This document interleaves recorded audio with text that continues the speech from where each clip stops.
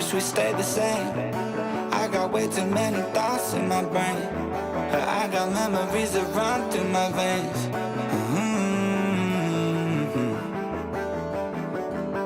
I'm not one to blame, but I could point out every way that you changed. Some things stay up while others go right down the drain. And lately we've been going down in flames. But if I'm honest, I get in my feels when I want you.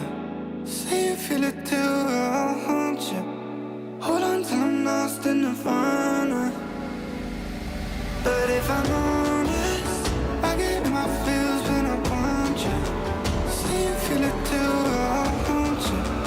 Hold on till I'm lost in nirvana. But if I'm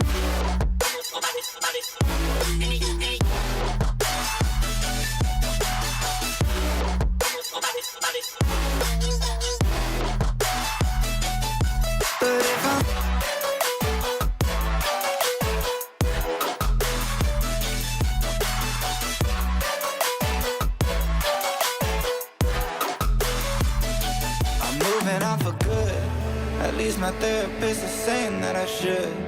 I don't believe it, but I really wish I could. Instead, I guess I'll stay misunderstood. Oh, 'cause I'm stuck now, just trying to figure a way out. I've tried but can't seem to slow down. I don't know if I want to. But if I'm honest, I get in my feels when I want you. Say you feel it too, I'll haunt you. Hold on till I'm lost in nirvana. But if I'm honest, I get in my feels when I want you. Say you feel it too, I'll haunt you. Hold on till I'm lost in nirvana. But if I'm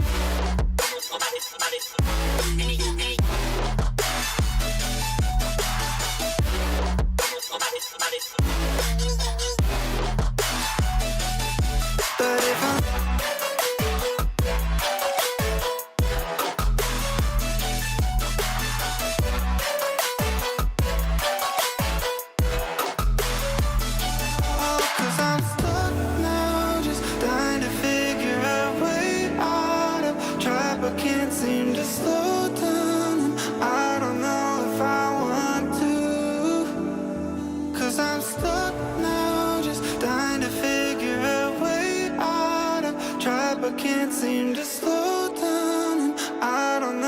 I want to.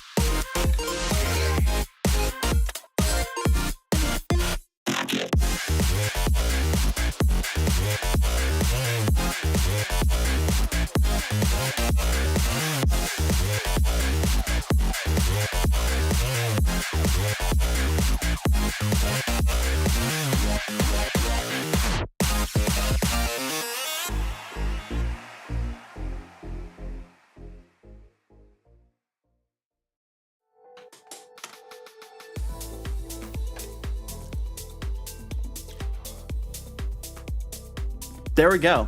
Had to test y'all and see if you could read my lips, but you couldn't, unfortunately, there.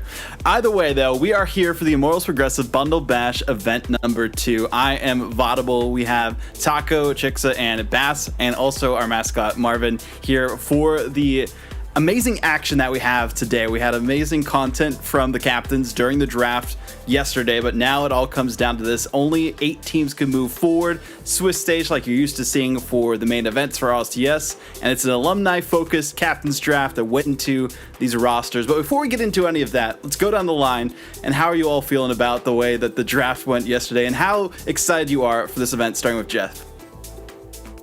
I mean, I'm super excited for being able to get into Bundle Bash again, but also bringing back the alumni is nice because I feel like we got a lot more trash talk. Some of the pros like know each other, but they don't like know each other. They're kind of like, I play you in rank sometimes, I play you in tournaments, but like a lot of the players were just like talking smack back and forth. It was funny to pop onto cam and be like, so that player just called you dog water, and you're just like, oh. Did he now? And it's just like, I'll file that away in the back. So like, hopefully we can get some kind of like beef history and beef story as we go into the group stage. And that's what Bundle Bash is all about. The chiefest beef you could ask for. Yes. For me, I'm really excited. I know I was telling the team earlier, a lot of these alumni are before when I started casting in CRL. So this is for me like my first opportunity and first look about how they used to play and maybe a little bit into their backstories or their trash talk or how their personality is. I love the scene, I love the community. So the fact that I get to see a little bit more of it or the previous community that's here to play today, I'm ready to see how competitive they are. I was here yesterday. God, you've already heard pretty much most of my thoughts. It was chaos yesterday in the best way possible. For the first time I've ever seen someone get a noise complaint before 6 o'clock at night as well. Quite and something. Live. I've never noticed that before. Honestly, I'm excited. Like, you know, as Jeff was saying, there's a lot of trash talk today. Players know each other. Players want redemption. This first matchup we've got on stream upcoming too is probably the best example of exactly that. Well, before we get into the matchup, the teams and everything else, we got to talk first about the format for those who aren't familiar with the way the Immortals Progressive Bundle Bash events have been going. This year specifically, it has been a Swiss-style day of play before you get to the playoffs instead of the group stages that we had before. But this specific event, we did have those 16 alumni captains who were graduated from different various colleges that played in stages of CRL and Summer Series and CCA events. As you can see, as always, it was a snake-style draft, was randomly chosen. We can't confirm, even though there were some specific placements that were very similar to your previous one. Blame Mateo's randomizer bot. But from that, the 16 teams play off against each other in our RLCS style Swiss bracket, 5 rounds. Of course, as always, best of 5 matches, and only 8 teams move on from there. And those teams play in a single elimination playoff. Again, like I said, for RLCS, very similar, but no timeouts for those best of 7s. And it'll be quarterfinals on Saturday and semifinals and finals on Sunday. So that's going to be a lot of great action for this weekend. Today is the long day, though. 5 matches to go for the Swiss stage. And talking about the pricing that these players are competing for, this is what everyone has their eyes on. $375 guaranteed as long as you make it into the playoffs. $1,000 for your team if you make it into the semifinals, and at least $1,500 into the finals. So a lot of money on the line here. And Taco, I mean, talk to me a little bit about what we could expect from these players and how things are shaping up after getting maybe a sneak peek of them during the draft yesterday. Well, I mean, a lot of these players start to take these really seriously. I actually got to cast one of the G2 creator events lately. T-Bates was able to be a guest captain for that, and they were tryharding like a lot. And I think we forget that Bates, they yap on desks, and they have some memes and whatever. And some people are like, "Oh, okay, he's like kind of just like a character," but like, he was a competitor, first of all. Like, the reason why we know T-Bates, the chef, is because he was leading LSU for so long. He would really take these things seriously. I mean, legitimately, after watching the Bundle Bash, I went and started streaming my own gameplay, and I ran into Lamp's team immediately in rank. So they're grinding. They're trying to get these games in. So I think all these games are going to be really high quality. Typically in the past, I think we've seen Bundle Bashes kind of just get thrown together, and it's like, let's just see what happens. I think this time around, everyone's like saying, no, let's like actually really try hard, because at the end of the day, it's nice as a college student to have some extra money in your pocket. Might be a final event for some of these alumni as well, depending on their careers in Rocket League esports and just in general. So would be one more win for the road, depending on who comes out on top there specifically. But talking about the rosters here, I mean, Bass, we were so surprised when we got down to 16 with Claven, and Balti and Peep were still available. So seeing that team out there, apart from them, because we know a lot of teams have their eyes on Team Claven potentially winning this entire thing, give us some names and some rosters that you're thinking are really looking to make a deep run in this tournament. I mean, there's innumerable teams that we can mention here. I think one of the biggest ones is actually somebody we've already mentioned on broadcast here today in T-Bates. I walked away mentioning that he might have been able to secure one of the strongest teams out there, not only for the fact that he gets himself a good first round pick, but it's his second round pick that really surprised me. CG going that far into the draft did not make a lot of sense for a player that was not only a standout player in the last CRL season, but one of the mainstays out of the group that had existed there, because once we got to round 2, it was players who had been on the fringe of CRL, who had made it into CRL once or twice, who had done, okay, maybe made a West playoffs or something like that. CG was one of the best that we had. He was a staple within the East. His team was competitive. He was competitive. I was surprised to see him fall that low down. And with, like you said, T-Bates, a former both CRL and RLCS player, people forget that dude was literally a pro, and Schmack, who is a pro because he made RLCS this season. I mean, it's kind of hard to argue against a team like that. It really is hard to argue against some of these teams that are out there, and that's why it's going to be great once we do get that first matchup. But let's talk about the Swiss bracket here and the matches that we have in this first round. Jigsaw, looking at the teams, the names, apart from our first match, which of course we've said is Too Fast and T-Bates, which in these first round matches are you think is going to be the one to really pay attention to the results for?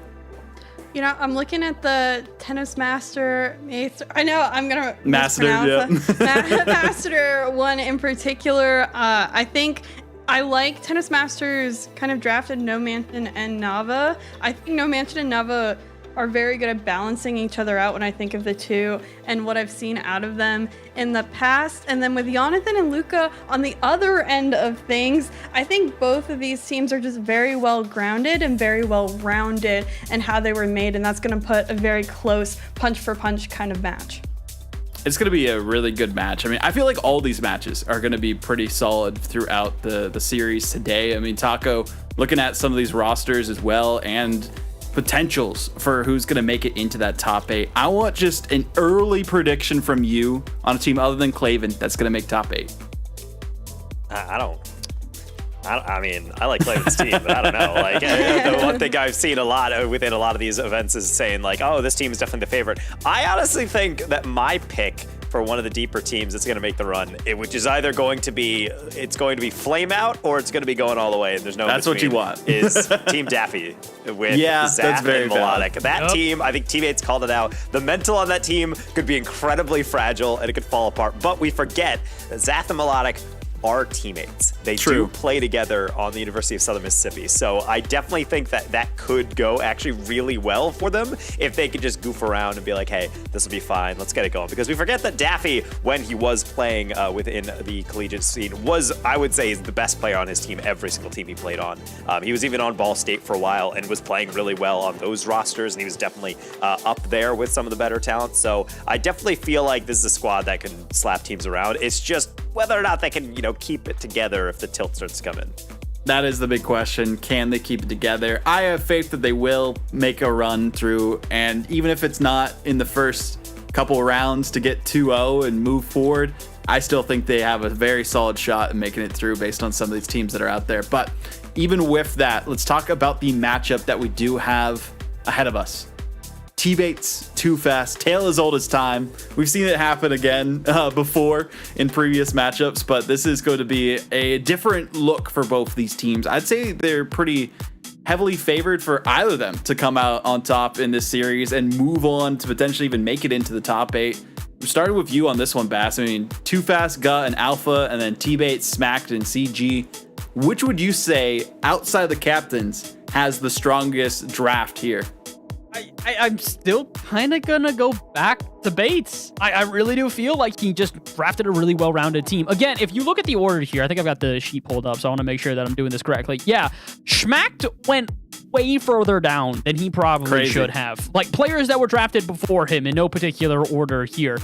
Players like Samba, Titanium, Wova, Jonathan, Durtho, Patty. Again, all good players, but Schmacked is the most recent of those players to not only make RLCS, but to also probably become a top tender within collegiate. I mean, Taco, you and I talked about this. Jixa, you even talked, all three of us talked about this. We were at a LAN earlier this month where LCU was a favorite to not just do well, but to potentially win the whole thing. The only reason they didn't is because they matched up against Boise in the top 8, which is an unfortunate way to, crack it. But Schmacked is really good. He's one of the most, I'd say, rising stars in collegiate right now. So for him to go all the way down to, 12th pick? 12th pick?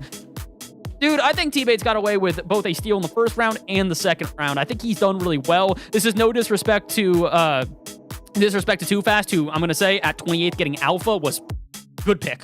Really good pick. That is a really good pick. And with that, Bass, too, not to cut you off as well, but we do have the match ready. So let's quickly get predictions, starting with you, Bass, going down the line in this best of 5. Who's going to win it? How many games? I've got to give it to Bates. I said it once, I'll say it again. I think Bates really did draft such a really good team. I think that Too Fast has a chance here to win as well. Too Fast seems to do really well in these events every time, so it's kind of hard to predict against him. But exactly. If Bates really been grinding, if he's truly as competitive as Taco said from the previous events he's played in, I think he's taking this first round. Valid. I'm giving it to Too Fast. He did not choose one of his players in WOBA, but he did choose Go this time. I know there's a lot of interesting conversations about that, but I do like that he does have someone that he normally coaches on the roster. I think they'll have a great chemistry, and Alpha is that sleeper pick. Okay, I respect it. What about you, Taco? You know what? I'm just going to go Too Fast as well. I really do like the Too Fast Gut existing chemistry. Alpha, I played with in Ranked, and I've also watched him in GVSU. He's no slouch player. Even if GVSU isn't getting into CRL, they're still consistently so close. within one match away or something, so many times, upper and lowers just barely falling short. So I believe that they have what it takes. T-Bates still has drafted a good team. It's just about who gels better. Yeah, I would have to go with Too Fast as well on this one. Sorry, T-Bates. I don't think it's going to be a choke situation, but I don't think it's going to be a easy win for either of these teams. I would hope this goes to 5, especially for our first matchup of the day. And regardless of who wins, they will have a very heavy favor going into that next round 1-0 and potentially making it all the way into a top 8 with a higher seed. Nonetheless, though, we do need to get locked and loaded and get into gear for our series. T-Bates, Too Fast, Gut Alpha, and also Smacked and CG. Both of these teams have a lot on the line. Not just pride, but also glory throughout this matchup. The first one of the day is going to be the kickoff coming here in just mere moments. Too Fast, T-Bates, let us know in chat who you think is going to come out on top. And commentators, please take this one away.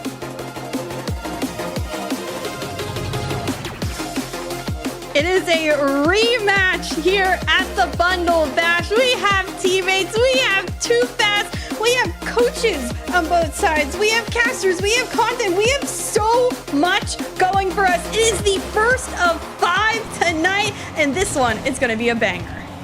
Yeah, it certainly does. We start off with two of the most popular personalities within CRL. Teammates kind of a little bit older, I would say, on the clock, running it back compared to Too Fast. But at the same time, these guys are still fresh. They're still young. They're still hungry. And obviously, they're competitors. So I think it should be back and forth all throughout. It's just depending on who actually makes contact with the ball. Finally getting some form of shot. Too Fast following it up, but not nearly fast enough. Yeah, this is going to be our game one feeler out match. I do think Too Fast team, as we mentioned, has a little bit more of an advantage with Guh and Too Fast being, mostly with each other during the season very often. I mean, they just got that dub in CCC, so this team's been feeling the confidence level. I'm sure they're ready to put it out here today and show that chemistry, hopefully on the field. But we mentioned Schmacked being probably, I think, the most variable player on this team. If he's having a really good day, I think that will easily turn T-Bates team's tide in their favor. I think it is about everyone really popping off. I think the one thing we have noticed about Bundle Bash, and I guess you could argue about most things in the Rocket League ecosystem, is that when you do have a team that looks great, it's all fine and well, but then you have one player who's maybe just a little off. Maybe they're just not quite fixed in the rotation. They're not getting the reads off, and then suddenly everything falls apart because Rocket League is very much only as good as your weakest link. And right now, it's really hard to find anybody who's weak on these lineups. Again, every single player in these lobbies that you're going to be seeing today is an SSL, and for good reason. They are at the top of the CRL ecosystem, whether due to just the team chemistry or just their composure or just straight up mechanical skill. And I think that's why within 2 minutes, we are still waiting for that go ahead. Really barely any shots, 2 from Team Too Fast, and then no others coming in as T-Bates has not been able to find anything yet. CG even getting close, but that's only off the post. Great opportunities, great attempts to start, but the defense has yet to fall as well. Shots just barely off the mark. We've seen everywhere around the net. Guh not getting second contact. Alpha attempting to find some pressure as well with those demos. Alpha off the ceiling. Has a flip. Second touch won't do him much good. Too Fast will try to get off that corner, but T-Bates' team shuts down from the corner and gets a nice clear up of field. Is going to be deflecting that one heavily across, but T-Bates will be able to send it right back in. Alpha with a solid read, which is good because of mainly everybody on Team Too Fast really lacking for boost right now. Now they have a little bit going, but only so much to be able to clear onto the backboard. Tough read from T-Bates. Not only gets the first touch, but a double as well. Alpha sent it right back for CG to be tested, but that's clearly something that they are going to pass so easily as another clear goes through. Honestly, at this point, it's really going to have to take some demos or something really spectacular. It seems like at this point, to be able to break through the defense, maybe a Schmack double tap, but he cannot touch it. Yeah, I've enjoyed the backboard defense. That one first falls, and that's the shot that goes on in because of it. A miss off the backboard leaves our second chance opportunity easily taken and slotted by Schmack. And really well placed as well, because it's one thing to be able to get that hit up, but then you're not able to actually touch that through. So when that shot comes in, it's like, oh, okay, fine. We're able to actually get that shot on target and pass the defender, because sometimes the saves are just constantly coming in, or the backboard is just a little bit too overbearing for your shots. Can't quite place it under the bar. But now that we have our opener, now it seems, is that just going to be kind of the opening the floodgates? Some games kind of like that, just kind of playing back and forth, kind of handing off shots, and then suddenly all heck breaks loose. But I don't really know how to feel about this one. Team Too Fast has done okay on offense, but I can't really remember an actual direct shot they've had for a while. This one off the mark as well by Alpha. Again, that backboard defense super solid for Team T-Bates. They've been able to get those clears out and the ball out from the danger zone of that backboard. Schmack's waiting patiently, has a lot of boost to work with, wins the initial 50, but Guh going underneath CG, Schmack's both here to defend. Up above is Guh, but again, the save and the ball put into the corner. An additional touch won't be made. Team T-Bates trying to hold on to this 1-goal lead. Huge clear by T-Bates, and that will relieve the pressure of Team Too Fast. Able to take the first 50, not necessarily the second. Too Fast really aggressive on that cheat up, and they are going to pay for that one. CG, the immediate flick over the last remaining defender. Impressive patience and great initial touch by CG. Places it behind Alpha, who, what else can you do other than jump and try to block the only angle that you have? Team Teammates coming out with more pressure, better defense, even sometimes more demos coming from teammates in particular. I've seen him make multiple attempts and find contact with cars throughout the entirety of this game. Maybe the synergy is just there. Too fast shot off the mark. Teammates just, fortunately, just causing a little chaos as time has run out. Too fast seems like the team just might go down in game one. The problem is that a lot of their shots are not really actually reaching the mark even still. Too Fast hit the ball off the bar on that past effort, but outside of that, it's really not been too many direct shots. I would have to say, hats off to Team Teammates. They're not really lacking for synergy on the defensive structure. They have all the saves coming in. They have really every single motion covered. It has to take a spectacular effort coming through from Team Too Fast just to be able to get your chances in. They have not gotten enough. Team Teammates taking the lead.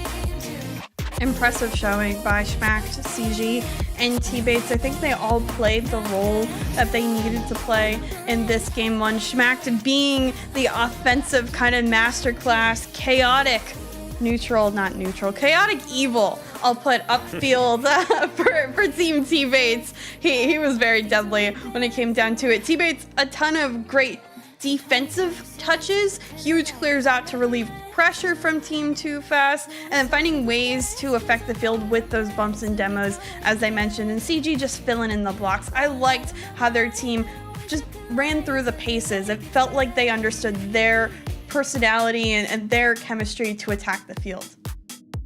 Being able to actually synergize this well in the beginning of Bundle Bash is pretty unusual. Typically, when we do cast these early rounds of Bundle Bash, or historically when it's been group stages, these early games, we're kind of just like saying, all right, well, yeah, naturally that's a little clunky. Yeah, that's not going together. That's not really working out. But that's apparently not an issue. If I didn't know better, these teams would probably be playing together all the time, in my estimation, because it does seem like there's minimal double commits, and even when there are, it's somewhat understandable. That last one where Too Fast got cut across, and then CG was able to top on top of it, flick it across that last defender. That came because they're anticipating a 50 that's going to be landing forward or going neutral. Instead, it was just the awkward angle to knock it back. So Too Fast, I just don't think was anticipating that outcome. But regardless of what happens in game one, we move on to Neo Tokyo game two to see if they can make sure they can figure out something they gotta do on offense. Be curious if Team Too Fast can find anything on the board, especially early, is gonna benefit them. Goes shot off the mark. This one by Too Fast, knocked away by Schmacked, or smacked away, I guess I should say instead.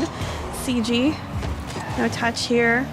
Loses boost. Alpha trying to connect with Go, who's off the ceiling. That one maybe a little bit too much to ask for, but I like the thought and I like the confidence that Team Too Fast is going into this game with. Schmacked would be cut halfway across the field to be able to knock that first one off. I really like that pass from Ga. Alpha got his best effort on that one. Too Fast not able to follow it up because that touch not clearly into his wingspan after the amount of boost that he was left. Alpha leading the way with a Gud demo, tries to get the flick, but that angle is asking quite a lot. Great turn, flip reset here, doesn't get contact though, does get another touch into midfield. Too Fast though, fled, did not believe in one of his players. Alpha up here, got back straight down. Too Fast shot off the crossbar and down. Denied again is Team Too Fast. How close can they come to the mark? 0 for 5 to start in the first minute. 25, let's make that 0 for 6. 2 shots by every player on Team Too Fast. T-Bat's throwing that first touch money at the crossbar as that fourth defender. Crazy contract extension because it's gone from game one into game two. Too Fast also hitting the exact same part of the crossbar both times. So this time, he goes the farthest distance away from the crossbar. A ground worm burner for number one.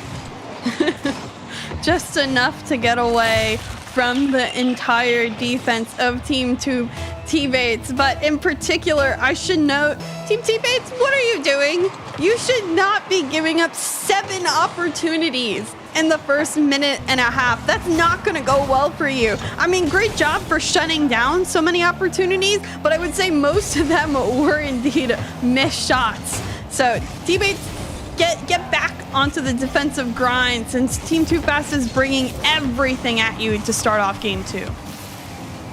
CG Open air dribble into the flip reset top corner. That is perfection on the execution.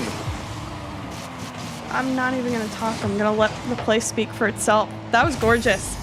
I'm already saying play of the day sort of mentality just because of how patient CG was with using his extra flip.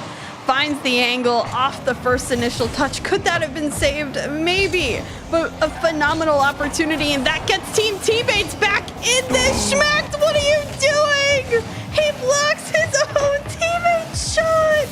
Schmacked, no. One of those classic moments where you think you just need to add one more on, and even worse on the counterattack. It's too fast from a distance, from bad to even worse. I was gonna say, the Jenga tower can't fall any more than it already has fallen. I mean, Too Fast just slotting those shots from all the way backfield, managing to find a ways into the net. I mean, if Teammates is overextending and the rest of the team overextending, may as well take the open nets when you can get it, even if it's from all the way downtown. Great vision by T-Bates and by Too Fast, and T-Bates now needing to save these, and they are. Hopefully they find a way to get upfield to get some more pressure. Shot by Schmacked, he hit it with his purse because it did not go that far. They're trying to get some power on that. I think the difficulty is sometimes when you're trying to get the hardest angle of all time, you're trying to get all the way across it, and there's simply just nothing you can do. Too Fast has just been gifted a hat trick, though. That's a fish shot, but he's able to get his third off of just predictions, getting pure dunks. Poor Schmacked, letting that touch get away from him. I mean, I guess that's just coach mentality. You're seeing the epitome of a coach kind of play their game right now. Win the 50s, win the downtown shots. Just see the vision. It's nothing crazy, it's nothing extra fancy, but it does the job because one goal, no matter how you score it, still ticks on that scoreboard. So now, the rest of Team T-Bates will have to fight back. 2-goal lead that Team Too Fast has given themselves. Pressure quickly sent away by Team Too Fast and CG. Not much boost in the tank. We'll try to set up Schmacked, but that one only goes into the corner. Not much more can Team T-Bates really get through it. And be able to get through it is really the key word or phrase right now, because Team Teammates doing well to stay in this game, but this one kind of a polar opposite of what we saw before. Team Teammates 4 shots in total, and Too Fast alone has more than that one. In fact, they have already been able to muster up 11 across this, and we still got a minute remaining. Teammates trying to get at least one on target, but that one's going to go well over Too Fast. Meanwhile, will dance his way back into the blue side. Sending this one up. Off the corner. CG sending this clear out, got in the way, keeps it in that midfield. T-Bates. This one actually sends it up to Go, who gets another touch pass. Is the shot gonna come through? Too Fast trying to thread that needle. Unfortunately can't do it, but Go holding on, still off target. Too Fast off target, Alpha off target. It doesn't matter because the pressure there, burning the clock time that T-Bates needs in order to score. 20 seconds left, 2-goal deficit. With the ball still in the hands of that orange halftime. True to run out in very quick fashion, unless can T-Bates score right here? This one goes on through, there's still a chance.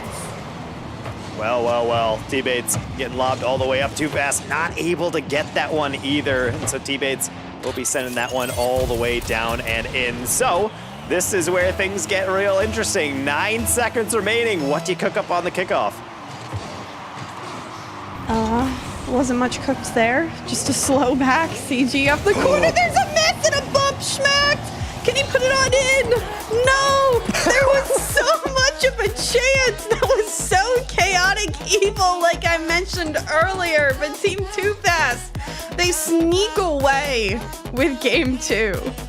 It's honestly, that touch from CG out of the corner after the kickoff was so good, I think that Schmack was surprised. They were like, wait, that actually got through? Because not only did he chase it down into the corner past Team Too Fast, the first challenge, but then it got past the near post as well and the goalie. Schmack was as surprised as anyone on that. I don't really blame them for not getting that, but that's a brutal way to go out, particularly because that could have been the equalizer. Instead, it's Team Too Fast, 13 shots to the good, getting an equalizer in the series. Crazy. I think it's just a crazy game, and Team Too Fast started off really fast, started off aggressive. I think we said we registered 7 shots in the first minute and a half. They end the game with 13, so the remaining portion of the game they only get 6. So they definitely leveled out a little bit there, but I think that's to Team T-Bates kind of getting used to that pressure that they were getting on them. Hopefully this game settles out in between the two. I don't want to see it one-sided, especially so early on. I want to kind of see that power struggle continue throughout the entire 5 minutes. Yeah, and that's exactly why we like Bundle Bash. Is the one thing that I will say this event holds over so many others. Obviously, a bunch of SSLs in here. There's no weak links on any of these teams. But then when you throw them all together, you realize it's like taking all the CRL talent, which sometimes, you know, has some collections in some teams. That's a little bit more than others. But then when you shuffle it all up, all the teams kind of level out. It's like statistical. You just have all the averages for all the ranks so incredibly similar. So at that point, you get really competitive games, and it comes down to who can actually take advantage of touches like that from CG, getting a little bit weak and almost getting dunked right into his own net. Schmack sends this one out. T-Bates last back. Deflects it right in front of him. Alpha collecting. CG, a great touch out, but still Team Too Fast in the offensive zone of Team T-Bates. The backboard, well read by CG. Looking to send it out, does indeed float it over to T-Bates, who can't get the height. Too Fast off the ceiling, sending this down. The support, the help, quick fashion on the second touch. T-Bates in the air, Schmack will go up with him, deflects it. That's back, straight down. The finish by CG on target and good. Team T-Bates on the board first in game 3. Incredibly hard read from Guy. He's driving straight back at the goal, and not only that, but because of the angle, he can't tell whether or not it's going to go straight down, it's going to come out a little bit. And you can see it in his jump. Halfway through his first jump, he realizes he has no chance. He tries to bail, but not enough resources in the tank to actually be able to recover. So that's a rough one to give up, but that's fine, because he likes to take revenge. Look at that flip reset. Team T-Bates was man marking that. The captain himself was just right on top of that.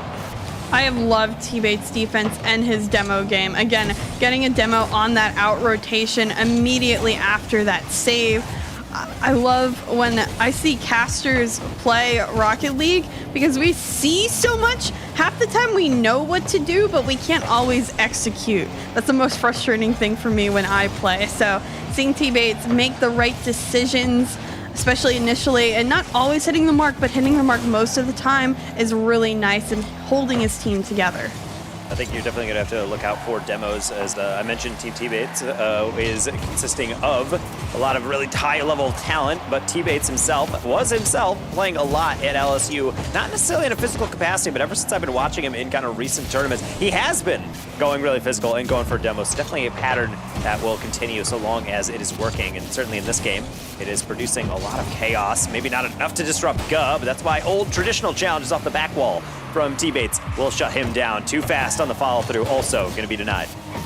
CG, a great touch pass, the landing, sending it over to Schmack, but that shot needs a little bit more spice onto it.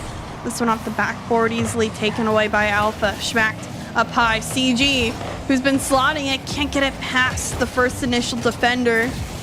Team Too Fast, taking their time. Guh on it first, beats one. Still CG, this one a little too far away. Schmacked, well placed to find the save, and now gifted with the ball upfield will hopefully send it to T-Bates, who's high. This one straight down, but almost. Another great setup for Team T-Bates. Look at them. They continuously keep trying to set each other up. Able to just about steal that boost away in the corner. Is it going to serve him well? I guess it does, but problem is Too Fast not able to beat out Schmacked on that clear. Still plenty of time remaining, but this one has to feel a little bit awkward for Team Too Fast. They've not really been able to break through the defense. Even now on the breakaway, they can't actually angle it between the posts. The lead demo from Alpha and Too Fast was not aware. Another one coming in from the captain, and yet Schmacked able to hold it up just enough in the midfield. This one poked away. T-Bates Off into the corner, goes there, sends it up high. Alpha and Schmack the 50 straight down, got bumped away, but Too Fast picking it up. This one by CG deflected, but only temporarily. Alpha Schmacked another 50 in the air. It's crazy how everyone seems so controlled in the air throughout this series. Constant ability to find the challenge. CG, not much boost, will have to land. And now with a minute left, Team Too Fast need to get creative here as they're still down by 1. And CG pokes this one high. The save by Too Fast on target, and Ga relieving that pressure. But holding on defensively won't win them this one. It's decent air dribble, and he won't go far, but that's fine, because that's why CG, or Roy said he would pick up the slack, but now Too Fast, open shot with Schmack, the only one remaining. Alpha trying to race 2 players to the ball, and he will lose it to the other team's captain. Too Fast, from an angle, tries a fake, and CG is unfazed. Try as they might, Team Too Fast simply cannot break down the defense, but Schmack certainly can off the infield pass. What a transition from CG, sends it over to T-Bates. T-Bates lines up Schmacked in the midfield where he places that in between 3 players.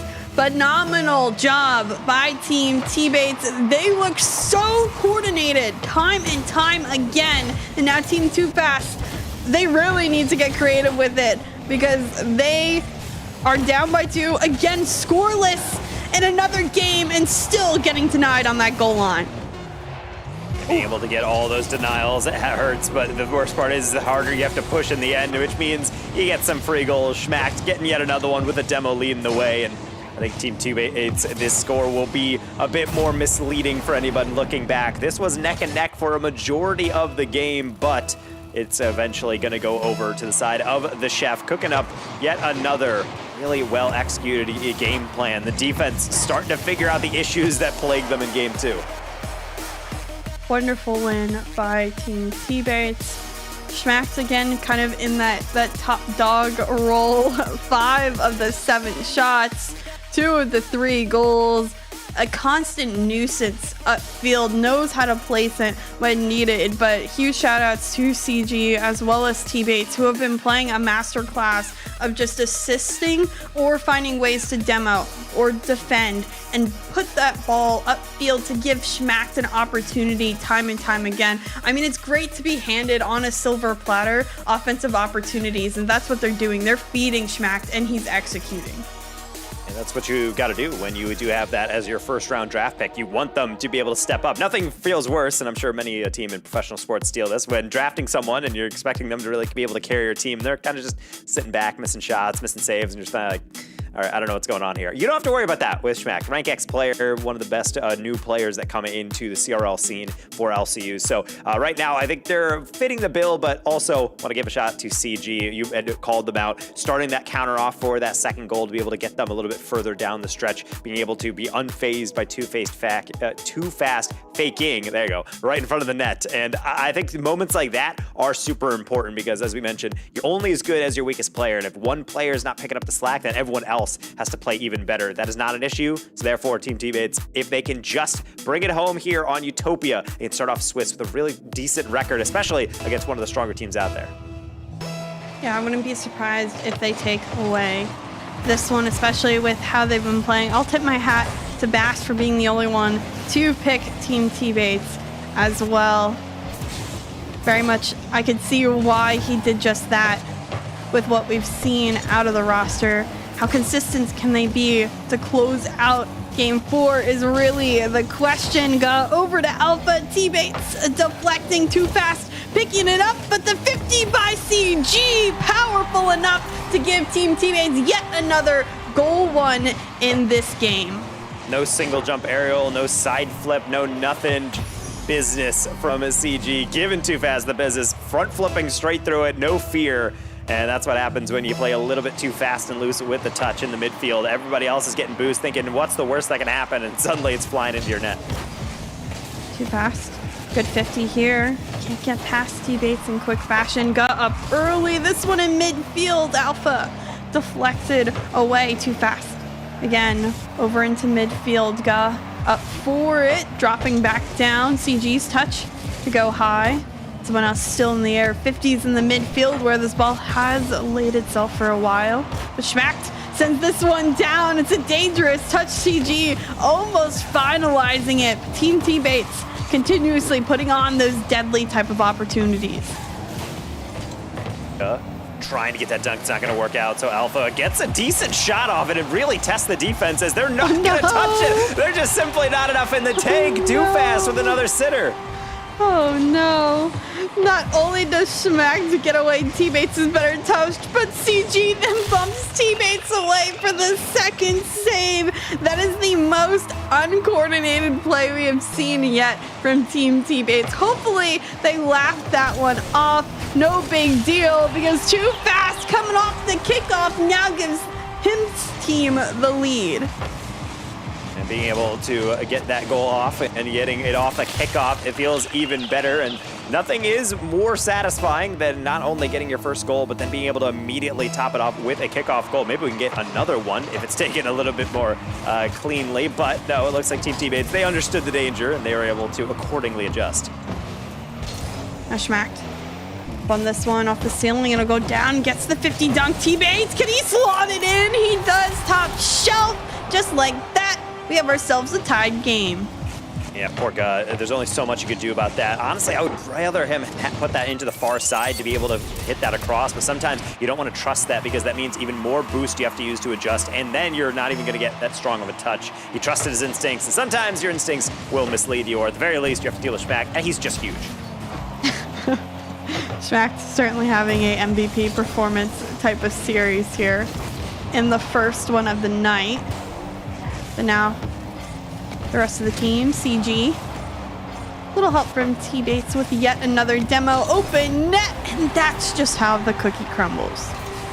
I just really am watching Team 2 guys taking their time on this. I don't know why someone's not jumping. Honestly, I think Alpha might have called off Gub, but then Alpha didn't realize he had so few seconds to be able to actually touch that. In fact, milliseconds, because the moment he landed, I don't even think all four tires were down before he got slapped to the sidewall. Gub was not prepared for it either, and suddenly we have this game completely turned on its head. Yeah, a lot of crazy changes in quite quick fashion. This one being our most unstable game yet that we've watched. The lead changes have continued to go back and forth. Team T-Bates working through the offensive zone again. A great pass in midfield. T-Bates yet another demo. Can CG place it? God does find the save, but no clear yet for Too Fast and his team. A couple of touches, but T-Bates back on it in the corner. Off the ceiling, straight down. CG tries to slot it. Another save yet again and put on the scoreboard for the Too Fast side of the field. CG looking to line this one up. This one off the backboard, followed by Schmacked will go off into the corner. Playing with their food is what Team T-Bates is seeing, but that one maybe over extension, and T-Bates still puts it away in the open space of the field to continuously relieve any offensive opportunity that Too Fast is throwing at them. It's from an angle, and getting too much of an angle, that's going to go way past the back post, but that's fine because it doesn't seem like they're losing too much possession. Even when Guh and company get those touches, it's still on Team T-Bates to keep the attack going. Luckily, Alpha did not fall for that fake from Schmack. Otherwise, you're going to be seeing a 2-goal deficit at the end here. Watch the boost on Team Too Fast slowly getting drained away. They can barely even touch the ball, much less their own boosts. T-Bates picking up initial touch. This one a little too far, but able to find the 50 onto Guh. Too Fast. Up high. Gets bumped by Schmack. CG still finding contact with that ball. Sits menacingly. I can't even pronounce anything at this point. I'm too tense. I don't know what Too Fast is going to do at this point. A minute left on the clock. What is going to happen? Well, apparently Guh will not be able to hold on to the tires on the sidewall. Trying to get an early jump, realized that there was no challenge and had to try to change his mind, but you got to play with conviction, Guh. We know what you're capable of. This is a national champion within the collegiate space after just winning on land down in Arlington just the other month. Too Fast, also not too much of a stranger to winning in collegiate. That's why he's trying to lead his team there. Gov, please, you gotta put it on target, and instead puts it high for a 0 boost. Teammates to hit away. Another follow through from an eerily similar angle is also gonna be saved to the side. Guh and Alpha trying to combine for the power of friendship. Still not gonna work. The lob saved by Schmacked. Alpha, please, I'm begging, but he just can't get it. Too Fast 50 to go with boost, sends it over to Too Fast, jumps a little late. This one out goes, the shot slotted, but it's saved away. CG, the demo, Alpha the respawn. Can he send it back up to his team? Looks to set up Guh. Guh, can he get past CG? No, can't do. Too Fast to keep it up. Too Fast, over to Guh. The shot blocked by CG at the final second. Is there still an opportunity to be had? No, the miss is made, and just like that, Team T-Bates takes Series 1 in the books.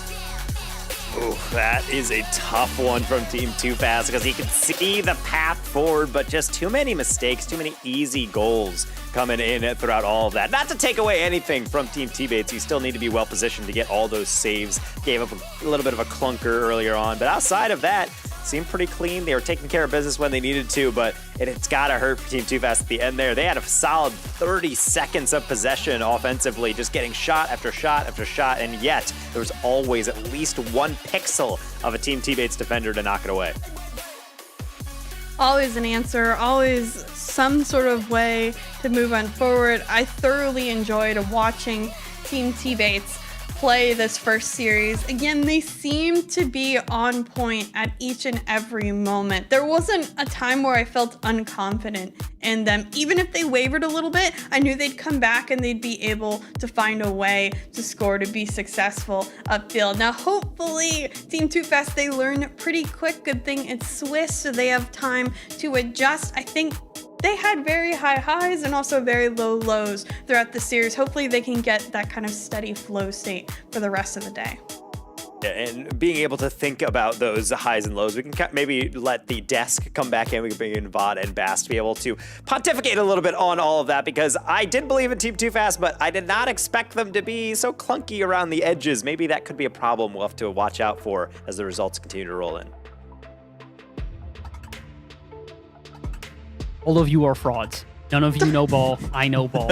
I told yesterday I screwed over T-Bates. I fully admitted. I literally was like, hey, here are the 10 players that I would pick out of who was left, and then like 3 or 4 of them got picked before he got a chance. Today, Bates, I got you. I got your back. I knew you were going to do well. I had confidence in this team, and honestly, it was exactly what I talked about why they won this one. CG and Smacked should not have been that good in a lobby like that. Like, they should not be just like head and tails just way above everybody else. Sorry, I'm trying to make this spiel while I also have my cat just climbing everywhere. It's a difficult thing. No, literally, like, they were better than everybody else in that lobby. Schmacked and CG were by far the best duo in that lobby, and they showed that. And with T-Bates also having some of the best assists I've seen out of a captain in this event, props to him. Bates showed up. And Taco, I mean, you said he was going to. You said he's been waiting for an event like this. I think this is the event he's been waiting for. Well, he showed up big, and all his teammates as well. I mean, Schmack started the show for sure, really carrying the team in almost every single game, having the most points for their team. Actually, all but the second game having the most points for their team, and that's the one that they lost. So maybe that's why they lost that game, was because he was not MVP for Team T-Bates. But even with that, Chicks, I mean, looking at this team Too Fast, going now down into the 0-1 category, are we expecting them to struggle there and go 0-2, or really have a resurgence themselves after what we saw in this series? I don't think they're gonna struggle. I think maybe they're gonna have a slightly, different day. I don't think it's gonna be smooth sailing, like they're gonna win the next 3. I would bet they would probably move on to tomorrow at the least, but there's definitely some bugs to work at. I know I've asked Too Fast before if he coaches during these kind of series or talks to it. He said he really tries to let the players do them, but I'm sure he might have some words of encouragement. Nonetheless, I can't imagine turning off the full coach mentality and kind of working through, here's what I saw wrong, let's go better for next time. Well, hopefully next time is better for Team Too Fast. With T-Bates, it's only up from here. I mean, talking about the performance we saw from Team T-Bates here, Taco, what do they need to continue moving forward with that momentum into the next round? I think they just need to continue trusting in each other. There was a couple of moments. The only time they really were giving up goals is they were just like unnecessary doubles. It would be like a shot right down the middle, and usually that's just one player saying, hey, leave, and the other player goes, okay, and they backflip out and get it clear. But there was just these weird moments where they'd all collide, and it's like, how are the easier shots to save on paper the one that they're somehow screwing up? And I think that's just because the lack of cohesion together and the lack of time spent. There's going to be double commits from time to time, but if they just trust, the moment you hear someone call it, just bail and trust in the other person, I think it'll be fine. Well, we do have some results in here, and I know we're going to have a bit of a lengthy break, everyone, because there is some internet issues going on for one of our teams finishing that first round. So let's go over these results for now. We'll talk about the Swiss bracket when we get back a little bit more, but first result that we had come in, Team Masseter 3-0ing Team Tennis Master. Not as surprised as we were talking about that one. Team Claven 3-0ing Team Lamp. Team Tone 3-0ing Team Fat. Team Sleppy 3-1ing Team Lucia. Tactical Whiffs beating Team Donnie in Game 5. That's a close one. And then Team Helmsley beating Team Daffy. Out of these results, Bass, I mean, which are the most surprising for you? I feel like to a degree it's got to be a Masseter one, just because I think a lot of us did have some faith within Tennis Master to at least keep it close. I don't know if I'm going to say that the result itself is necessarily surprising, but I do think that a lot more people expected Team Tennis Master to put up more of a fight. That may be Tone. I don't know. I feel like Tone getting a 3-0 over Fat after the back and forth trash talk there. You expected at least a little bit of a back and forth. Instead, Tone just comes through and goes literally Humega low for the second time in a row now. 2 days in a row with that. I mean, having Astro on your team and Siebes, you'd think would be a good enough for Team Fat, but also Team Tone has Dirtho, and Dirtho, not just the guy who makes memes, but also flexes on everyone, and probably did that throughout that series. So we'll see how the rest of the matches are coming through at the end of this, but we are going to take a little bit of a lengthy break. We'll be back with round 2 of the Swiss stage for the most progressive Bundle Bash event number 2 in just a bit. Okay, when you turn around, you're going to see some more. We have a turkey and cheese. Let's imagine that LL Cool J has a bubble around him. Do we want to be inside? Keith. There are some situations that young homeowners turning into their parents just can't handle. Yep, there he is. There's my nephew. Now, I got a video of him playing piano. That's not how you take a selfie. Progressive can't save you from becoming your parents, but we can save you money when you bundle home and auto with us. 3, 2, 1. We don't need a countdown. Just take the picture.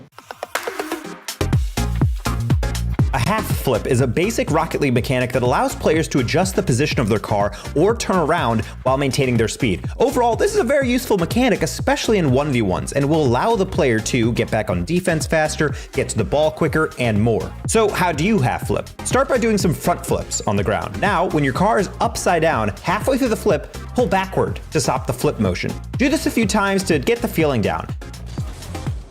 Finally, when your car's upside down, air roll in either direction to get your wheels back toward the ground. Many advanced players will bind air roll to a button to make this mechanic and others easier. Once you get the half flip down, try it going in the other direction. Here it is one more time, slowed down. Now that you know what it takes to get started on learning the half flip, get out there and get some practice. I'll see you guys on the next one.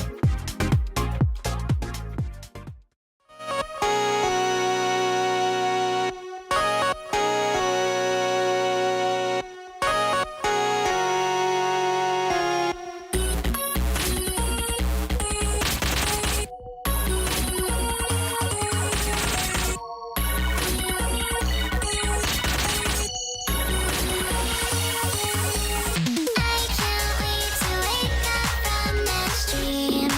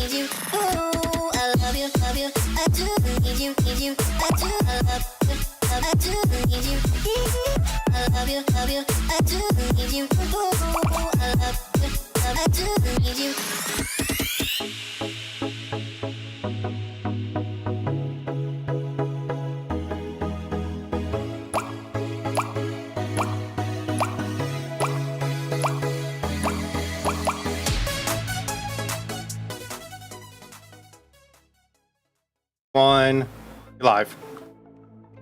Welcome back, everyone. I think I could hear Jesse through Bass's mic, so Bass, just so you know. Regardless, though, we are here into the second round of Swiss. Tech issues happen galore, but it wouldn't be a CCA stream without that. Either way, we do have our next matchup. It is going to be Team Sleppy facing off against Team Helmsy in this one as well. So this is going to be a great matchup. If you don't know these teams, Team Sleppy, Titanium, and Pablo. Titanium, we didn't quite expect that pick on to Sleppy coming out there. And for Team Helmsy, we have Patty and MST. Taco, give me the rundown on these teams and these players who people might not be as familiar with them. Well, in total, I would say with Helmsy, you have probably the best player on CSU Long Beach, which is back in the day, which was very much so a team that was kind of a mainstay in the West. They have been one of the longest running teams in all of CRL as well for the longest time. Back when CRL was actually 4 divisions, there was a North, South, East, West. That was actually where Long Beach was still actually coming up. He's got Patty, kind of the new hottest player, I would say, coming out of Akron, coming up in now into his sophomoric years, junior years, and then finally MST, which has been a player in the West that has also played, I would say, more and more a solid rotational style. So I think that's a solid overall team. Sleppy, meanwhile, coming out of OSU, I think with Titanium and Pablo. This is the team that I feel like are a bunch of sleeper picks. GVSU, as we said, Grand Valley State, they have had some interesting runs. Same with Titanium playing for George Mason. They've not quite been able to get over that hump, and then Pablo kind of in the same area where the team has been able to either get into tournaments or just fall short. So I think both these teams have a high quality, like all the teams in Bundle Bash, but honestly, this feels like way more of a coin flip than the last series. Well, we'll see how this series goes. Let's take a look at the Swiss bracket and see the matches that are happening here as well. And Taco, then down the line, let's just quickly get a prediction on who you think is going to be taking this series. Helmsy, we talked about Team Daffy. They took them down 3-1 in that series specifically. Had an 8-minute OT apparently in game 2. So very intense matchup there. But Taco, who you think's taking it? I mean, I'm a little bit, I have to lean towards Helmsy though. I mean, the round 1 is a little bit interesting because sometimes when you do have those matchups, you expect them to be a little bit closer and it doesn't quite go that way. But Sleppy also getting a 3-1 over Lucia. Lucia actually wringing his hands, actually messaging that he felt bad that he drafted Samba. He's like, what was I doing out here? So maybe he's regretting that one. Who really knows? But either way, I think both these teams are pretty solid. I think Helmsy might just have a little bit more solid understanding about how he needs to play. He's always kind of been the rock in a lot of the teams that he plays. And I think that really works well with aggressive players like MST and Patty. Well, Bass, who you think is going to take this one? I want to try to answer kind of simply here. Oh, is it not working? No, we can hear you. We can hear you. Okay, I'm making sure on this one. I can't tell anything at this point. Everything's just kind of completely falling apart here. I'm going to bet on Sleppy. I think Sleppy has had probably a pretty well-rounded team. I think that they're probably going to do well here, at least overall. I don't know if I'm necessarily going to say that it's going to be an aggressive win in their favor, but I do have some faith in Sleppy. Okay, that's fair. Chick, so you want to break the tie on this one? I'm a Patty stan, so I'm going for Helmsy. I think just like similar, we small schmacked kind of light up the field. I think Patty can do the same, and that's kind of a recipe for success. Well, I just ordered a burger, so I'm hungry for Patty to get a victory here, and we'll see exactly if that is going to be the team taking the victory for Team Helmsy moving forward into this matchup. We have Helmsy, Patty, and MST facing off against Sleppy, Titanium, and Pablo. Only one of them can move on to their final, potentially qualifying round to go 2-0 in this next iteration of the Immortals Progressive Bundle Bash. This is event number 2, and now let's get into match number 2. We are here, Bass. It is your first series of the night, and we are in our second series of Swiss of the night. It has been tossing and turning and so many problems everywhere. Literally, for players, for you, it doesn't matter, because the problem right now is each other team on the field. They didn't be problems for each other and just light it up chaos. I said already, this isn't chaotic neutral, this is chaotic evil. That's what we're gonna see on the field. Well, let's see what happens. We've got game one in a best of 5 here. As we mentioned before, two teams that have both done all right on the day here, but as you also mentioned, it's about getting all the way at least out of this stage. You don't want to necessarily go, 2-3 and have that disappointing round 5. You don't necessarily also want to go 0-2. You want to make sure you set yourself up for the most success possible. Both teams trying to go for that exactly right now. Sleppy and Helmsy starting off strong with at least a little bit of offense here for our blue team as MST. Have a second touch off the backboard here. Great read, but not able to stretch out enough. Had a shot well off target, and honestly, for a second there, it looked like Helmsy might have the first goal, but no such luck. MST still bringing on pressure for Team Helmsy. The clear out will go to Patty. Gets it up towards the skies. Tries to get it past Sleppy. He does do just that. Straight down. Can Helmsy find the finish? Titanium up in time to send it to the corner. Helmsy still off the corner, still rocking that dominus as well. I feel like we don't see those quite as often anymore on the pitch. This one, a couple of misses will land this ball back in the midfield. So far, a pretty quiet start to this game here. A lot of offense for Helmsy and his team, but nothing that they can actually do with it. Off the ceiling, Patty trying for a second touch, can't find it. MST, the same idea. Although we're seeing a decent amount of pressure against Sleppy's team, they're doing a good job at just kind of keeping, let's say, a pretty calm and collected attitude on the defense here. They've not made a wrong challenge yet. That might be the first. Titanium trying to go up against Patty and completely gets dunked, so back to even more offense off the backboard. MST trying to follow up their own touch. Leaves it for Patty. The fake out, brilliant, and that's a heck of a way to get the first goal. That was such a nasty play because as soon as MST went up for this, I'm like, what are you doing? Where are you going to touch that to? But he indeed leaves it for his teammate. And Patty slots that between all three players waiting on that goal line. You needed someone to challenge it. The challenge, it never comes. A great execution for Team Helmsy early on. Oh, no.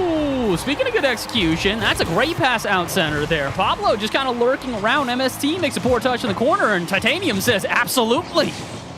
Great vision by Titanium to see the open man in midfield. We love the positioning being exactly where needed. Quick answer as well. I love when teams are able to bite back so quickly that no one can build momentum. Now we're back to even Steven between both of these teams, and one trying to find that advantage yet again. Pablo, great control out into the corner.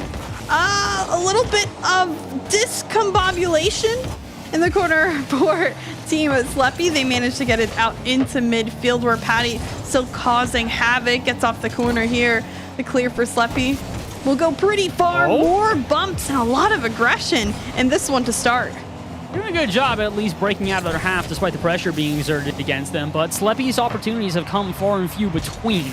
Get at least a shot or a pass or something more than that, and then they'll almost immediately retreat. And a lot of that is individual plays. Helmsy's team has had multiple players be able to just kind of dunk out Sleppy's team and then send it the other way. This time, though, Titanium the one doing the dunking. Tries to set up Pablo off the backboard, but can't quite find it, so Sleppy instead has to restart it from midfield. High ball out to Helmsy, who I think tried to carry that. It got a little bit too far away from him, so there's more interruptions from Sleppy's team, but not enough to get them a goal. Again, Jigsaw, they're struggling to find good offense here. They'll find opportunities, and apparently team plays off the backboard. Maybe not intentional, but they're not really finding the same sort of offensive chances that Helmsy's team is finding currently.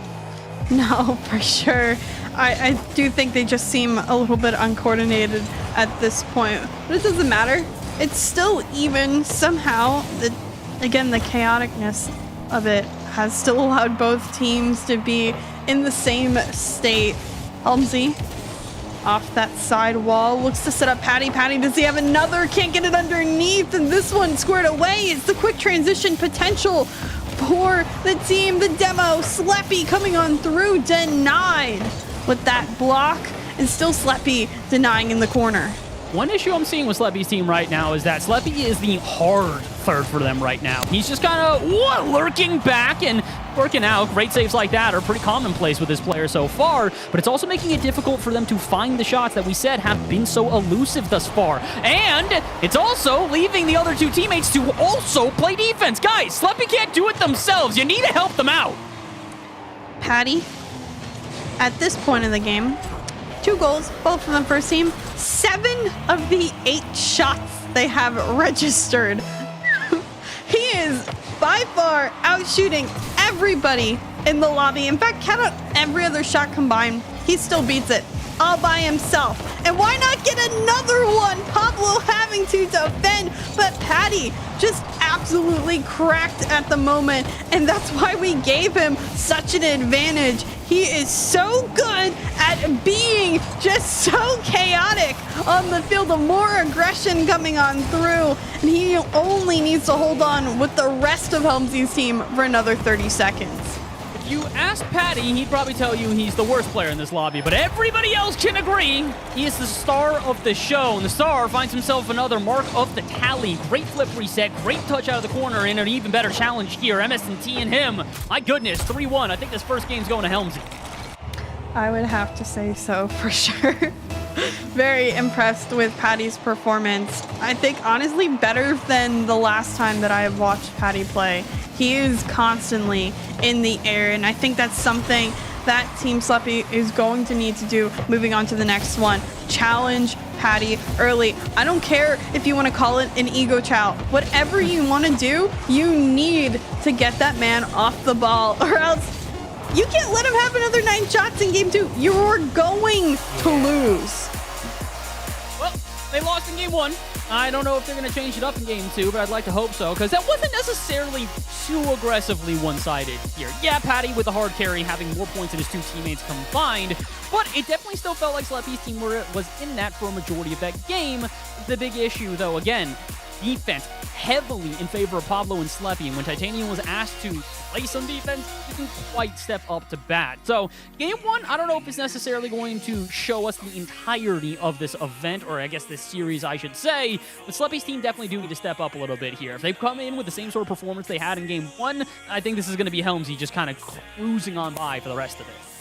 I mean, keep in mind, of course, we're in the winners bracket at the top of our Swiss. So at this point, of course, Team Sleppy has already won a series, which means they are totally capable of doing it again. They need to make adjustments. Every good team, no matter what, needs to make adjustments throughout a series. And Team Sleppy has to talk through this one, understand who they're up against. In particular, yes, laser focus a little bit more on Patty, but do not forget MST and Helmsy are going to be just as deadly when you start putting that focus more onto Patty. See if they can shut him down in game 2. It seems like we're ready to get this one going. Helmsy's team, well, do the same thing he just did. For the other side, and Sleppy, like you said, you have to shut Patty down. Individually, he was more prominent than any other player, both on offense, defense, and somewhere in between. But I don't really like the way that this one's starting up here. Kind of feels like Helmsy's about to have a little bit of space. Never mind, the carry out is not going to happen, and it's actually Sleppy's team who finds some early offense. Helmsy in control, sends it upfield. Seems like a little bit of miscommunication between Titanium and Pablo. Pablo, though, sends this one up. Titanium, the touch off target. Patty to send it away. MST is there. Can he find a follow-up touch? No, just barely misses it. Helmsy's shot on the mark, but quickly denied by Titanium. Patty can't find the touch up here. This one goes towards the other end. Demo offside, and it seems like not much can come from the pressure of Team Sleppy. They're everywhere but in front of the goal line and in front of the net. That's where they need to get that ball to be, but yet they've been struggling to get past it. Ooh, good shot there. Pablo fires on the first. Sleppy looking for a follow-up, and already we are seeing significant changes from game 1, though. The pressure that's being exerted here, the follow-up touch is just a lot quicker and a lot more effective. That's why I think they're going to start into yet another offense all the way back to their own half, but Sleppy's long ball downfield immediately received from a teammate, and just look at this. Pablo also getting involved with the midfield offense. It's really solid all around until they double commit. Sleppy got to step up big, and they will, continuing to be the defensive rock for their team. Patty beat here, and possibly an opportunity. Pablo gets on it. Helmsy, a good touch into the corner. MST coming through as well. Gets a little touch with no boost. Even follows up further, stealing the boost of the corner of Team Sleppy. Now dangerously, both corners is what Team Helmsy is playing. They're looking to get in front of that net, and they do just that. But still, nothing has been able to get lined up in front of either net more than once. We're getting shots around the mark, into the corners, and upfield, but not yet in front where it's needed to be slotted. Carball trying to change that one up, but through about 2.5 minutes of play, it's been exclusively offense for this orange team. I don't think that's going to change. Patty tried there, but he gets bumped off the ball, and there's nothing to follow up. Could be follow-up here. Pablo barely misses it, but goes headhunting, forcing Helmsy into a bit of an awkward position. But that's too committed, meaning Sleppy's got to step up. Same with Pablo. They will. Defense still pretty solid here for this orange side. Definitely feeling a lot more cohesive as well. Can they do anything with it? Trying here. Titanium. Last one back. Needs to be careful. Will get it around Patty, but it's deflected. Back into the hands of Helmsy, who will take a shot. Not on target, but had it been, that might have been the first goal. And it will be. Defense again, despite good offense here. This orange side just discombobulated on their back third. That's not the touch that Pablo needed to make. All the time when you touch way too hard, if it doesn't bounce perfectly in that corner, up and out, it bounces off the sidewall and back in, where Patty can slot those shots anytime, any day. Unfortunate that that ball just has too much power behind it. And now Patty, if you were going to ask me who was going to score first, and we were doing some sort of prediction, it was probably going to be Patty as my guess, and he does just that. Now, minute 50 left on the clock.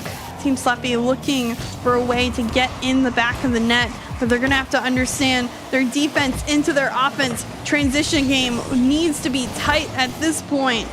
And it seems like Helmsy and the rest of the squad continuously keep shutting things down.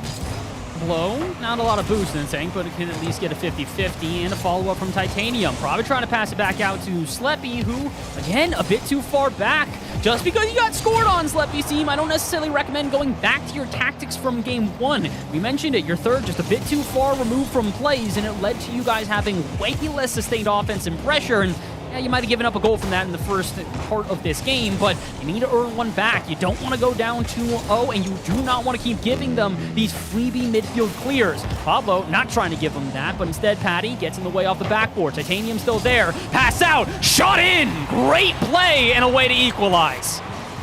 Pablo doing so well at keeping up that pressure, working off the touch of a teammate, turns in, takes the greedy play, and that's one that he needs to take at this point of the game. Just beats out on that drift turn and finds a way to equalize. Now 53 left, we find ourselves under that minute mark, and now we're either going to find ourselves into overtime or a cheeky last second goal to deny. Patty has the double read, and of course he's not going to miss that one. You called for it, and Patty will step up to the plate. Great first touch and even better second one, even with a defender in net, the top right slotter. To make it in and make it yet another 2-1 ball game. Last time we saw the blue team get at least one more goal. If Helmsy's team has that in store, they're guaranteeing themselves at least a 2-0 in this series, and he just might. Patty off the ceiling, looking for his own touch, and to kind of get it. It's a goal, he gets credited, but Jigsaw, I think that's an own goal. Yeah, unfortunately, the tail of that ball does indeed turn orange. Do I think it still would have been in without the touch? I think it probably would have bounced very slowly in nonetheless, so the effort had to be there. But with the Patty hat trick and now a 3-1 lead, I think they secured themselves the game number 2 win. I mean, we've seen some pretty crazy stuff, but I'm just not that confident that Team Sleppy has the offensive pressure to find even 2 shots within the remaining 20 seconds. In fact, I'd bet we might get 2 shots more from Patty and Team Helmsy. Here comes one from Patty. Do they dare get another? But time has run out. Game 2 in the hands of Team Helmsy, and now they're also knocking on terms of match point and potential to be 2-0 up to start off their Swiss. Seeing the same thing through every single one of these games so far, which is basically Helmsy's team gets a little bit of an early lead, but Sleppy's team fights back really quickly. But as soon as we see the goals start to pile on for Helmsy's team, Sleppy's team just kind of falls apart.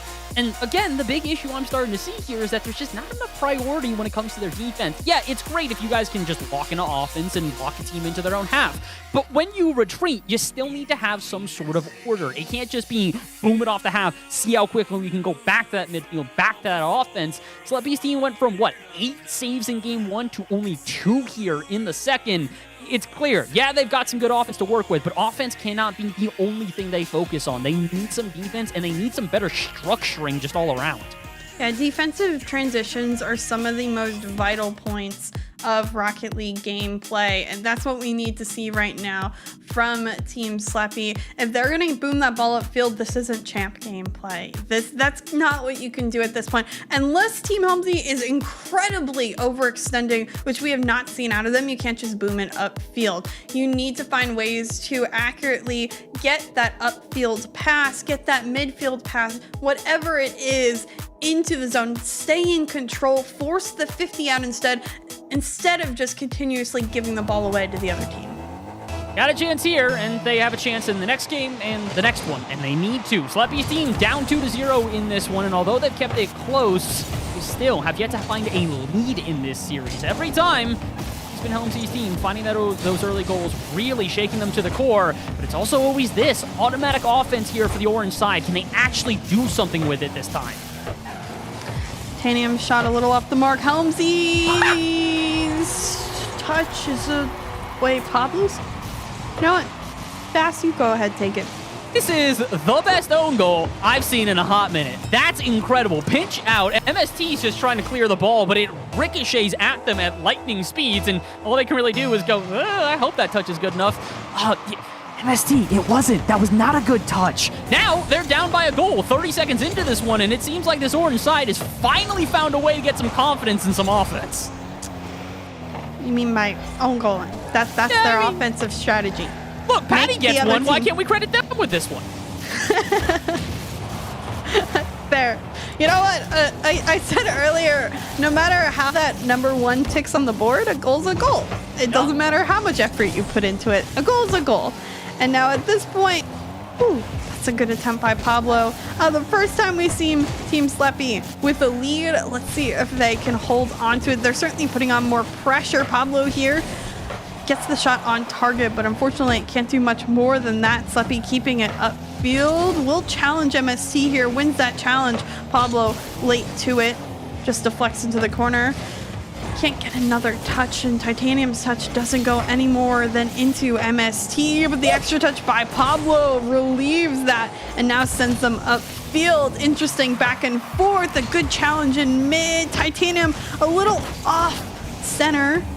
Patty, oh my, what a flick and what a placement, top right corner.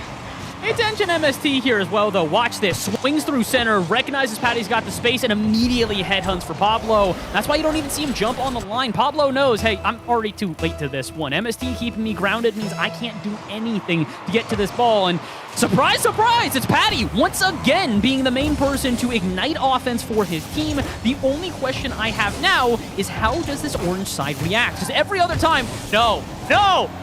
Okay, thank you, Sleppy. For the first time in a minute, they get scored on, and they do not forget to prioritize defense. Your nose was the exact... my head. That's all that I was saying in my head, and you vocalized that. Everyone's on the same rotation here too. It just seems like they can't get into a zone or into some sort of pattern. You know when you set up a play, when you watch any sort of, I don't know, like a hockey game, everyone goes back, they start, they look to refresh. It doesn't seem like there's any coordination on Team Sleppy. I want to see them say, okay, let's hit and execute. Pablo, I'm sorry, you have to hit those at this level of gameplay. Patty's already hit 3 on you. You need to hit that double tap yourself. Gonna try again. MST does get a touch on the ball, and I thought Pablo saved his flip, but I think maybe so did he. It's not enough. This might be Titanium, a ripper on target. Great pass from Sleppy, and still no goal to be found, but it's nice to see this orange side not backing down after getting scored on. They're just as aggressive, and it is paying off for them. Patty trying to find a clear, can't find contact with the ball. Titanium sends it to the backboard. Water falls down where Helmsy is, and now Patty will get a chance at redemption. Carries it past 1, can't carry it past the 2nd, but again, good defensive posturing here from this Sleppy side. They are retreating a lot more quickly, and it's working for transitional offense. Sleppy in, and there's the first lead.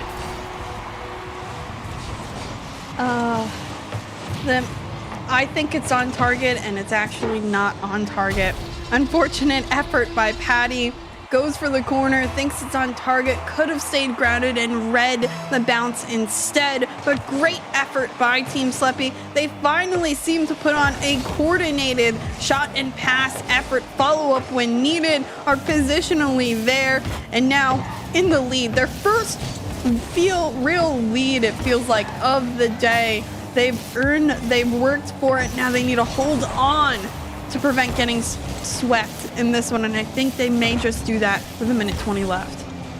Push the backboard. Patty gonna be there to interrupt, which means some extra space, but Titanium, credit to him.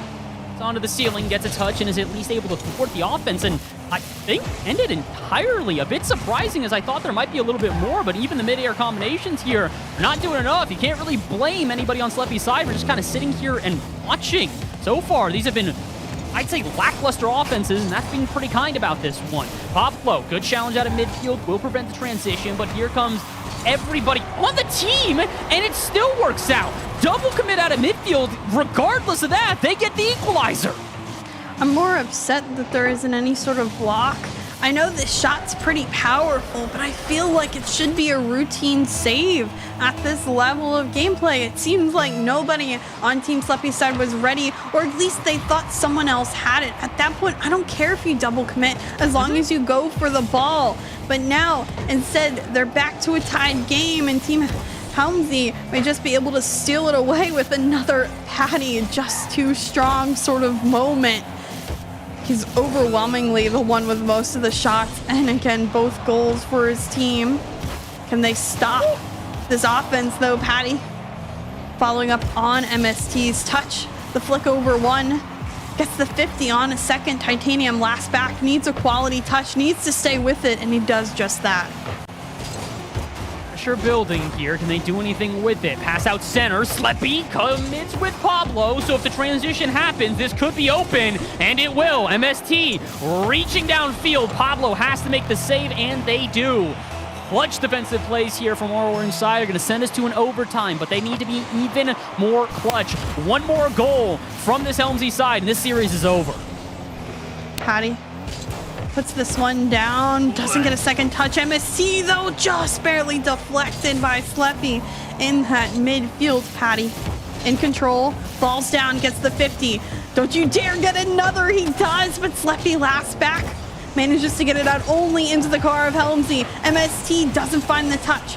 Transition potential, but Pablo doesn't have boost, and Patty now sends it away. MST there, off the ceiling and down, the clear will come through for Pablo, and Pablo 50 straight down. Is there a shot that comes out of it? No, Patty sends it away. Titanium missing that boost in the corner means that they might live on their half for a bit longer, if not for the singular heroics from Sleppy. My goodness, the swing through on the demo might actually get some offense here for our orange team. Titanium 50-50, Helmsy pass out to Patty, off the backboard, double, not possible without any boost. That shot's off target. Huge chance for a transition there for Helmsy's team, and kind of squandered, if I'm being honest. I mean, yeah, technically it's from boost total, so there never really was a shot, but probably the best chance they've had all overtime. Now here comes a chance back for Sleppy's team. 50-50 in the corner. Follow from Patty. Dunked entirely, but Pablo wasn't expecting it, so just has to waste their boost on this air dribble and give a free shot to Titanium. Again, defense here a little bit shaky. That's a team bump, and they're lucky that wasn't on target. MST still 50. Patty awkwardly not in the zone needed, but luckily able to adjust and find a 50. Nobody contesting. Titanium with space does get 50 late. Pablo picks this one up off the sidewall. Does still have control. The 50 off target. Patty trying to get around. Sleppy does get beat as well. In control. Does Patty get a 50? No. This one up on the wall. MST can't find it. Sleppy over to Pablo. Helmsy, a good 50, but that one dangerously back in the center. Double commit. This one out by MST in midfield, but Pablo into the corner. Is it bounced deadly? The shot not on target. Missed opportunity for MST in overtime. Both teams now are sending the entire house on every offensive play. There's been double commits on either end, but the only thing we haven't seen is a team take advantage of that. Numbers advantage has gone in favor of the transitioning offense every single time. no one's been able to do much with it. Speaking of numbers advantage, Helmsy gonna have to do something special here to buy time for his team. He does, and then the miss happens in front of net. More offense here. Pablo shot blocked by their teammate, and we are 3 minutes into overtime, and somehow the gameplay has gotten worse. Miss, and MST picks up the boost. The 50 goes into the way of Patty. Backboard, Pablo. This one out. Still in control. Patty picks up that boost. A demo by Helmsy gives Patty time and space. Patty looking to take the 50 through. Can't get through. MST, last back, 0 boost, just puts it on the wall. Pablo off the back wall. Patty sending this one out, but again, doesn't keep in control, so goes quickly into the possession of Sleppy. Instead, Helmsy, I don't know if I like that touch. You better have a teammate to follow it up. MST not on this one, but Patty to send this one away, and Pablo off that sidewall back into mid. Titanium shot off target. Helmsy, not a lot of boost in the tank to work with this one, so Sleppy's just going to muscle on through, but MST's dunk afterwards is going to end that. More offense here for Orange side, but I don't know the last time they got a true shot. This could be the first. Yeah, okay, never mind. Titanium, I thought, was passing it to a teammate, and I think he thought so too. But Pablo was already retreating back. Sleppy was already back going for boost, and unfortunately, they'll have to restart the offense. Doesn't seem like too much of a bother for them, though, as they do get a couple good challenges in a row. Patty, long ball downfield, but there's the big difference. Pablo, well prepared for it, and can launch right back into a counterattack. This Orange side has definitely gotten better as the series has gone on. The only issue, this is game number 3, and they're down 2-0. They lose this game, it is all over. So as perfect as they are playing at the moment, one mistake in this series is done and dusted. 4.5 minutes into overtime, we are almost a game extended. It kind of feels like a mistake is going to be the one that this one ends. Somebody go up! Nobody does! The entirety of our Orange side caught just staring at that ball in the sky. And Patty says, thank you very much. Let's end this. Another hat trick for Patty. Another 5 of 7 team shots for Patty. In fact, he almost hits 1,000 points. Thank you, Patty, for that wonderful masterclass of a game. I mean, MSD and Helmsy still huge portions of it, but man, what can you do to prevent Patty from being successful? That was a consistent 3 games across the board. Is it wrong for me to say nothing? Like, what are you supposed to do against Patty in those instances? Again, a player that, you know, some people were a little bit surprised to see how quickly he got picked up. Not because of the fact that, you know, we didn't expect him to go high, but he was the 3rd pick overall. With multiple other players on the list who have RLCS experience, have made it very close to RLCS, and Patty only having made it once this season, you gotta wonder if it was really one of these things where you just kind of had faith, if you are Helmsy, that he's just straight up going to carry.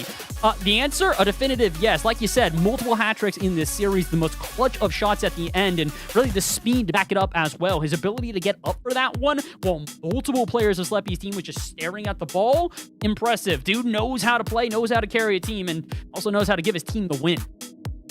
Well, we've talked a little bit about this win. Why don't we bring back the rest of the desk and Vod and Taco, see what they thought about the series. Did you really think it was going to be a sweep? No, I don't think it was going to be a sweep, but I did expect good things from Patty. My question to you, Taco, is Patty him? Yes, Patty is very much what happens when you turn on your cheat engine and load up Rocket League, because every single shot goes in. There was even a top corner, I believe his 2nd goal that he was able to score in that game 3 that literally hit at the exact meeting of the top 90. Like, you cannot place a shot any better than that. But Patty's also one of those players that every single time it comes around in the Bundle Bash, when he's in the pool of players, he's always, I would say, usually top 5 pick, top 3 pick. The only players that go before him are Cosmic, a rank X player. Actually, according to him, he recently dropped from rank A, but basically a rank X player. And then Cam, who is arguably the best player in all of Collegiate outside of the top level pros like Lion Blaze. So not surprising that he's this high up, and this is exactly why you draft him this high, because he delivers. By far the star, multiple hat tricks. I mean, that's why you draft him. I mean, looking at the chat too that we have for production, Helmsy is just like, Patty is a beast, all in individual words. and was wondering if he scored all the goals. He scored all but a single goal. MST did manage to get one in that first game, so it could have just been the Patty sweep, but still had to make it interesting Helmsy's there. in a luxury backpack with this team right now. I just said, I literally said before, I'm like, Helmsy's really good at just like minding the store and making sure he's the solid base, and he just kind of chilled and let MST and Patty. I literally called exactly how that game plan was going to work, and what do you know? That's what we expect from Patty Patterson. I mean, going third in the draft, you're talking about that one, Bass, and I feel like that was a very solid pickup here. And looking towards the future, maybe not talking about Team Helmsy this time, but Team Sleppy that tried their best, but they felt against the undeniable wall of Akron being in Patty this time. What do they really need to work on, and teamwork-wise or anything, to move forward and get their next win? Communication on defense, first and foremost, by far. It wasn't as if they had a bad defense, but there were so many times we would see either a player not recognize that they were the one that needed to retreat back, would try and make a cut out of midfield, continue the offense, and then it's immediately over their head. Or alternatively, they'd have multiple players back on defense, but they'd all go, okay, you're going for it, right? No? Oh, okay, cool, it's in our net. And that happened multiple times throughout the series. It's how the series ended as well, but it was also a problem throughout the rest of it. They need to be more clear in their defensive communications. If they do that, the team's looking good, but if they keep on letting in what I would say are free goals on repeat, their day might end a little bit short. Well, we'll see how long that day goes on for both of these teams, but let's talk a little bit about the Swiss stage and how things have been going here as well, chicks. I mean, looking at the bracket, how things have been developing up to this point, the matches that we had as well. I mean, we got a lot of 3-0s that have come through. 0-1 that we have for those matches. Lucia 3-0, Buddha a 3-0 over Tennis Master, Donnie with a 3-0 over Fat. So unfortunately, Team Daffy, that we were expecting big things from, not performing here in the bracket. And looking at that specifically, chicks, I mean, what do you think might be the issue with some of these teams on getting their first win, but all these 3-0s happening as well? Yeah, I was going to say every single series that has ended right now has been a 3-0, and that kind of mind-boggling sort of deal. But we've mentioned every time that Bundle Bash can be very unstable when it comes to a lot of these teams. We hope that they gain more chemistry throughout the day, but there's a wide range of adaptation during that period, and sometimes it just ends up being this is the spread we get after round one, where we really see the teams that are here to win and move on to the day, or the teams that just didn't find their chemistry, that are off during the day and that won't be moving on forward. Rocket League is so dependent on how you are doing day of. If just one player, say Patty, having a bad day, well, guess what? Then Helmsy's team wouldn't be doing as well. Same thing with T-Bates' team and Schmacked earlier. There's a lot of dependencies, especially on your first pick or on your captain. If they're not having a good day, then they're going to struggle. Well, one team who's having a long day so far is Team Tactical Whips. They just reported their score. Another Game 5 stunner win against Team Tone. So they played the maximum amount of games so far. Game 5 against Team Donnie, Game 5 against Team Tone. We'll see if it goes to Game 5 in that 2-0 round specifically. But with that, we do have to take our next break. Wait in for some results. I think they're actually coming in as I'm talking about that. We'll see if they get typed up before I can even say a word.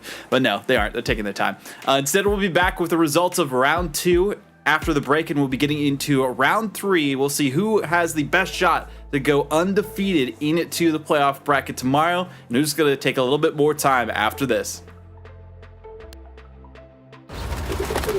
Hey, look at this. What? Save nearly $750. With that kind of money, we could fly south. Except we don't migrate. No, I'm talking actually fly. Sit back, relax, maybe work on my novel, and I won't forget the little birds out there. Actually, yes, I will. Wow, money changed you. Just keeping it real. Do people still say that? Switch to Progressive and you can save hundreds to spend on whatever you dream up. Kickoffs, one of the simplest parts of the game, but still one of the most heavily debated topics in Rocket League. Does left go? Does right go? Who goes? Well, today we'll be going in depth on the best ways to set you and your teammates up for success during kickoff. To start things off, let's talk about positioning. In standard 3v3s, there will always be one player out of the 3 closest to the ball. They will go to attack the kickoff. The other 2 players should go in 2 different directions, one going back for boost and positioning themselves as goalie, and the other will creep up behind the player going for the kickoff. This covers all of your bases before the kickoff even starts, and gives you a good hybrid of offensive and defensive play. Now the debate of the century. Does the person on the left always go? The most common answer you will hear from the community is yes, left goes for the ball. While this is an unwritten rule of Rocket League, some people like to make it challenging on their teammates and switch it up. Even if they aren't left, you will find your teammates saying, I got it, for the kickoff. Let them have it. It may not always work out, but if you compensate by getting back to goal and being ready to play defense, you still have a fighting chance at a successful kickoff. The next thing to focus on is strategy, to get to the ball quickly if you're the one attacking. You technically can drive straight to the kickoff, but in higher ranks, you will find yourself being beat to the ball. One good way to make sure you get to the ball as fast as possible is to do one diagonal flip, left or right, when heading to the kickoff. This will help you save boost as well as gain speed to get closer to the ball. Kickoffs can be a struggle if you don't communicate with your team, so be sure to use the in-game comms as well as talking in voice chat to figure out the best plan of attack. The next time you load into a match, be sure to remember these tips and tricks to give yourself and your team the best chance of coming out with a win. Thank you all so much for watching. We'll see you on the pitch.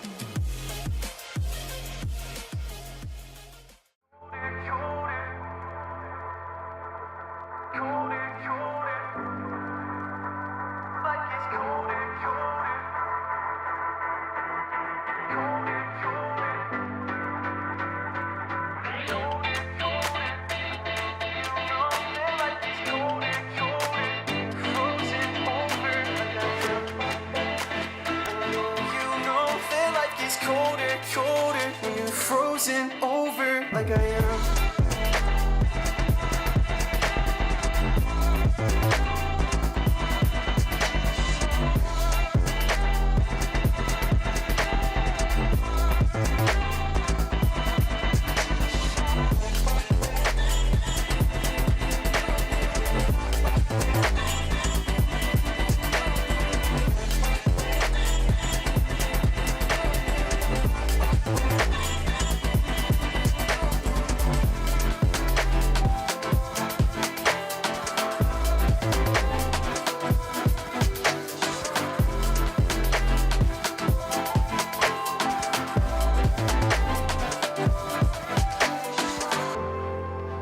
Well, I know you know that like it's colder, colder when I'm older, older than I am.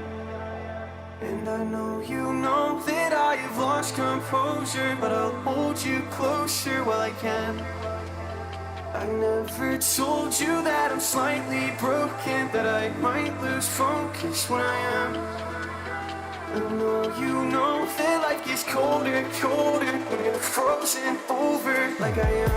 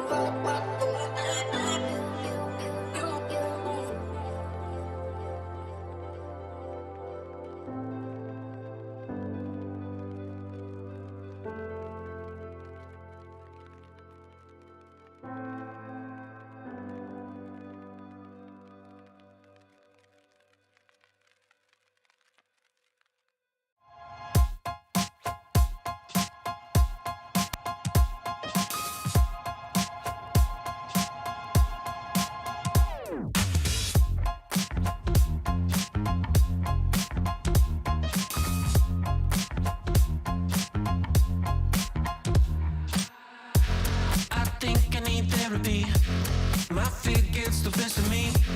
I can't seem to understand how you do this to me. You've been running in circles inside my head. Wasn't looking for love, but baby, I found you instead.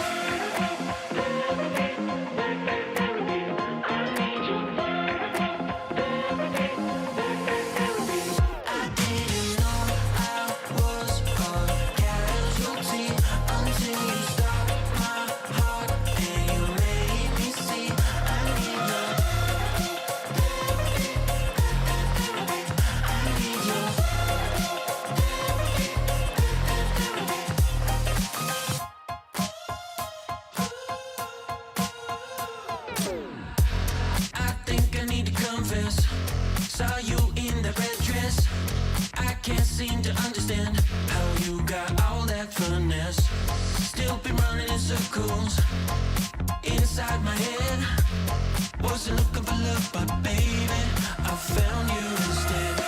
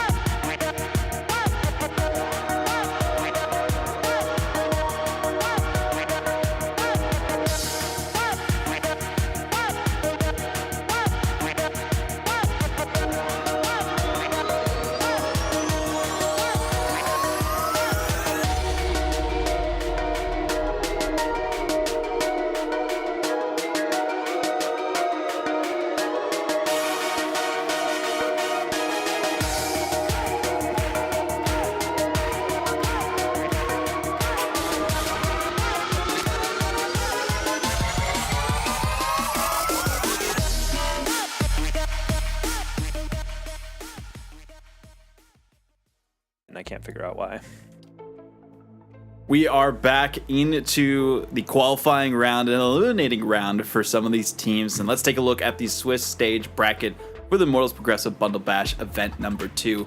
We have a lot of great action that's happened so far, but most of the matches that happened in that last round were 3-0 sweeps, except 2. Master falling to Cam Bam and Tone falling to Tactical Whiffs. Again, before we go through the Swiss stage here, though, gotta tell you that this whole event brought to you by Progressive Insurance. It's easy to bundle your car and rentals insurance at progressive.com. With that out of the way, chicks, so looking at these third round matches, apart from the one that will be streamed, which is Claven Tactical Whiffs, which one are you most interested in? Ooh, I'm definitely, I think someone mentioned it, the T-Bates Donnie is kind of an LSU matchup there. True. So very interesting.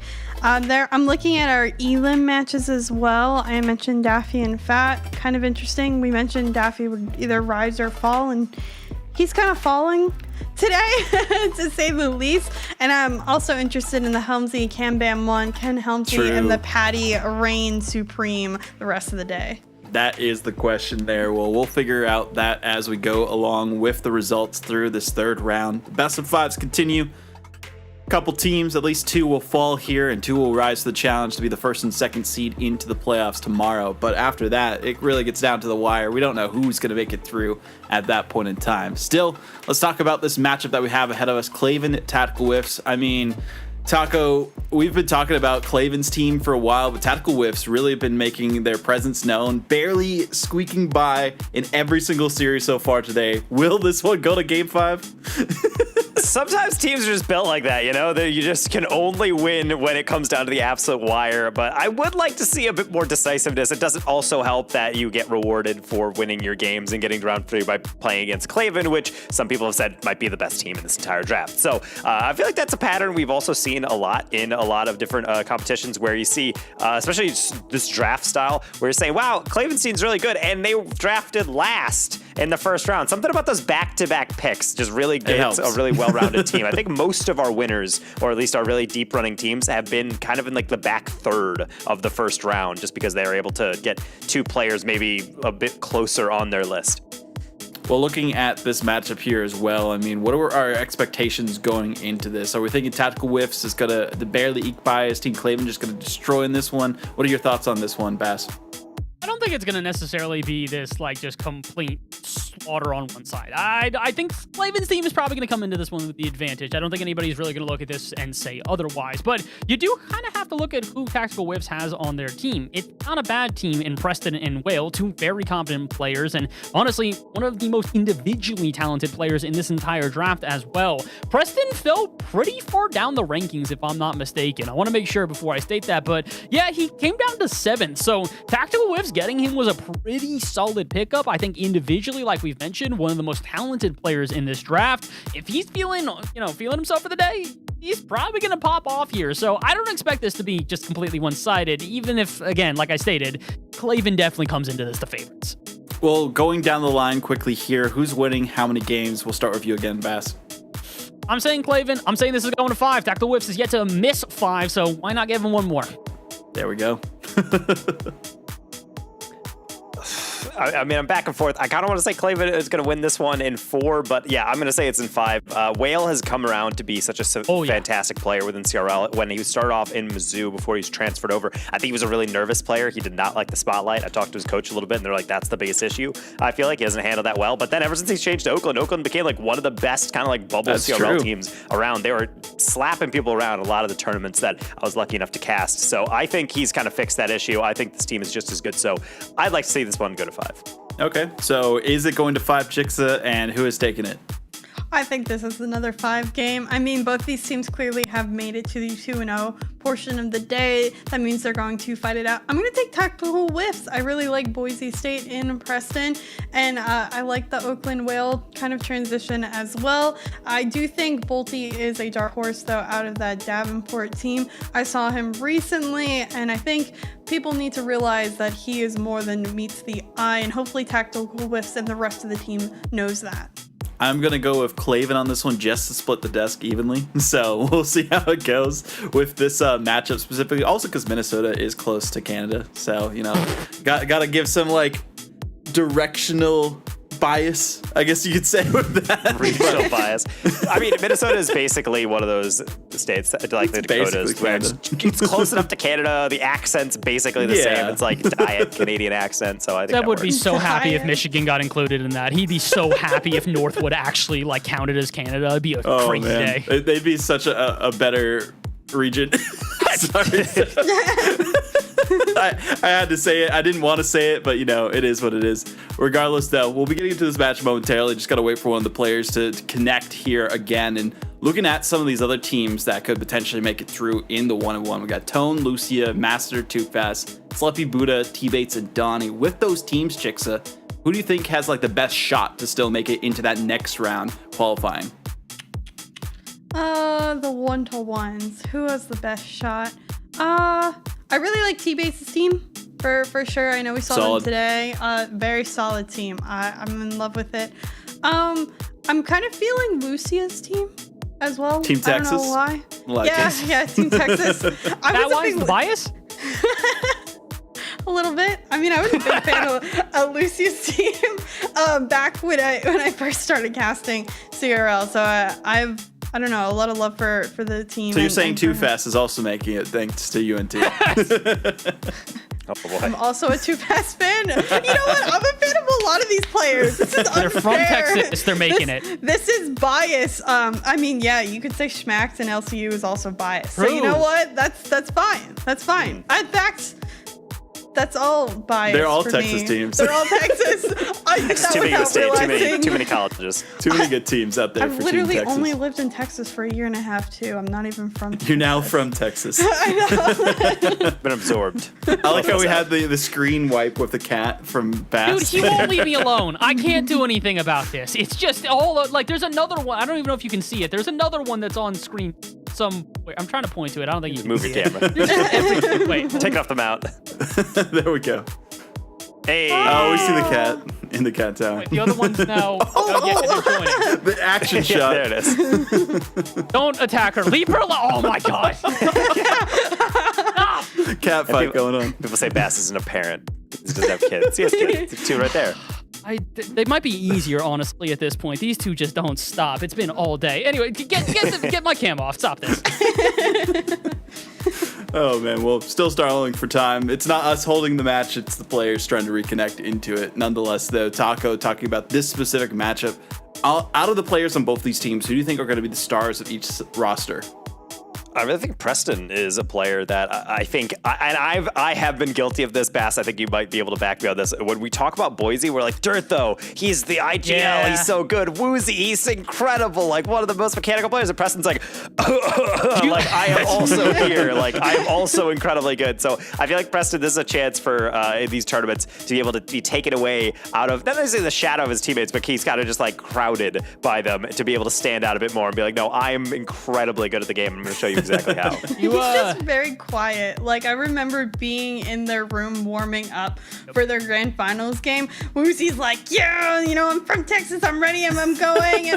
Well, speaking of being ready, Chicks, I hate to cut you off, but we are getting into the match itself. We are ready for this. We don't have to stall any longer. It is going to be Team Claven facing off against Team Tactical Whiffs. Bolty, Peep, and Claven versus Tactical Whiffs, Preston, and Whale. Who is going to rise to the challenge and be one of our first teams making it into the playoffs tomorrow?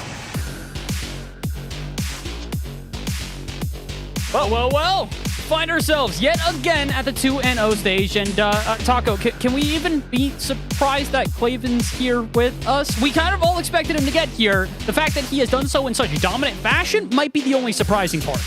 A little bit. Yeah, I mean, that's a difficulty of trying to predict any of these teams, is being able to say, well, some teams, wow, how'd they get here? But other times it's like, yeah, that's what we expect. Because even with all the randomness of a draft format, occasionally we just know ball. We know that some teams are destined to get to this point, and very much so Claven is one of them. But, you know, shout out to Bolty, still a player at a college that is, you know, that bubble CRL level, but being able to prove that you can play with the best of the best is really just sometimes a bracket that sets you back, or maybe just those individual teammates as you're continuing to build that cohesion. So get into the final round to see if they can lock in even further positions going into day number 3 of the Bundle Bash, then I guess we'll have to see really who's going to be able to come out on top. Personally, I'm looking for Claven and all the demo play.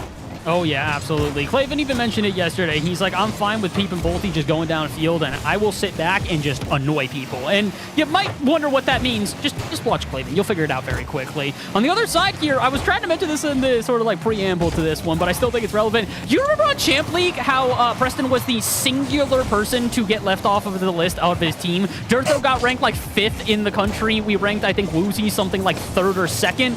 And then Preston's just sitting there in chat going, oh, okay, I get it. So I guess I just don't matter then. Preston, prove us wrong here. If you can get a win here, I might just be able to take back some of the, dissenting sentiment, even though you also just got runner-up at a national championship. That probably should do it, but nah, get the win here and that counts. Which, legacies are truly cemented by Bundle Bash. I don't care how many CRL National Championships it is. Until Buzz starts winning more events in these alumni events, I have no mercy on him. Right now, Bolty has no mercy either. No mercy in the Claven Dojo. Constant pressure led to the goal. This is such a great touch out of the corner and such an immediate follow-up from Peep. He sees the player diving, and honestly, that quickness of the play is what results in this first goal. 90 seconds gone, and I'm not going to say that Tactical Whiffs' team is kind of playing from behind quite yet, but definitely a lot more offense for our blue side. So being able to get the initial pressure is one thing, but also the spread of the pressure as well. All one shot coming across from everyone on Team Claven, and it shows that everybody is getting involved in the rotation, being able to hit the ball constantly off that backboard. And right now, Team Tactical Whiffs, I mean, I think they go to Game 5 particularly because they're not necessarily ever out of these games, but they're definitely struggling in some parts. Maybe Game 1 in this series will be an indication of that, but before we get too ahead of ourselves, that's kind of a hard read for Claven to go for. Preston going for the fake instead over to Whale, which might work out if not for the fact that Whale lets that one get away. Off the ceiling, Tactical Whiffs. Wow, walks into the flip reset. Not really able to do much with it, but I appreciate the ambition. from the offense that's being generated here. Shot not on target, but follow-up from Whale. A little bit of a fake. He tries it again. All right, I get it, Whale. That's cute the first time. I don't know about trying it a second time, brother. And it won't work out. Halfway through this game, here comes Klaven and his team now with counterattack of their own. Peep headhunting, but can't find Preston because he's already planted on the backboard, which means Bolty now gets a chance to swing in. Off the ceiling, drop down immediately to Peep. Once again, just the quickness of the follow-ups here for this blue side is coming to their advantage. Really solid touch from Bolty in that it's not really anything fancy. I think we're so conditioned to seeing a player take it off the sidewall, go for a flip reset, slow it down, but instead Bolty just goes straight to the ceiling, dunks that one into the waterfall right down into Peep. So sometimes the simplest play is the one that the defense is not prepared for. Same with maybe Whale. Don't get it up to Preston. Problem is even Preston can't really do much with that. Zero boost, he pays for it with his life. Off the backboard and down to Klaven, who will boom it back out yet again. And it kind of just feels like this is what we're seeing on repeat here for Orange side. Yeah, they're getting the chances, they're getting some offense built, but they are not getting themselves the shots on target that are necessary. Chance here, but the pass out straight to Klaven, who, that's not a great touch. Yeah, Preston will take advantage and miss the shot. Look, if there's a single player in this lobby who I think can dunk and control the dunk, I would imagine it to be Preston. That's a bit uncharacteristic of him. That's unfortunate because they're not really going to get too many of those chances. It's probably the most clear-cut chance they've had all of this game. With time starting to run out, they really need to make sure that they muster up something else. Just about 100 seconds that we're looking at right now. Tactical Whiffs is trying to kickstart the next attack. Problem is he's using all his boost just to get the first one, and then no bump. Whale, that's a hefty deflection. That's going to carry well past mid for Klaven to chase down, and then even more. Look at him go on for the chase for Preston. Again, we said he's the most annoying player in this lobby and might also have the most annoying team, and normally that would be an insult. That is very much a compliment here. Just, again, the speed at which this team will not only go for the shots and the follow-ups, but really dive into you, cause you problems. You can see it's all getting to them. Bolty just getting chased around by, I think, Whale out at midfield, and it might not have been to their advantage because now the defense has to retreat and try to restructure all over again. Rotation's a bit out of whack, and you're just getting sent to the scrap heap in the meantime as well. Multiple bumps. Peep trying to fake them out, and my goodness, you can literally just see the frustration in this defense. They are trying desperately to both avoid the demos and bumps and play defense. The combination of the two is a monumental task. Really do like this play from Bolty. Every single time they whip around the back end of the rotation, they just dive bomb at a player, trying to knock them out of the way. Clearly taking notes. Klaven says, hey, I just want to annoy people. I just want to get on their nerves. Just kind of swing through every single defender and make them feel like they know that they need to touch the ball away immediately or just jump and hope that we do not make contact. Tactical Whiffs, they got to hope he's not making contact with this one. No more boost with the 50. Works out well enough up until Klaven takes possession. I gotta say, that has to be it for this one. 2-goal margin. Doesn't feel like it's gonna be made up for. Bolty trying to add one more. Post says no, but the damage has already been done. Team Klaven, the favorite for this matchup, appears on the desk, able to take game number 1. See if they can at least get a goal for the road here. No, not quite. Klaven's team will spike it down, like you said, take the dub here in game number 1, and in, I'd say, pretty convincing fashion as well. It wasn't just a win, it was a dominant one at that. Not only from the fact that it's a 2-0 score line where no one gets a goal on Tactical Whiff's side, but also just the fact, the overwhelming shot totals that we saw there. 5 shots alone from Klaven, despite the fact that he doesn't get a single goal. But again, that's his role in this team. He sets them up. If Peep and Bolty are there with the quick follow-ups, they immediately either go for a pass or a shot, and Klaven continues to rain destruction upon every other player that is flat-footed on the line on defense. Tactical Whiff's team is not playing poorly right now. They're just not getting many chances to shine because half the time when they're even on the field, they get demolished within about 10 seconds.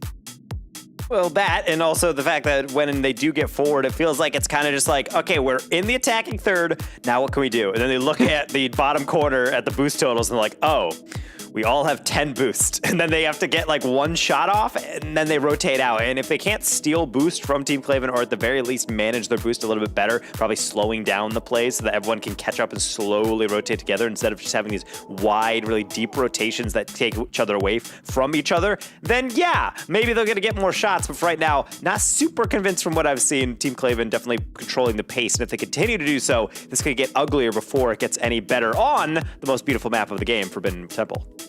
Chat, we're going to play a quick little game. I love to play this game. It's called How many minutes until somebody gets a goal from Tactical Whiff's team? So far, we're 5 minutes scoreless. Nobody's been able to hit the back of the net, and definitely not for a lack of trying. Let's see if maybe they can change that up here in game 2. Going on 5 minutes, let's see if they can maybe change that up immediately. The fake out on the kickoff makes me think they've got a plan. Peep doesn't care. Neither does Klaven. What a read off the backboard and the follow-up read. Klaven, you're supposed to be not mechanical. You're supposed to be the demo chase guy. You can't be doing that. Yeah, people forget that Klaven was a bubble player for a long time before he went into CRL, so definitely a high demo player. I'm sure Hootie Hoo can attest to that, as he had been coaching him for a little bit. But on top of that, yeah, he's kind of changed it to someone who likes to go for demos and kind of pioneering that within the CRL scene. Always nice to see. But yeah, for right now, I think it's working because right now he's just saying, I'm going to remind you that you're always going to be at risk of getting bumped. Same with Whale, actually, as Bolty took way too much time setting that one up. That might actually lead its way to Preston, if not for Peep stepping in the way. It's the first time we've really seen the defense actually get tested here for this blue side, so it's not surprising to see them a little bit, say, not coordinated. I'm trying to think of more kind words about this because nobody was prepared on defense for that initial play, and no one prepared here either. Preston tries to set up Whale, but he's a bit too ambitious and can't get to the ball. Same with that back pass. I'd also call that a bit too ambitious. I like the idea the creativity is there for this orange side, which have, like we said, struggled to find a goal. They are now 6 minutes scoreless, but it hasn't exactly turned this one around. Oh boy, and it's causing triple commits on defense. They're lucky it was a double commit from the blue side, otherwise that's guaranteed a goal, but instead, some more defense as we go 90 seconds into this one, still without a goal on either end. Nancy Whale waiting for that one. Really well timed. Peep also getting a good timing on this one as Preston used every single tiny bit of boost to be able to get to that one touch. And that's the thing that I keep talking about is that it seems like Tactical Whiff's squad, they're using all their boost on the lead up, but then when they actually need to get the shot off, they're looking at their 20 boosts and it's just not enough to be able to actually get those reads off. Preston trying their best as they switched over to the Mustang Mach-E. They almost got a crazy clip, and now they're doing it on defense as well. Nice goal line save. Whale should have the follow through, and indeed he does. Pressure being exerted here from this orange side, but as we've mentioned, it's not really the buildup that they've struggled with. It's these final shots. Come from Preston, might be able to get them at least some midfield control. Same when he gets the follow-up, but again, no shot found despite an obvious attempt at a transition play there. Just waiting for something to change here. Something's got to give on either the defense here of this orange side, which has been impenetrable. That might do it. Klaven continuing to prove he is not just a demo merchant. When he needs them, he's got the mechs. Oh my gosh, flawless pinch. You didn't even have that wide of rotations from the defense. They were just thinking, okay, well, no matter what happens here, I can get back to it. Can't catch a pinch much better than that. That's clip of the day, and it's not even really an argument. Like, that is the clip of the day, and it's going to take something spectacular to change it from that. My goodness, Klaven. You sure you want to, like, not, play in CRL anymore? I've heard that Masters, programs exist, that maybe you could just come back and, I don't know, dominate all over again. I'm sure the Michigan teams would be real happy to have you back. I think your team right now, though, pretty happy to see you popping off. 2 games in a row where Klaven has really been the forefront of the offense for his team, but the job's not done yet. 8 minutes scoreless here for our orange side, but that doesn't mean that they can't break the drought and tie up this game. They're trying now. Preston touched the backboard, but both Whale and Tactical Whiffs had already committed. No one prepared for the follow-up, and there ends the offense for our orange team. Klaven pushed up on the backboard as Preston's going to skim that one off of his own crossbar. And Nancy right now, I'm sure, from Team Tactical Whiffs, if they're not careful, this could turn into a reverse sweep needed to be able to beat Team Klaven and then qualify in for day 3. Klaven now immediately chasing that one yet again. Bolty could have gone for it, but you can almost tell that they're taking the foot off the gas just a little bit from Team Klaven. They're not diving in on anything they don't need to because it seems like they have the pace of the game still locked in from game 1. I mean, it makes sense considering the fact that we did mention their defense was by far the weakest part of our blue side. And to be fair, they didn't need a lot of defense. They rarely ever played defense at all. That doesn't mean you can't disregard it. Oh my goodness, maybe you can if Flip resets out of the corner connecting like that. Klaven going for a couple touches of his own and a good 50. Can he dunk it on the line? No, not quite. Tactical Whiffs will keep this game within arm's reach. And Chad, have you been playing along with the game that I've been talking about? We're 9 minutes scoreless for this orange side. Taco, I'm not going to mention it yet, but I know you know what I'm thinking right now. We got a minute away, and without a single goal being scored yet, we're on the verge of some very dangerous territory.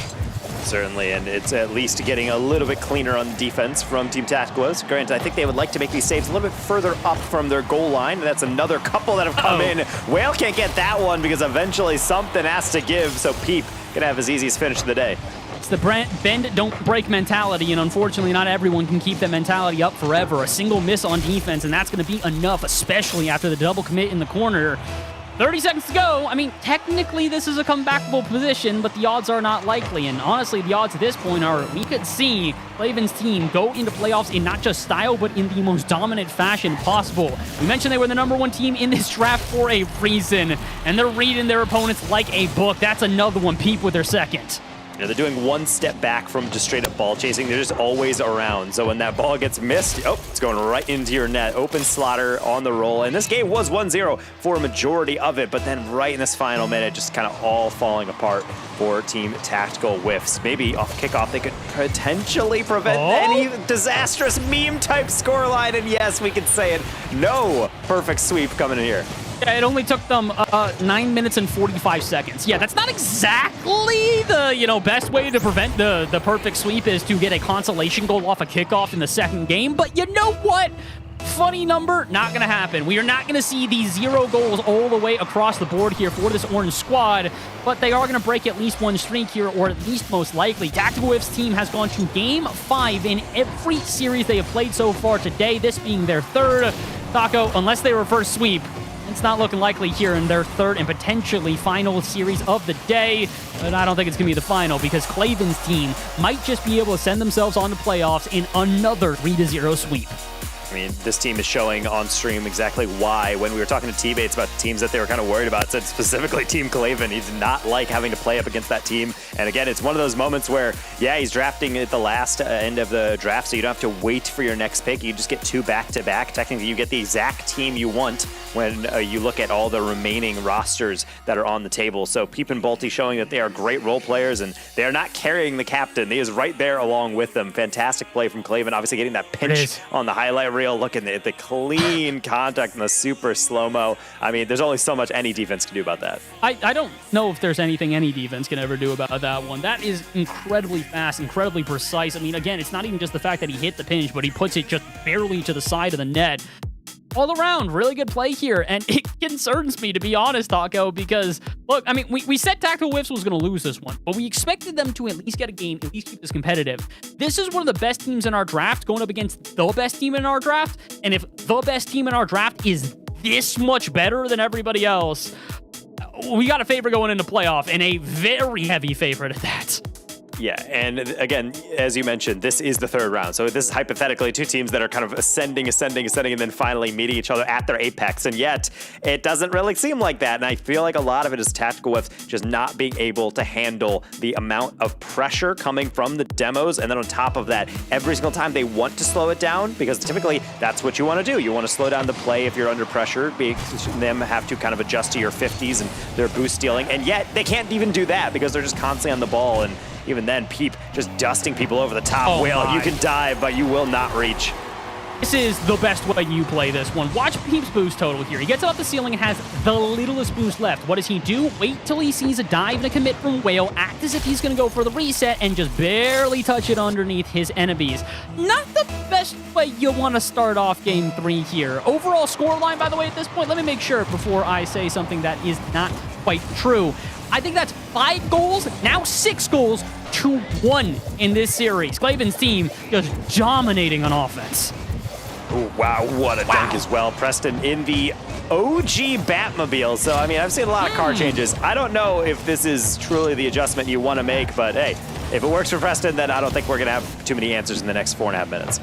I like that, Peep. You're trying your best to, do an impression of your captain. I don't really know if that was the same caliber of pinch, but I appreciate the attempt here. And honestly, they can kind of meme around like that if they want to. Already a goal up in a series that they have absolutely taken control of. Can honestly go for whatever they want, and it may not make a difference. They need some sort of sustained offense here because, I mean, look, we say that they got a goal. Taco, the goal they got was a kickoff goal. Yeah, it technically counts, but that is the least earned way to get a goal. They need to find a way to actually make this offense count and turn it into something.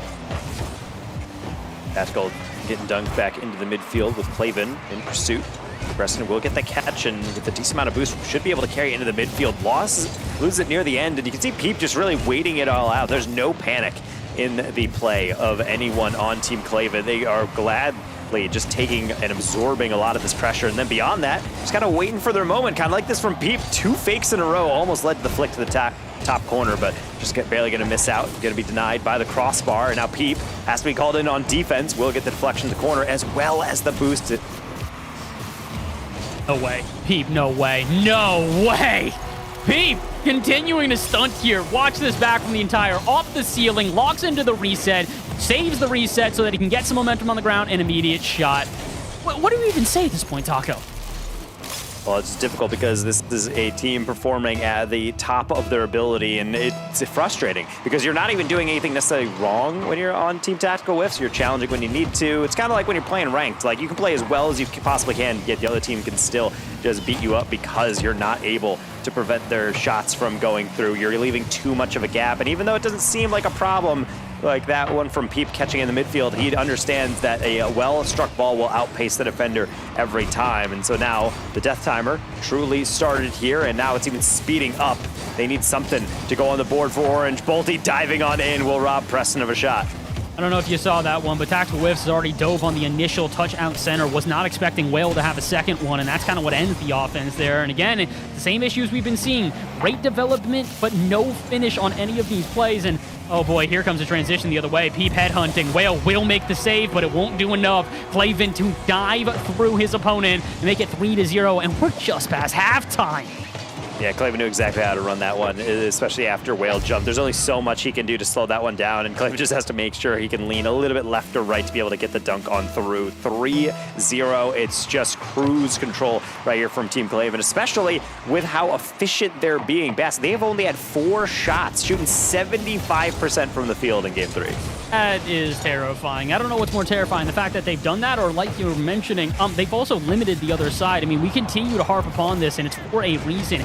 Great development, a decent amount of offensive possession, but 2 total shots for this Tactical Whiff side. They need something more, and they've got plenty of time to do so, but even if they hit every shot they've taken so far, Taco, they're still losing. They still are down by a goal at that point. So, again, a lot to be done, a lot to be improved upon here, and honestly, a lot of players you need to slow down. Bolty and Peep are finally starting to turn into the 2-headed Hydra that Claven said they were, and are just ripping shots on. See another crazy deflection, but the thing is the clears don't actually go anywhere, Peep. The fact that you still have to respect that read says a lot about this player and how they're playing. Peep has been so impressive, and I'd like to remind everybody, by the way, this is his rookie year. Peep went on to, if I'm not mistaken, last year... Cut that short. We'll talk about Peep's career in a second. Let's talk about where did he come from for this redirect?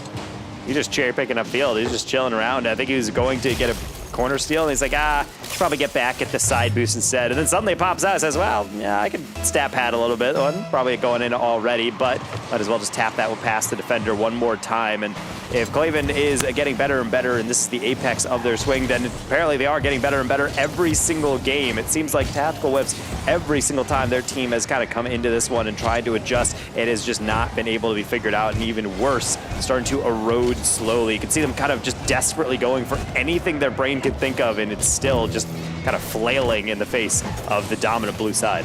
I'm going to go back to my prior statement, because for the next minute, this is basically a formality. The odds of this getting turned around, even with the shots finally firing on target, is near none. I'm going to go back to my previous statement about, hey, Claven, I get it. You probably don't want to play in professional Rocket League or collegiate or all that. You know, you're trying to move on with your life and such. I'm going to recommend not that. I don't care what school you have to go to. Please come back to CRL, because my goodness, has he stepped up big. We said that it would probably be Bolty and P that would be the highlights here, but Claven has done the most. And I think he's just set up his teammate for yet another goal. Bolty will get a freebie. No defenders back, and that's the 5th. Yeah, Preston, unfortunately, just not anticipating that one going all the way down. But honestly, it seems like the team Tactical Whiffs is kind of just throwing in the towel here. They're just clearing the ball out, taking softer touches. They're not rushing the play because they know 4 goals was a lot. 5 goals is simply comedic. And at this point, I think they just have to shake their head and say, hey, it's about the next round, because for only one of these teams do they have to keep going through the Swiss gauntlet. It is Team Claven locking in a spot, and in quite the fashion for the next day for the single elim. A 3-0 sweep to conclude round 3. 3-0 sweep and almost a perfect sweep. There's the first goal they've actually earned. I was going to say outside of the kickoff goal, they haven't really gotten anything. And yeah, this one technically is earned, but no, I was going to say, I didn't really expect, I thought the defense was maybe just kind of messing around. No, they were actually there. That's a real goal. That's a solid way to do it. It still doesn't really change the fact. 10 goals to 2 overall here, Taco, getting outscored by 5 times the amount. If there was ever a way to create a legacy before going into playoffs, this is the way to do it. Klaven, congratulations on the 3-0. Congratulations on being the first team into playoffs. You lived up to the hype, my friend. You are definitely the top dog in this competition. And it just looks so nice all the way through. There was never a moment where I'm thinking, oh man, they're really hanging on here. Sometimes that is kind of how those dubs happen, where you get some wins, you get some good goals, but you're giving up so many shots. That was not the case here. It was really just Team Klaven throughout all of this, just being able to generate all the offense they possibly needed. And even though you see 4 shots from the side of Tactical Whips, outside of that singular goal, I don't think any of them are really memorable outside of, let's just tap it near the goal, and the defender probably has to touch it. That's kind of like half of the way they played. It's actually incredible how much intimidation factor was being incorporated into this one. And again, it's because of individual brilliance like this. Again, Peep so heads up, and again, also good play from Bolty. It's a good bump. I just keep on adding things on because the more you look at these plays, the more you go, okay, individual brilliance. And then you recognize the interference from Bolty, the interference from Peep, the interference from Klaven. It's all 3 players playing well. And that's what everybody was terrified about yesterday, Taco. They talked about it. The reason that team is so scary is because all 3 of those players are extremely talented. Klaven might be one of the best captains we have in this event, and he's showing that's absolutely true. He's not lost step whatsoever, but it's also really nice to be able to see everyone combine yet again and be able to see if you bring all those talents together, it all works. So we'll bring all the talent back together. We'll bring back In the Desk and see what they're thinking about a bit of a one-sided conclusion to round 3. Well, we had more than 20 demos, actually, from the side of Team Klaven. Actually, no, I think it was total of 18. I did get the screenshot wrong before, but we had 2 games where Klaven had 5 demos total. So talk to me, Chicks, about how effective those demos were on getting this 3-0 sweep against Tactical Whiffs. Yeah, I think Tactical Whiffs just did not know how to adjust to those demos. And you saw Peep, MVP was able to get there a lot of the time, finish off goals, finish off opportunities. I really think they just crashed the board better. They were aggressive, they went for it, they decided to keep with their strategy, and it ended up working out. As for Tactical Whiffs, I don't think Preston ever got going. I don't know what the mental was like with those car switches. So it's unfortunate. They just didn't seem like they were gelling at this point of the night. And the fact is, they still have 2 more games potentially that they have to play. So they better get their head back in the game. Yeah, still a lot more matches to go for those teams who didn't make it through to the next round of competition. I mean, looking at some of the results that came through so far, Tennis Master did take out Team Lamp. So the first draft pick round curse continues here, Taco. I mean, something about it. I mean, it really does come down to the fact that all the players in these drafts are really good. But if you are drafting first, you get the best possible player, hypothetically, in the entire draft. But then you have to really just let fate take over from there and let, whatever deity take the wheel, because that's a rough thing to go through, especially when it does not really work out here. It's really alarming to me that Lamp was able to not be able to take down these series, especially since we know how Cam could be. And I know how good Akenio has been on SDSU. Sometimes maybe it just doesn't really work out in your favor. Maybe the matchups are just the counter to your playstyle. Well, also a big result that came through here as well, Bass. T-Bates unfortunately lost the LSU battle to Donnie in that one there in a 3-0 sweep. How does he recover? Next round? Has to. He doesn't really have much of an option, unfortunately. I'm so confused. Brutal. I'm so confused. How?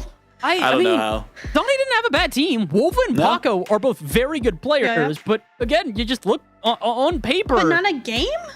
Exactly. It should be close.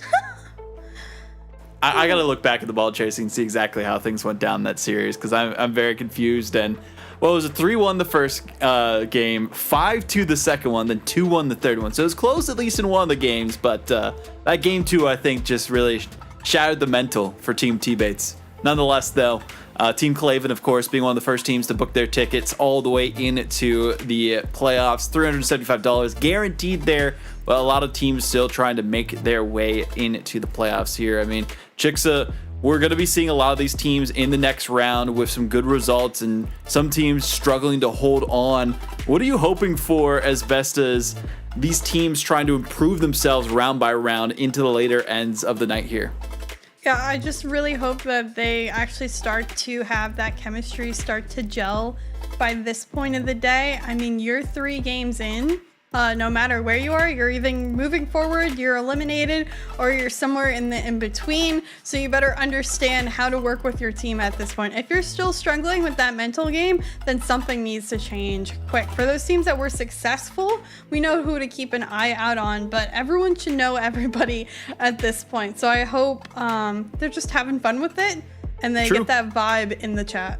There was a lot of captains, Bass, if you remember, that were saying, we're just here to have fun and play the game and do what we can. The NRG mentality, and I'm going to be real with you. That works sometimes for NRG, and other times it does not. Might be time to lock in, though. I kind of agree with Chicks at this point. We're 3 rounds in. If you haven't locked in now, I don't really know what else to say. You're not going to to make be honest. it, basically.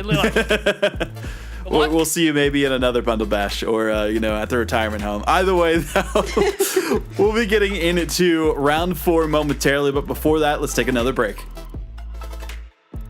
Okay, when you turn around, you're going to see some more. You have a turkey and cheese? Let's imagine that LL Cool J has a bubble around him. Do we want to be inside? There are some situations that young homeowners turning into their parents just can't handle. Yep, there he is. There's my nephew. Now, I got a video of him playing piano. That's not how you take a selfie. Progressive can't save you from becoming your parents, but we can save you money when you bundle home and auto with us. 3, 2, 1. We don't need a countdown. Just take the picture. A wave dash is a basic Rocket League mechanic that allows players to maintain or increase their speed without using boost. There are tons of advantages to including a wave dash into your arsenal. Maintaining momentum from the wall to the ground, achieving supersonic speed without having boost, and more. So how do you actually wave dash? Essentially, you are flipping into the ground. The energy from the flip translates into a burst of speed. Check out this example. As soon as your back 2 wheels touch the ground, perform a flip in the direction you are moving to complete a wave dash. Once you have the wave dash down, you can start learning more advanced mechanics like sideways wave dashes and chain dashes that allow you to reach supersonic with no boost at all. Now that you know what it takes to get started on learning the next wave dash, get out there and get some practice. I'll see you guys on the next one.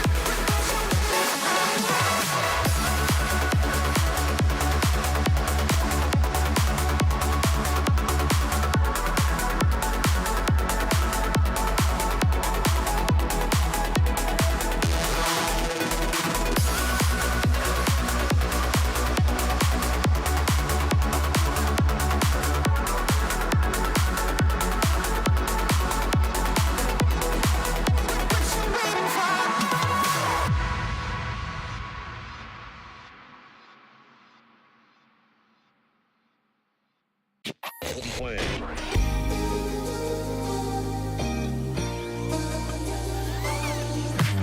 Way too many faces in the crowd, but I think that I see you.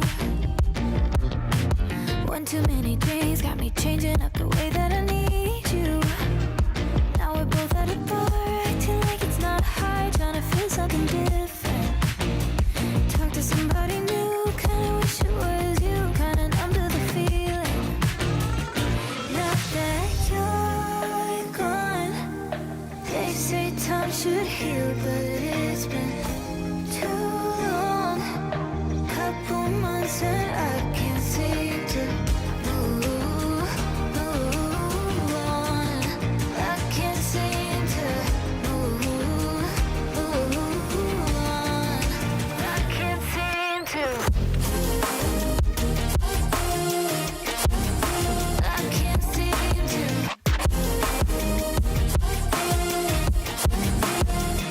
Now that you're gone, I can't seem to.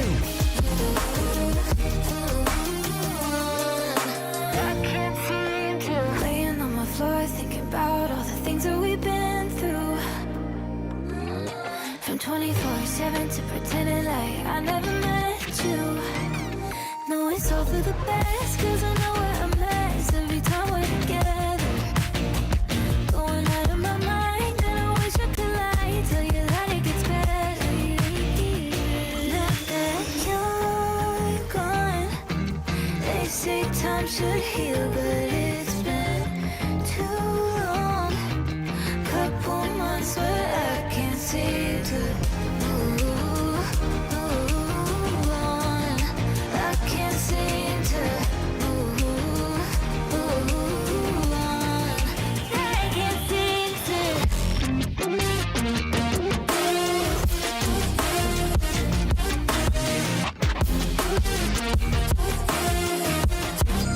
I can't seem to. I can't seem to.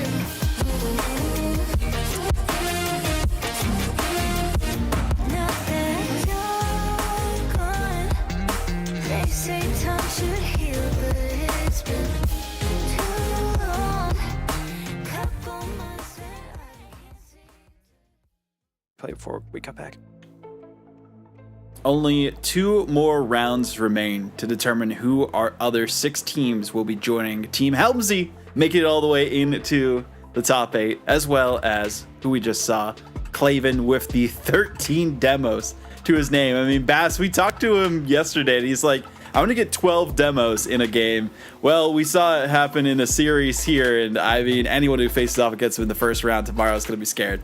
I think it was, what was it, over-under from Kendo was... That's what today. it was. Over and under from Kendo was that he would get 13 in the first match against Cam. I don't know how he did in that, but I'd have to imagine that if this sort of trend has continued throughout the day, he's probably getting that as... I'm gonna... Okay, all right. You know what? I'm not talking anymore. Somebody else take this. I'm sick of this one. Well, let's take a look at the Swiss stage so far after taking a look at Marvin there, who was trying to be your headrest for a second. But this is how things have developed up to this point. Unfortunately, Team Lamp and Team Fat have fallen down by the wayside. Team Fat, unfortunately, did not get a single game throughout their run today. But hey, they had some tough competition in Tone and then Donnie and then Daffy. A lot of D-named teams that they faced off against there. Fortunately for them, they did fall. But T-Bates, we were talking about before, lost to Donnie, but now has to face off against Sleppy. Both those teams looking to make their way back. Too Fast, we expected big things from them, but they actually lost to Team Master, and that was Jonathan and Luca. So Too Fast got a lot of work to catch up with. And I was going to make a note here as well. In the last 2 CCA run events that Too Fast has participated in, he always made it to the top 4, but lost to Team Cam. So Team Cam being out is either a good thing or a bad thing, because that might mean that Too Fast will quickly go out of the competition as well, because Cam's not there to compete against anymore, Chixa. I'm more just wondering if Team Donnie makes it and Wova moves through again, that he skipped on Wova again and That's made fair. a point of it. That's his and plan. He could go out again with Go. And you know what? Just Wova's the GOAT when it comes to moving on forward. He's already got W at the front of his name, so he's got everything that he needs for the victories there. But Taco, specifically with the matchup that we're about to get underway with, Tone and Tennis Master, tell me about these teams.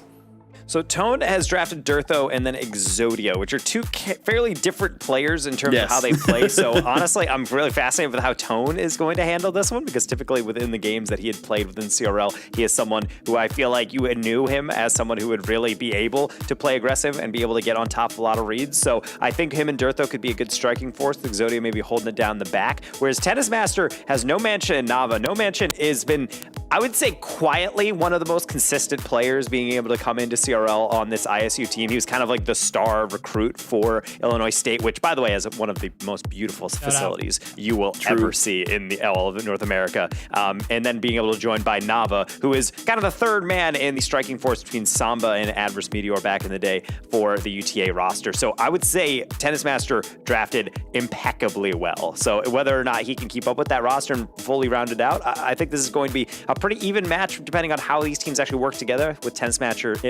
in my opinion, having a slight edge on roster composition. Tennis Master also seemed like so humble and like polite and everything during our interview. So with that, let's get some predictions out of the way here as we wait for the match to get all set up and ready. So Bass, need your prediction. Who's going home? Who's moving forward for one more chance to qualify into that top 8? I was hoping you'd go to literally anybody else. I was hoping I'd be like the last one to go on this one, because I am quite literally split right now. The big issue for me is it really comes down to, especially for Tone's team, how does the third play? Because I have faith in Tone. Tone is a very recent CRL player. It's not as if he has not, he's fallen off as some of maybe the other captains who aren't as, form to the game. They're a little rustier. So him and Durtho, I believe in. Exodia is kind of the question mark, because when Exodia's on, they're a great player. When they're off, they're not really all too good.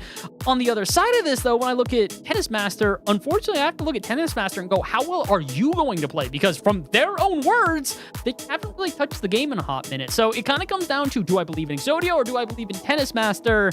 You know what? For the sake of Tennis Master probably being the nicest human I've ever spoken to, I'm going to vote for Tennis Master. I respect that. I respect that wholeheartedly. What about you, Chicksa? How are you feeling about this one? I'm gonna have to go the other way with Tone, mainly because of Durtho, not his energy, but again, being able to talk to them last and most recently on their LAN event. He actually said it's really just for the camera. He's actually very humble and very chill and very calm beforehand. He did apologize in the chat, like in Bundle Bash General in the Discord, saying like, hey, I didn't mean to call you like a random, saying that to Fat and everything too. He's actually very calm, which more speaks to how he plays and how he thinks. He just isn't all energy and rage and field, and he does show that at times when hype is needed, when that confidence is needed on the team. But I just like how his energy is and that kind of captain mentality that generally comes from him. What about you, Taco? We got Tone, we got Tennis Master. It's split so far. Who are you going with? I would go with Tennis Master. I like the team composition a little bit better. It's really up to Tennis Master because I've played them in ranked a couple times, but seeing a player play in ranked is not really the same, because especially in the beginning of the season, because a bunch of people are just kind of random ranks all jumbled together. Whereas this time they can kind of sit back a little bit, let the more, I would say, heavy grinders on their team kind of take over. And I think they drafted well. Nava, despite getting memed on so much by Samba and Adverse, is like, what a heavy player. I mean, this is a player at one of the best West teams for several semesters in a row, and a consistent member, not being replaced by anyone else, not having sub come in and be able to tap on through. It's someone that is definitely competitive, got really high in the 6-man's infrastructure as well. And then, of course, No Mansion, which is a bubble pro, as well as one of the best players we've seen recruited into CRL in recent semesters. So definitely a solid team that he doesn't really have to focus too much on being able to carry the load, kind of like Claven was just trying to take a front row. If he wants to sit back and just be a solid rotational asset, they can totally do that and still be able to succeed. I think Team Tone is also going to take this one just because Durtho is so good on any team you throw him on. From what we've seen from a lot of these events and any team that Durtho has played with, I mean, he is such a team player, but also leads the charge a lot when it comes to goal scoring. So Tone, I don't think we'll have to do as much. Exodia maybe being more of a supporting role for that team. And even with No Mansion on Tennis Master squad, unfortunately, No Mansion hasn't had as much success as we were hoping for from their team in CRL. So they have some work cut out for them. Nava as well, most recently, hasn't been having as much success at UTA, so a lot of question marks with Team Tennis Master in this matchup, but we do have this matchup coming up pretty soon, and with this one, I mean, let us know in chat who you think's going to come out on top. We'll get that prediction set as quickly as we can. Shout out to the moderators and production crew in the background that's been helping us out, but regardless, we do have our 4th round about to be underway. It is Team Tone versus Team Tennis Master. Only one of them can rise to the challenge and survive all the way to round 5.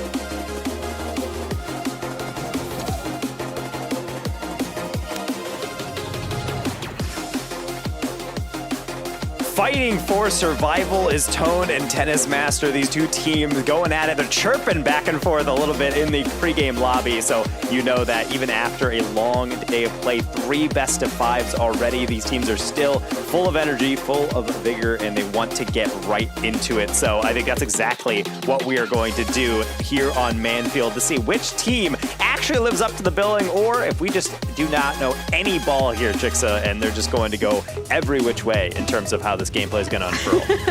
I honestly hope both of them play as they should be, as we hype them up to be. I mean, I've been watching No Mansion since I started casting in the bubble scene when he was doing like weekly events and monthly tournaments. So certainly seeing him in college here, and Nava up from UTA has been there for as long as I can remember.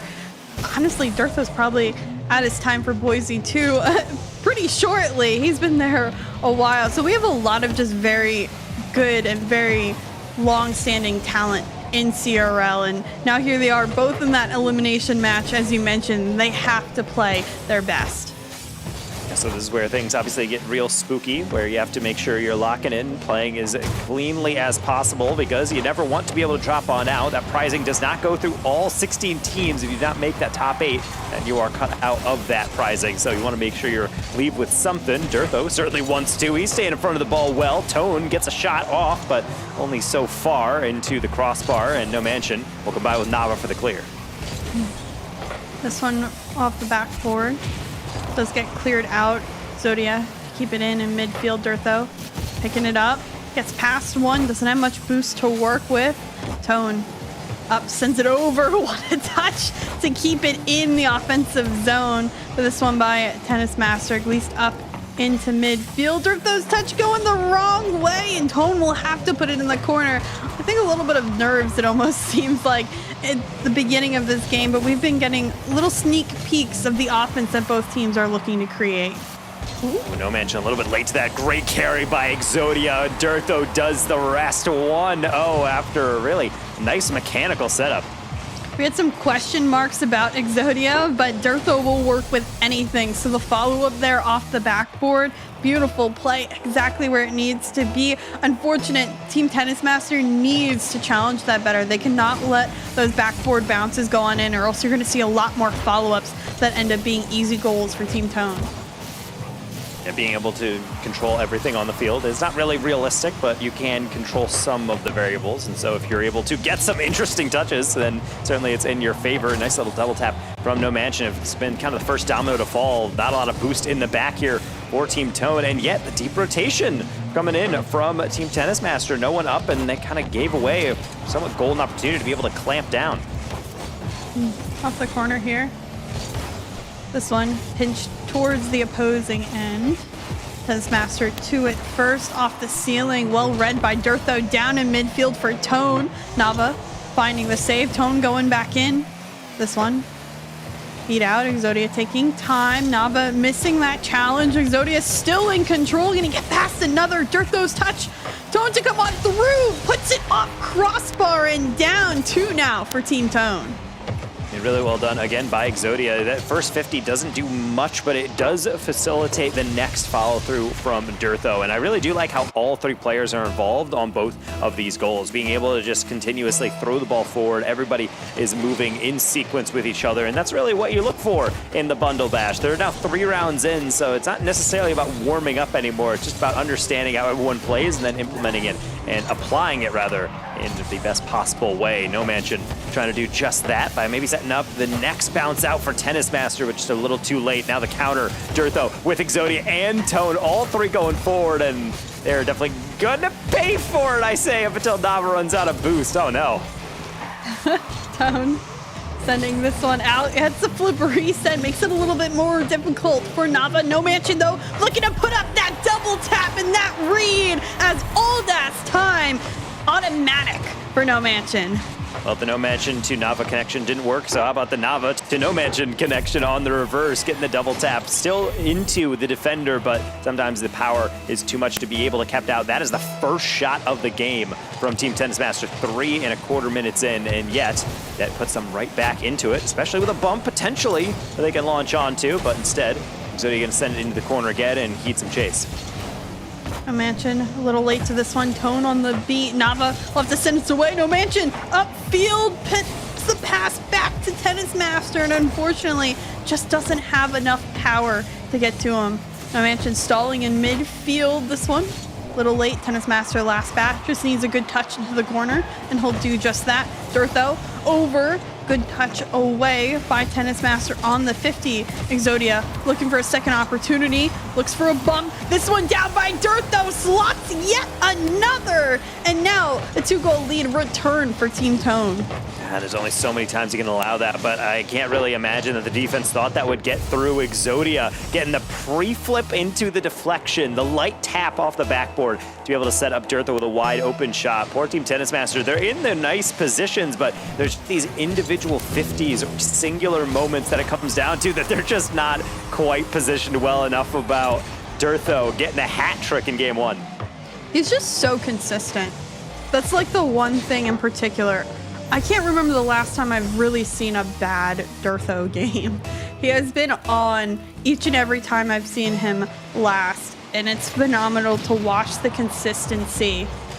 Very impressive, especially in CRL. We've seen the highs and the lows in each and every team, and he's been constantly upfield, putting on pressure, being a real nuisance for Team Tennis Master. They've been hard to adapt to it. Exodia up on this one, slots another one underneath the bar. Just like that, they gain the lead even further. That's a tough one from Tennis Master. I think trying to put that one to the far side, maybe into the back corner, but unfortunately pops it a little bit too higher up, and then the back tires of the Dominus fall off the backboard, so can't even stay on there for the save. 5-1, and this is certainly a game that you want to forget, not just for the scoreline, but for the individual contributions from everybody. One shot in total, that singular double tap goal from No Mansion, and then 11 shots on the side of Team Tone. Checks out. Makes sense. Wild stat for sure. Exodia leaves this one for Tone, keeps it off the backboard. I think this one is certainly in the books. Incredible overall offensive effort by Team Tone. Can't say everyone didn't have some sort of impact on the field one way or another, and now they're gonna end this game maybe getting scored on. No, not getting scored on, but just like that, Team Tone setting the tone for this series. Being able to see really just how well Exodia is playing is really turning my opinion on this one. I came in here and I'm saying I think Tennis Master is the better team composition in my mind, because I was thinking Exodia, I know how well they can play, but I've never really seen them as someone who's really taken the reins, and yet even though they are on the bottom of the scoreboard for the team, just barely below Tone, they have 2 assists. They were involved in a lot of those plays, if not for the assists, with the hockey assists, and you can see it just from the straightforward air dribble on the setup, but also just from pre-flipping, getting those awkward 50s. I mean, they were incrementally breaking down the defense every time it seemed like they moved forward. Yeah, it was great to watch the continued efforts. Again, everyone was upfield constantly. Tone has 7 shots, 7 of their 12, a majority of them, and you found that Exodia and Dirtho were often finishing up the opportunities that Tone put to the table that allowed them to start off with to begin with, and that's what made them so successful. There was this constant flow of offensive rotations, and Dirtho every time seemed to be upfield. Then if Dirtho wasn't upfield, then he had passed it to Exodia or to Tone, and they were putting on a shot. The offense was really unstoppable, and Tennis Master and the rest of the team have to find a way to stop that from happening, either from the midfield mark or challenging earlier, or having a better defensive rotation with those outlet passes. They have to find a way to stop the offensive pressure. if you're not able to stop the offensive pressure, it's not usually as bad of an issue. I think a lot of times people frown on parking the bus or playing just really heavy defense. But to be honest, if you don't get scored on, you don't lose. Granted, it's a little rough when you're trying to generate offense of your own, but you can slowly build from a counter if you kind of start in the back. Teams that kind of just play wild and chase the ball typically do not last long if you're not able to hop on top of those reads. This one, they purposely leave because they understood it was well wide and will be able to get away with it for now. But right now, the spacing is the number one thing I'm seeing lacking from this orange side. That one could be a giveaway. No Mansion spawns in and is able to rescue the play. Tennis Master puts a shot on target, easily put away by Exodia.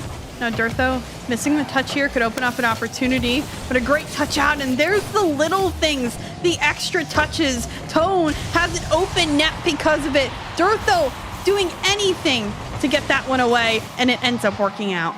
And that leads to a wide open play from Tone. I gotta say, the ugliest car I've seen today. I mean, no shade to you, Tone, but like, I can't stand that car. Just got the gears amount. You got the excavator boost trail or something. I can't deal with that right now. But as long as you keep scoring goals, then I will somewhat applaud your efforts there. Got kind of a Radisson vibe. Not a good fun car to look at, but definitely fun to watch him play.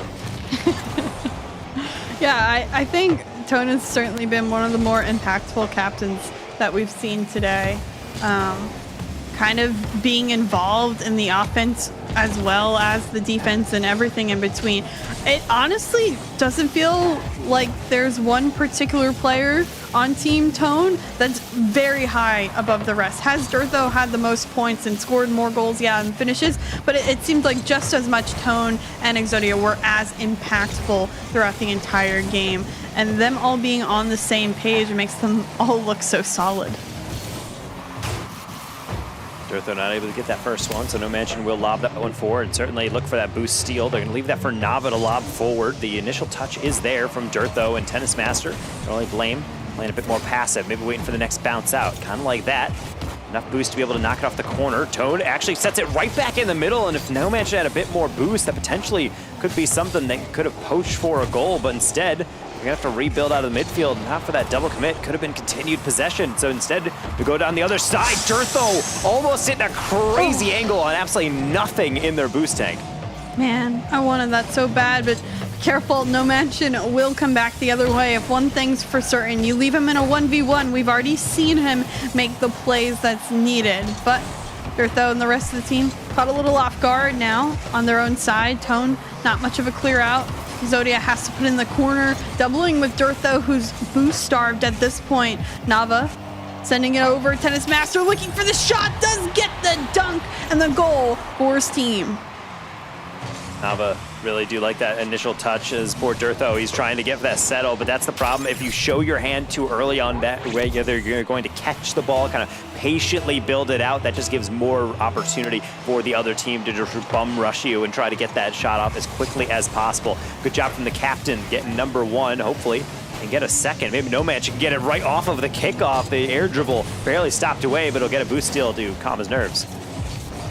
Mansion bringing it back to his side, controlling it, has the boost to work with. It'll be a one end of the field to the other sort of drill that you've practiced in free play. Does get challenged. The miss here by Tennis Master, but Nava following up. Durtho stalling on the backboard, able to get it out into the corner. No Mansion. The follow-up. Exodia, difficult touch, can't get it over Tennis Master. He's still in the corner. Quick turn over one. The finish by No Mansion on target and good. The first lead for Tennis Master in this series. This passing play only works because of how quickly they executed. Tennis Master could have just gone for the boost steal and left that for Nava. That's honestly what I thought he was going to do, but instead, no, he cuts in, catches immediate flicks, and No Mansion on the half rotation recognizes there is some danger to be had there. This is more like it. Out shooting their opponents here in game number 2. Now it's about making sure they keep up that pressure to really keep their defense on their back foot as well. It's not giving up anything too easy. This is a 1v1 into Durtho. The 1-2-1 back to Tone. It's off the bar. A laser just not placed well enough. Oh. Mansion winning the 50s, wins 2 and gets the clear out, relieves all of that pressure in quick fashion. Exodia over 1 with the help of a demo. No Mansion kind of last back. We'll be able to stall it in the corner here. Can't get an extra touch this one. The 50 into midfield. Tone has the boost, has the wall to work with, quickly contested by No Mansion. Durtho, unfortunate, the initial touch doesn't go the way that's needed, and they lose out on an offensive opportunity because of it. Exodia in the corner, No Mansion challenging Durtho, only to send it out into midfield where Tennis Master and the rest of the team has lived. Team Tone desperately need an offensive opportunity in the remaining 35 seconds. And you can see certainly their advantage starting to become a bit more obvious in their play for Team Tennis Master. They're diving in on these touches, but they're content just to lob it. Then you see Nava chasing it down, just stealing a boost, knocking it forward, chasing it down, getting the other boost, and understanding that so long as they don't give up any too open shots, should be fine. Durtho not going to get that double, and Tone certainly does not want to chase that. Sending it over to Durtho, who barely missed the boost, maybe by just a car length. Turned a little too fast, and that may just leave them without an opportunity. This one, Durtho's still up. The 50 will go straight down instead of off the corner, and Team Tennis Master take a very close game 2.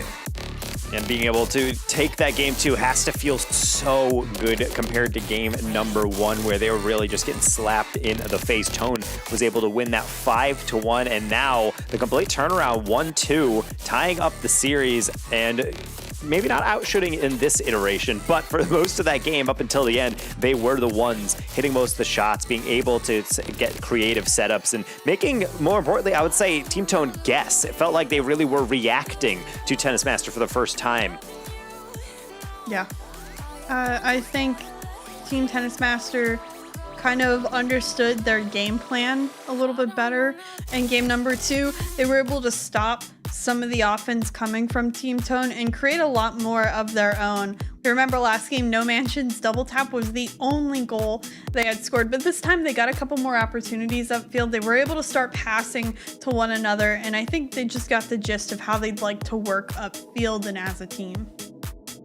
And being able to implement that strategy is also really impressive, because considering everyone who might be new to this broadcast and say, hey, well, what is the Bundle Bash? These are all drafted teams. So a lot of these players have never played together, be able to calm together in most likelihood. And so the fact that you can see these teams, only 3 best of 5s really into their massive experience, and they're still playing this well and able to actually go from game 1 where it's like, wow, that did not work out, to game 2 where it looked way better, then I feel like this is showing the experience, the skill of these players, but also just the adaptations that they're forced to make. That really what separates a lot of high-level players from players who can't really get to that next level here in collegiate. Some of the best players we have in North America. Game 3 on DFH going to decide who takes the lead in the series and goes on to match point.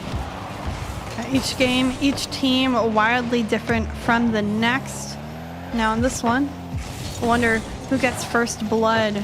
So we've seen 2 very different sides of the teams. Durtho flip reset, sends it down to Tone, but the defense denies. No Mansion has the boost to work with, looking for the back 4, gets the double tap read, but Tone denies. Able to find the save when that shot was very much there. Nava gets a nice straight down touch from the ceiling. Tone has the control. Can he get the double tap angle? Sends it down and just a little bit too far instead. Durtho can't follow up on it. Tone the turn. This one sidewall. Back over to midfield, and that's where it'll stay because a couple of misses come on through. Yeah, and a couple times now we've seen, actually, it seems like the players on Team Tone actually rushed the play a bit too much. Tone actually had a double tap mere seconds ago, and they actually rush it so much that the angle became way too untenable, but there was no one up for it. Sometimes you want to slow down the play. If the defense is giving you a read, then you should definitely take it. Kind of like this one, the 1-2-1, No Mansion just being put on skates. No reaction to that one as it crosses back across. The 1-2-1. You said it perfectly. It's so simple and so well executed. I feel like I don't see it that often anymore, because so often in this rank, you see everyone want to go to the skies, want to go to the backboard off the corner, get a cheeky pinch, but instead it ends up being just a very solid passing play, and that puts Team Tone back on top. Can they gain a more? Durtho off the ceiling. This one denied off the corner. Tone now off that corner. The read is good by Tennis Master. Durtho back again though. Tone waiting. Purposeful miss maybe, but unfortunate no contact found there by Durtho. And now the touches the offense for Team Tone just seems to fizzle out. Oh, no mention, really nice 50 into the reset as well. How about another touch from an angle? If that was going in, that would have been the craziest of recoveries, but now it's Durtho's turn. They over pursue. No mention will get back and get the first deflection. Does not win the 50. It is contentious right now. That 1-goal lead from Tone feels like it can go away at any moment, and really either team is vying for that next goal that we will see in this game. It could be Exodia if they hit that a little bit lower. It's off the bar twice. Nava's not able to get it, neither can Durtho. That outlet pass was so solid. It's the things you wish for to make those transitions out of the defensive zone so much easier. Unfortunate that shot just a tad too high. Tone and his team not extending their lead, but still trying to. Tone here looking for the double, does find it from that side of the back wall, and now a 2-goal lead. That's a tough one from Tennis Master, but it's also good spacing from Tone. When a player takes to the sky like that one, not necessarily obviously arrowing for the ball, but Tennis Masters is baiting in that 50. They don't have a lot of boost, just waiting for that touch to come through. And then when it doesn't, then you can knock it right over the top of them. It's exactly what Tone did. It's good awareness, just being able to play at your own pace to your own advantage. No mention trying to do that as well, but Tone was man marking that read from left to right, and now might have opened a wide open chance if not for Nava trying to stand up tall. It does so. And No Mansion quick on transition. Puts this one up to the sky, gets it down off the ceiling. It's on target, no follow-up. Nava though wins here, open net because of it. No Mansion cleans it up, puts the deficit back down to 1. Feels real panicky here. Exodia flips into this, Tone follows it, but then they also have to remember that Durtho challenging No Mansion also is falling to that corner, so Nava knows all they have to do is just knock it past one player, and functionally it gets past the entire roster. That's just a rough sequence of timing. The lack of awareness is going to be leading to a cut in the lead, only down to 1 in the final 2 minutes. Tone beat by Tennis Master, a bump onto Exodia makes things dangerous. Durtho recovering, able to find it. A double commit here though. Tone's last will have to buy time. No Mansion into the middle. Nava has the shot because of it, and now tying up the score right here.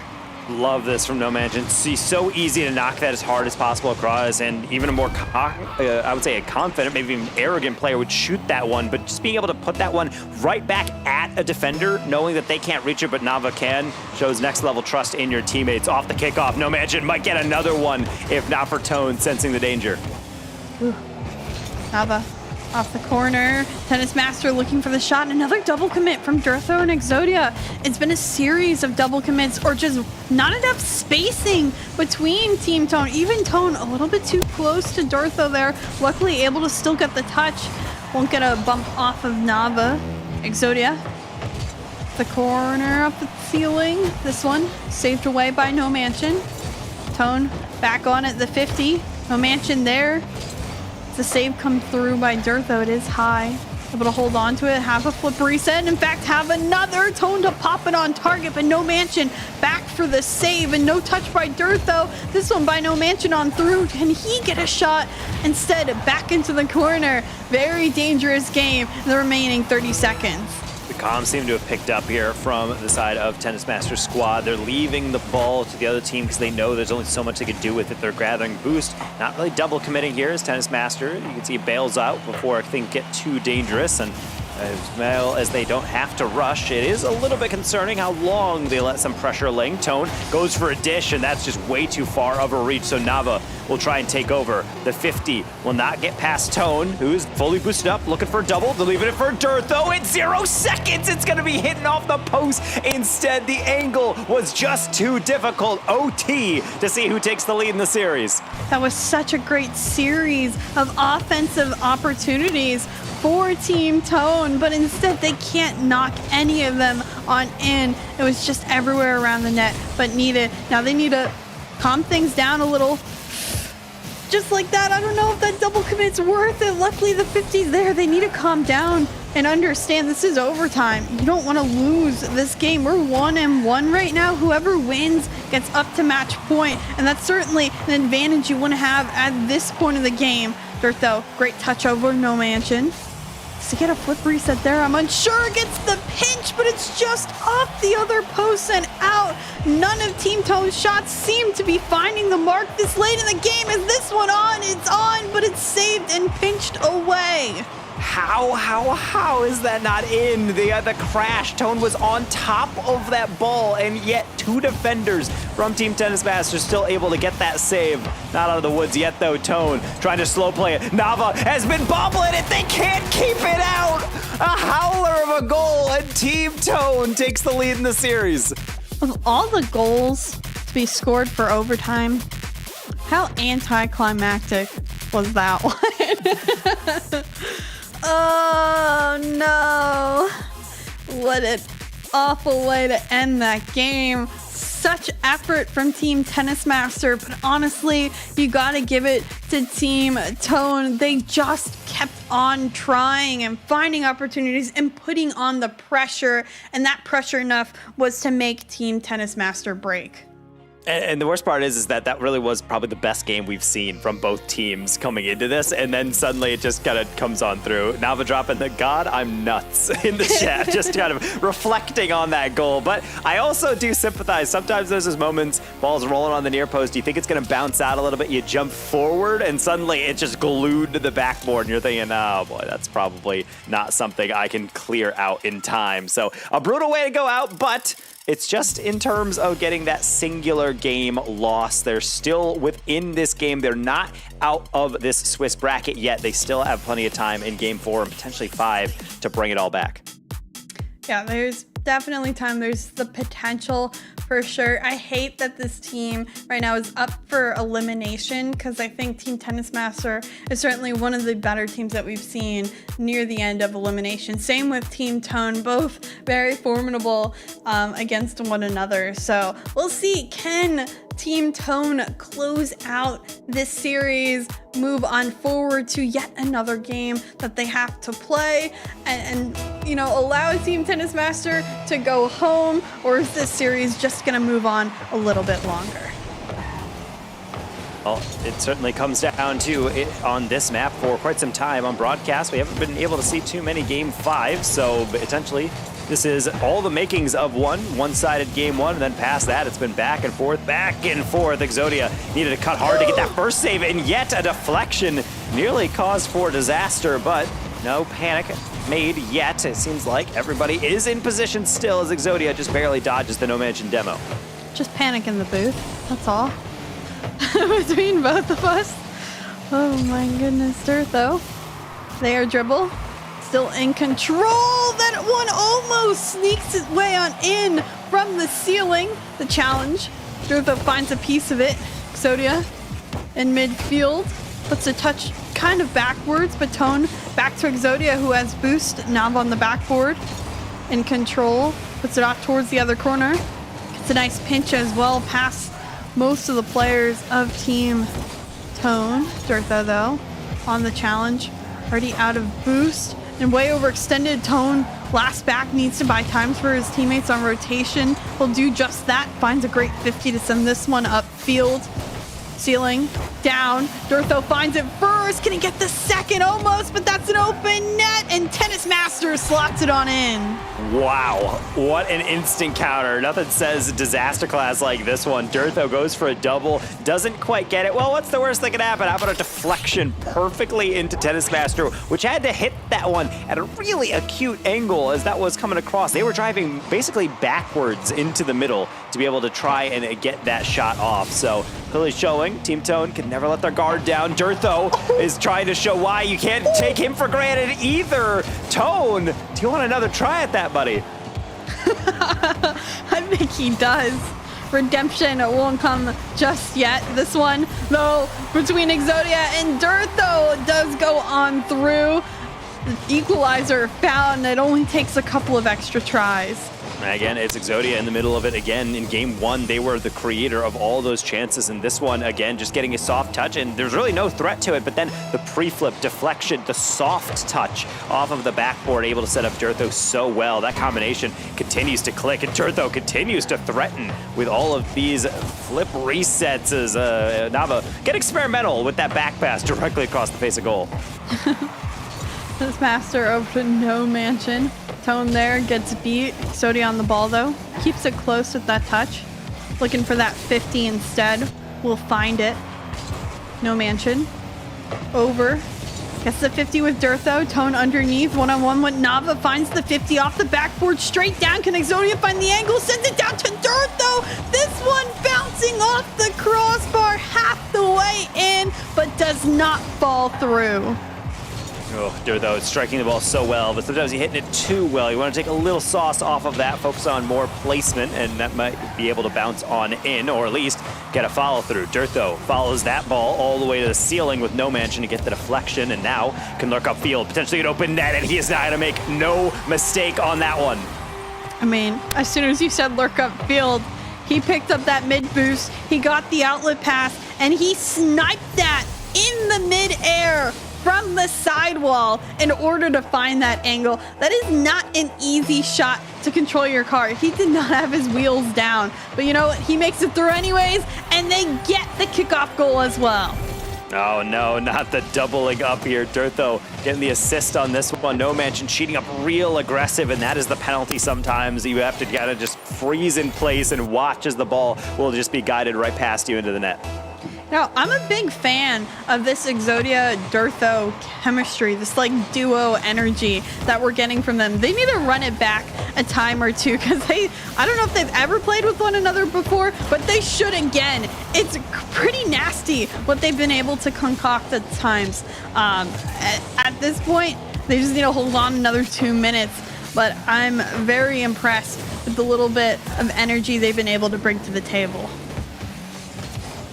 Trying to show their worth yet again, and I like the 50. And again, at this point, it is more about clock management, in my opinion. I think they've already scored enough goals. We haven't really seen Team Tennis Master be able to break a 30-goal threshold too often, especially not in the final 90 seconds. So being able to just keep doing what Dirtho's doing right now, go to the air dribble, score some more goals if you need to, but at the very least, just burn down this clock. That's all you really need to do. So outside of, playing some good defense, which Tone is going to struggle with as they're chasing this one and also being chased by Nava all the way through. Tennis Master on the 50. Can only get it so far through this bounce.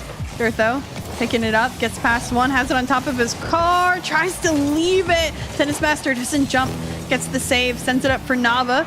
The 50 with Tone. Can Tennis Master get the shot? This one down by Dirtho, rolling. No Mansion sidewall, no touch. But No Mansion having to hit Nava at the same time, doesn't get the best contact with the ball. Because of it, the shot comes through late and doesn't have much power. Maybe No Mansion can get something started here off the corner, and this one still put away by the defense. Another long clear. It has an orange trail, which means they got a partial deflection, but not really the forward momentum on that read that they do indeed need. Tennis into Nava, the catch, not the carry. No Mansion can only do so much to be able to extend this one. It does technically get past Dirtho, but he was already turning, anticipating that exact touch. Nice touch out towards the sidewall. 10 seconds, all that's left. This one straight down could be dangerous. Decently well read by Exodia. Dirtho, though, getting that squishy save. Tone puts it on the top of his car. Just knows he can play around with it. And with that, a 3-1 victory for Team Tone, setting the tone early in this series, finishing out nice and strong. Team Tennis Master, unfortunately, gets eliminated. And so it looks like Tone will survive to go into the round 5, fighting for that top 8 category, and yet they're just not able to do it on the other side with Team Tennis Master. And I put my faith in this squad. I really liked how they were put together, but I have to agree with you. The Exodia and Dirtho combination all throughout that series looks so good, and that's exactly what you like out of your second round draft pick. Typically, that's a player, especially in the earlier rounds. A lot of people, or rather in the earlier picks, since you have to pick basically last in the second round, a lot of people kind of root those out, just say, you're just going to have to be in the background. Exodia was right in the forefront. They were basically sharing the spotlight on offense all throughout that series. Yeah, I very much enjoyed watching that Dirtho Exodia passing plays, constant offensive pressure. They worked off of one another really well. And all those times, Dirtho tends to cheat himself upfield. He does get a little risky, but Exodia dimed him up so many times on those outlet passes. It was fantastic to watch. But we've talked enough about this series. Why don't we bring it back in Bass as well as VOD to see what they thought about this series? I mean, that was a lot better of a series than we were expecting. Bass and I were talking about that before, and now we got Marvin's dad instead, the mascot of the cat that we saw earlier. If you missed it, definitely go back in the VOD and see the hijinks that Marvin, as the star of the show, has been doing throughout the broadcast. But even with that, Bass, I mean, talk to us a little bit about the performance we saw from Tennis Master there. It wasn't quite surprising, but it was a lot better than we were expecting going into this series. I mean, they were competitive, and I think that's kind of the thing that we were looking at, is that if Tennis Master individually is able to step up, then they're going to have a great time. If Tennis Master was unable to, there was going to be some difficulty. But as Taco mentioned, one of the biggest things is Exodia definitely stepped up in that series. Truly. And that's the big issue, is that when you do have two players that are obviously seen as, the hard throws for the team, the other two are going to have a little bit more of a higher ceiling, you have to wonder which one of them is going to play to said ceiling on the day. The thing is, though, as much as I do want to be like, yeah, Tennis Master didn't necessarily play to the level of Exodia, I gotta call out Nava a little bit as well. Some of the most lackluster defense I've seen in a moment. It's not as if his offense wasn't bad or his midfield was just like, got on a defense, and the amount of times I watched that dude just stare at a ball that's shooting at net, I was just like, bro, go for it. Like, I get it, man. You're like 73 now. You probably wake up and go to bed around this time. Like, it's very different, But, like, that doesn't mean you can't go for the ball. Like, come on. Your reflexes haven't gone that far downhill yet. We saw one of the goals of all time, the own goal of all time throughout this broadcast as well from Nava. Feels back foot, man. But it is what it is. You can see, though, why Samba was like, I'm not going to show up tomorrow if Nava's off my team. I just have to go back to that one from the chat. But no, it's all in good fun. We love these players. We don't know exactly how they feel about us, but it's okay. With that, though, talking specifically about Tone with the victory here, the only match that didn't 3-0 throughout this round 4, chicks. I mean, we expected a 3-0 kind of going into it, but now that they have been tested by Tennis Master, we saw how things went in the previous rounds as well against Lucia, losing in Game 5, and then the previous round before that, again, losing in Game 5. They lost in 2 Game 5s, and I'm looking about it. Unfortunate for Team Tone there, but even then, for Team Tone to get this victory, how crucial is that for them to keep that momentum going into the next round? I think it's really great. I've said it so many times already. It seems like they have great chemistry, great understanding. They do play the risk when it comes to some of the offensive plays they make, but I think they're a very solid team. I didn't feel like anyone in particular was shaky. They all played a very solid game. They made their decisions. Was there a couple of close spacing and double commits at time? Sure, but they've only been playing a day together, so you have to give them a little bit of understanding. Depending on who they come up against, it's very possible that they can move on till tomorrow. They were a very great team across the board. I mean, let's talk a little bit about that as well, Taco. Looking forward to that next round. We don't know the matchups just yet, but seeing that Lucia barely missing out in Game 5 after already playing Game 5 against Tone in the previous round. Tough draw there for Team Texas against Cam Bam, and then Buddha and Matt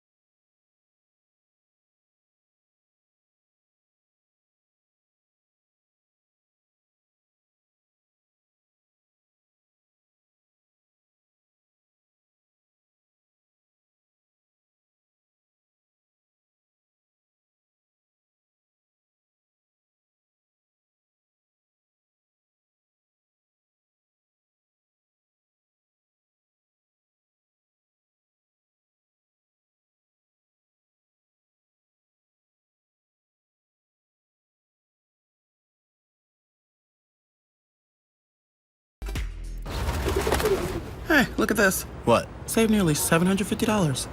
With that kind of money, we could fly south. Except we don't migrate. No, I'm talking actually fly.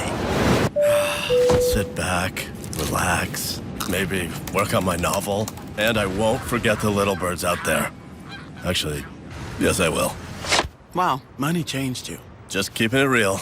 Do people still say that? Switch to Progressive and you could save hundreds to spend on whatever you dream up. Maintaining possession of the ball is one of the key elements to staying above your opponent in Rocket League. As you start to climb the ranks, you'll start to see more and more players utilizing the air dribble throughout the game. Air dribbling is one of the most challenging mechanics of Rocket League to learn, but once you get the hang of it, you'll be winning games faster than it takes to make a claim with Progressive. One really helpful tip is to utilize all of the workshop maps that are available in Rocket League. These will help you get comfortable with recognizing when to execute an air dribble, how to approach the wall, and how to carry the ball towards the goal. The first step to setting yourself up for an air dribble is to push the ball up a wall and then follow it. Next, you're going to tap the ball from the bottom and pop it up into the air. The hardest part about this is finding the right speed to hit the ball. Hit it too hard and it bounces off the ceiling. Hit it too soft and you won't have enough time to jump off the wall and turn. After that, you're going to jump off the wall and rotate your car so that you're facing the ball and the goal. This part can be a little tricky to get used to, but with those workshop maps, you can get plenty of reps to lock it in. Once you've done all those steps, the last thing you have to do is guide the ball into the goal. Make sure to feather your boost so you have plenty left over after the attack to get back if need be. Don't be discouraged if you don't get it on your first try. This mechanic will be one that you will continually find yourself improving on the more games you play. Learning to air dribble will feel incredibly awkward at first, but once you lock it in, it's muscle memory. Now that you know what it takes to get started on learning the air dribble, get out there and get some practice. I'll see you guys in the next one. It's coming at you like monsters in the night, and you feel the danger that makes you wanna hide. When the cards are stacked against you and you're standing on the edge, now's the time, now's the time. Think about all the dreams you keep inside. Think about all the ones you love. I know this beating heart will be my guide. I know that we can overcome. When the world's so cold and we're losing hope, I need her, I need her. When the darkness comes and we're overrun, yeah, I need her. That's when we need each other.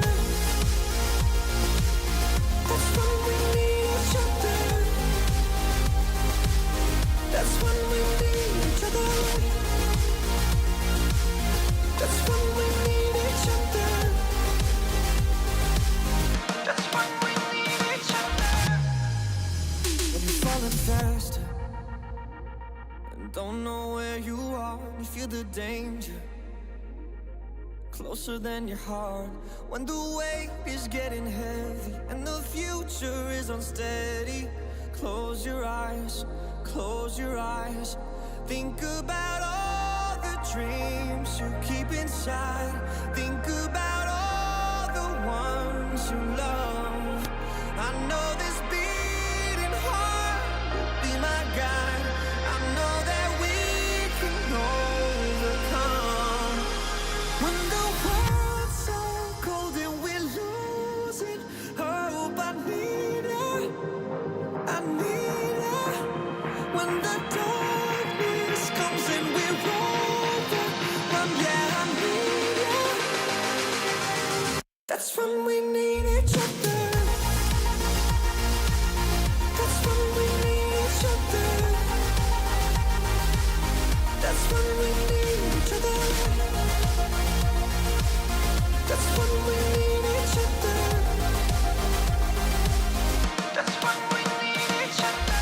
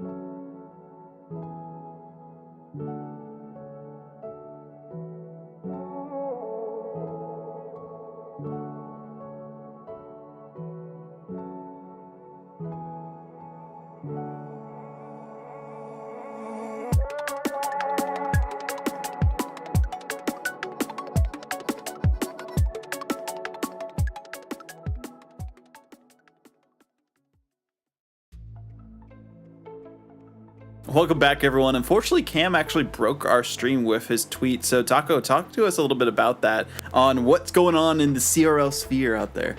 Yeah, so this is not necessarily related to the broadcast until it did actually somewhat break the CRL internet, in that Cam has been on Columbia College for a long time. He's actually listed as a Columbia College player technically on the Bundle Bash graphic, but now he actually just announced he is moving to Davenport University coming forward into the next school year. So that's a huge change, because Cam is probably, for those of you who are not 100% well-versed in Rocket League at the collegiate level, Cam's probably one of the best players in the entirety of CRL. I would argue probably definitely the best, or within like top 3 best players within the West. So that's a massive transfer. A lot of free agents out there. Cam was probably the biggest one that we're waiting for. So now we have a little bit of a nice reveal there on broadcast. So congrats to him. Best of luck for him in the current bigger semester coming forward, and hopefully something we can hear about in a summer series. I know. Hopefully we see them in summer series. But with that, before we even get into even more of the action, we do have to talk a little bit about our sponsor for the Most Progressive Bundle Bash event number 2. And this whole event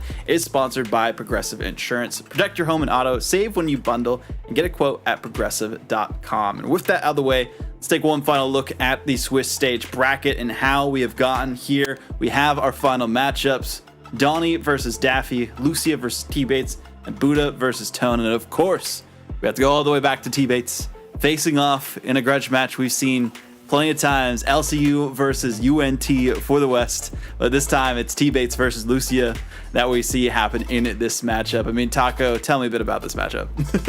I mean, this is something that you see a lot of times within the West, when you see LSU trying to compete at the very top, and then you had UNT for a long time being able to compete. And even if it's not at the very top, UNT did hold the record for most consistent team across all of CRL history, being able to qualify for every single CRL season until most recently. So being able to see them be able to qualify pretty much into every major event is crazy. And Lucia was a part of that near kind of the tail end of that streak, considering just how good he has been as a new roster. It's always hard to come into a historical roster and maintain the quality, and yet he really has done. So I would say these are two players well known in the collegiate scene, duking it out for one final time, as well as Team Daffy. I also have to shout out a team that started off really rocky and yet have somehow found a way to bring it all the way back.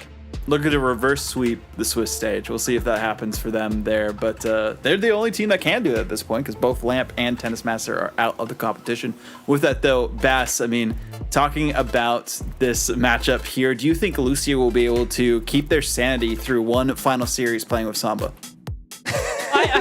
It depends on if they hit a clip immediately. If they hit a clip immediately, I feel like vibes are high. If not, I feel like T-Bates is probably going to have the better vibes. Why? Because it's T-Bates. If you've ever needed a single person to give you like the most perfect hype speech to get you ready for like a make or break game, I feel like Bates is that guy. Dude has a law degree. Mans is a certified lawyer. If you think that dude doesn't know how to do good speeches and soliloquies, you're out of your mind.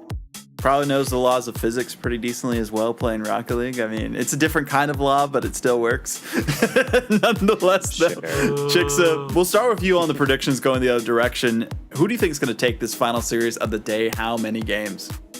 I feel like if I didn't go with the OG Texas squad, there'd be a problem. Carry Moo on UTA.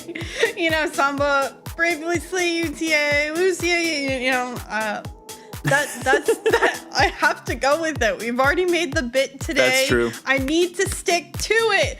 Am I very confident? I have no idea. All I can remember is an interview I did with Samba and Lucia together, and the trash talk between both of them was phenomenal. So when I saw they were on the same team, I questioned myself.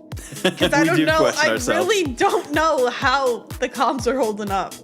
Well, Bass, with that, Texas, LSU plus some Texas. I mean, this is just a good old Western matchup for the most part. Who is going to take this? It's the funniest statements ever. Like, you're not wrong in saying this is the most Western matchup, but you just mentioned Louisiana and Texas. That just does not make sense in my mind. I'm going with Bates. Central, I guess you could say. Yeah, it counts. It's west of the Mississippi. I backed Bates to begin this day. I'm backing Bates at the end of this one. I said he had one of the strongest teams in this entire thing, and I honestly think the upset in round 3 is kind of what swayed the rest of today to create what it is now. I got Bates. I have faith in him. I think he's going to close this one out. Like I said, the dude's a great speech giver. I think he's just very confident. And honestly, if he's going to play like how we saw him earlier on stream today, yeah, I definitely think he's making it out. Okay, will it be Bates? Will it be Lucia? Who is it going to be for you, Taco? I mean, I will say, even though I am leaning towards T-Bates here just because they are the rising team, they got the dub in the previous round, they're getting the hype, and I feel like that's a team that really capitalizes off of that. I will say Lucy and Samba are legitimately psychotic on the ball. They are so incredibly fast. They never want to get off it. They're very mechanical. And Caribou has my pick as probably one of the most improved players that I've seen from season to season. Really good positional player. I play against him in rank. He's playing a lot with Adverse, and he is really a handful at times. So definitely a player that has gone from, oh, he's just the new player on the roster to like, no, he's very much a certified piece of one of the best teams in the West within CRL. Unlucky draw, I'd have to say, for Team T-Bates, and the times I have gone against them, they have ended up winning, so I'll continue with that. I'm going with Team Lucia here. Love both the rosters, but seeing Caribou in chat saying insider info, prepare for Samba to peak. When Samba peaks, he is one of the best players in the West for a reason, so if that's the case, I can't doubt them whatsoever. I'm hoping for a Game 5. We still haven't got one on stream just yet, but we've gotten kind of close sometimes here and there, so we'll see once we get onto the field itself. This is our final match of the Swiss stage for the Most Progressive Bundle Bash event number 2. It's either Team Texas or Team LSU plus some Texas mixed in. Lucia versus T-Bates. Only one can move forward. Bass and Chicksa take us onto the field.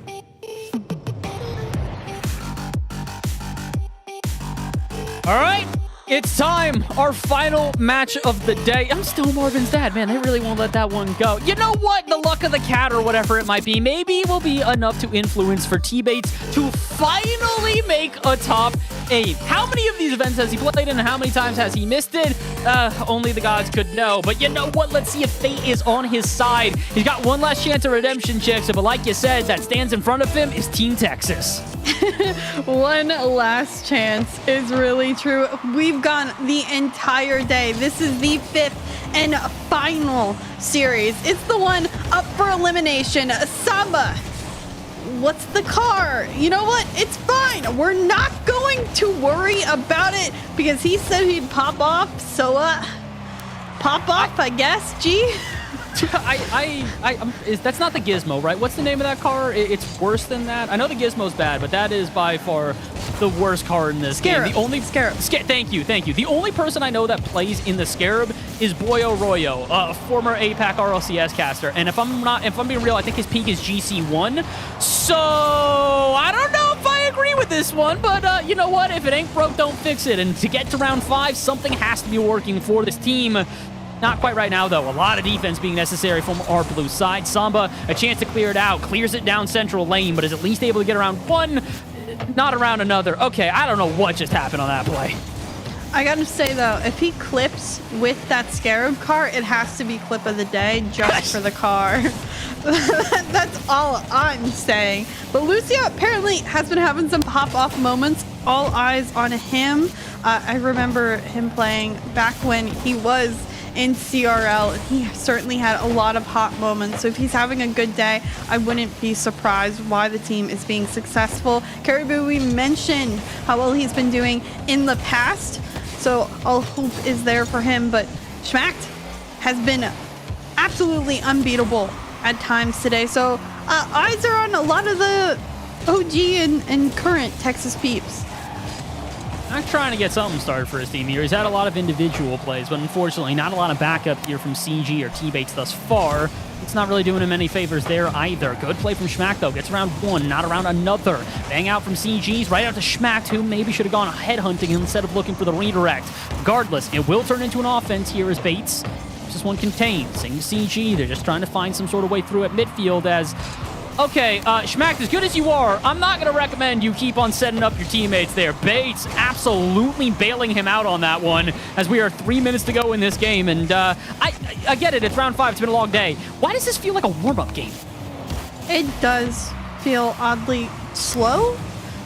In a sense, not very coordinated between the two. We saw how fluid Team T-Bates was earlier in the day. Off the gate and off the rip, they just looked like a team that's been playing for a while. And then when it comes to now, they don't seem as put together. And I still can't get over the Scarab. It just seems like there's a lot of disconnection in the Scarab. There's been a couple of misses, and that hasn't helped with any of the rotation on the side of Team Lucia.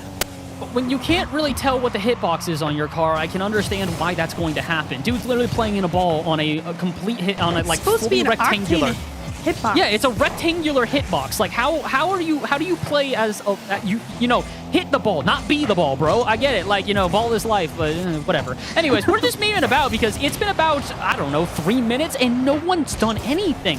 Offense on both sides has their chances, but to sort of show how limited it's been, there's only 3 total shots registered in this game. 2 to Lucia, 1 to T-Bates' side. So not a lot being done in this one. A lot of build-up play, but no actual finish, as I thought Caribou almost just owned goal. That was a weird redirect. Bates might still get the first. Shot down central. CG there for the follow-up. Double touch on target and denied by Samba. And T-Bates' team gets their second shot in a very meaningful way. Yeah, they can't complain. They're tired right now. It's only 10 o'clock in the Central Time Zone, and that's prime gaming hours here. So, you know, this should be the best of the best in Rocket League, and it's certainly a little bit far from that right now. Maybe CG, can he lock in a little bit too high, but smacks that one on in for the first goal. So quick there on the follow-up from Schmack, and this is clever because he knows this is an awkward shot here. Caribou's just going up for the original, trying to figure out where the follow-up's coming from, and before he can even get back down onto his wheels to reposition, it's already in his net. Very clever from T-Bates and co here in our first game, but they're not done yet. 50 seconds to go, and although the shots in the offense has been far and few between, you do not want to give up a silly goal right here, right now at the end of the game. Caribou pops this one up into the corner. Samba is there, unable to pick up the boost. Caribou, though, has an open net if only the shot could be found earlier. Straight down, Samba, low on boost. Lucia last back, needs to play this against CG. The double tap for CG underneath.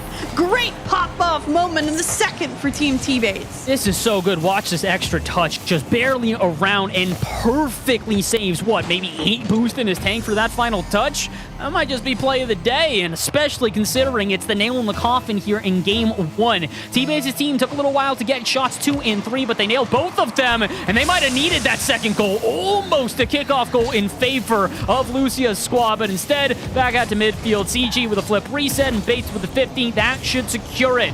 Game 1 gonna go in favor of our boy from Louisiana. And honestly, if they keep playing like this, I think they might just be able to make it to the playoffs as well.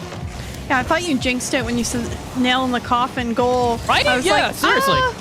You know, maybe it looks like it's going on in off kickoff, but that's unfortunate. That's something that Caribou needs to line up there. That is their opportunity to get momentum going. Instead, it's just more frustration. And we mentioned how the mental downfall of Team Lucia would be not doing well in game number 1. I don't know if it's just a downward slope from here on out. They need to change it up. They have to get more offense upfield. In fact, Samba's most notable moments for me were some really fantastic, clippable goal moments upfield. He was a monster when he was on, and I need to see some of that offense down.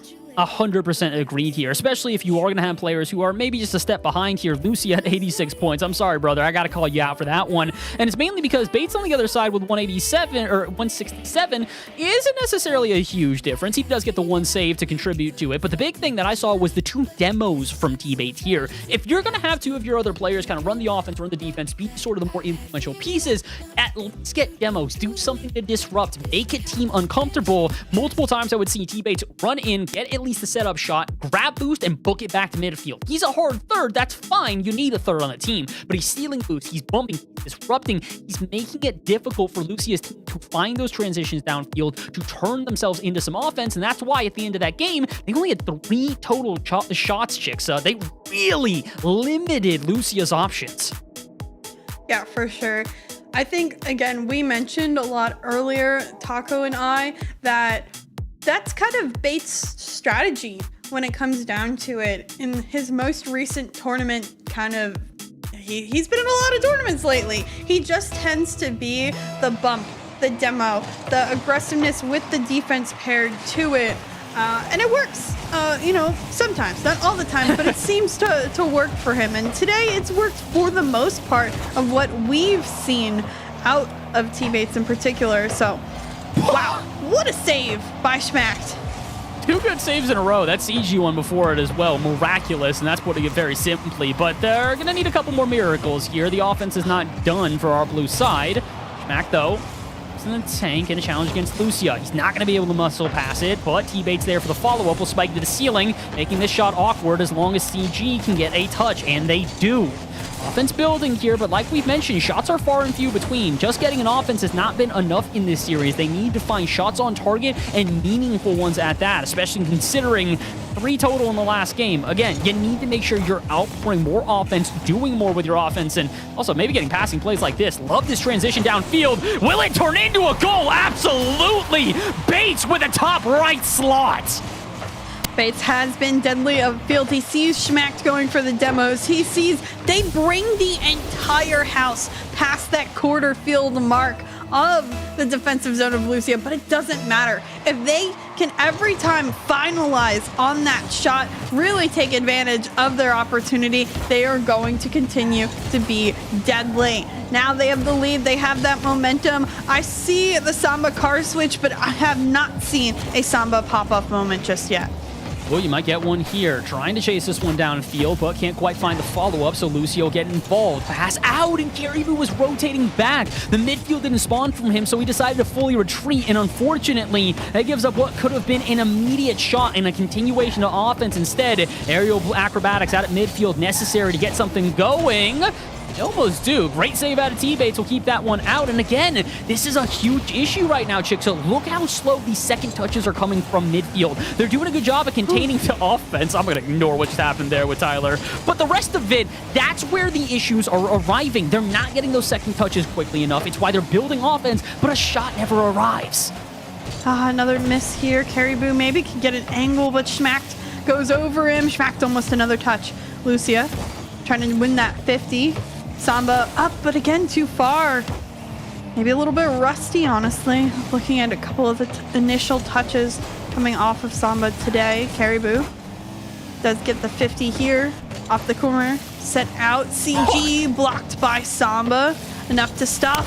Schmacht the miss. Samba out of boost. Maybe leaving it for Caribou here. Will steal the boost of the other end, but T-Bates, a great touch to get it away because Samba found that last defender. Could have been an open opportunity, but denied again by the defensive prowess of Team T-Bates. Like that as CG as well, recognizing that, yeah, they are getting more physical. We asked for the blue team to get a little bit more involved in this game, and they are doing that. Notice how Caribou just chasing down. But CG's doing a good job of not only dancing around these demos, but also getting up early enough that he can still make the save. This time it's Schmacht who's got to do it, and CG to follow. The offense is definitely getting more lethal here for our Lucia side, but it's not going to be enough. They need a little bit more. They also need to slow down Schmacht. MVP so far throughout this series and probably for his team throughout the day. And is continuing to show this individual brilliance that might lead them to their second victory in a row. Not for Lucia. A round 2. Can he get it around T-Bates? Absolutely not. But the follow-up from Caribou is not enough. Touch to the backboard. Maybe he was hoping for a quick follow-up, and it does not arrive.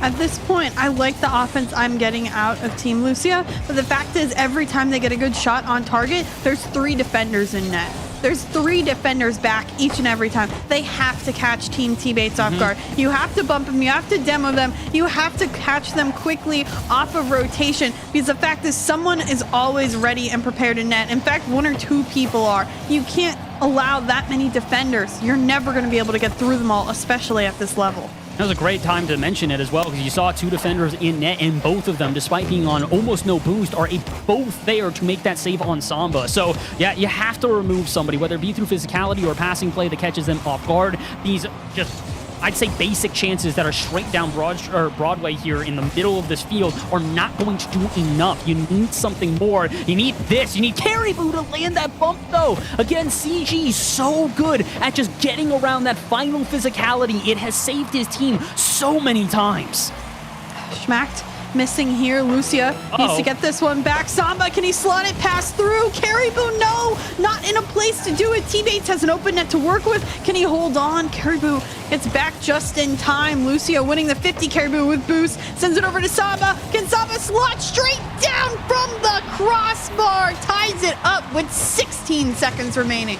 It's not just one, but two different things that you've been harping upon here, Jixxa. You mentioned they needed Samba to come to life, become that offensive player for the team, and we also mentioned they needed to get passing plays. Samba up for that one early, finds the connection from his teammate out on the sidewall, and that might just do enough to send them to an overtime. 10 seconds to go here, but Samba, he's not satisfied with that. He wants to end this now. A flip reset to send it center. Bates is off the wall. That one's awkward. Where's the shot? Nowhere to be found. Caribou after, off the backboard. Lucia can't get it in, but Caribou keeps it going out center and no connection found. Had the pass been a little bit quicker or the dive earlier, there's a potential this game is over, but instead we head to overtime.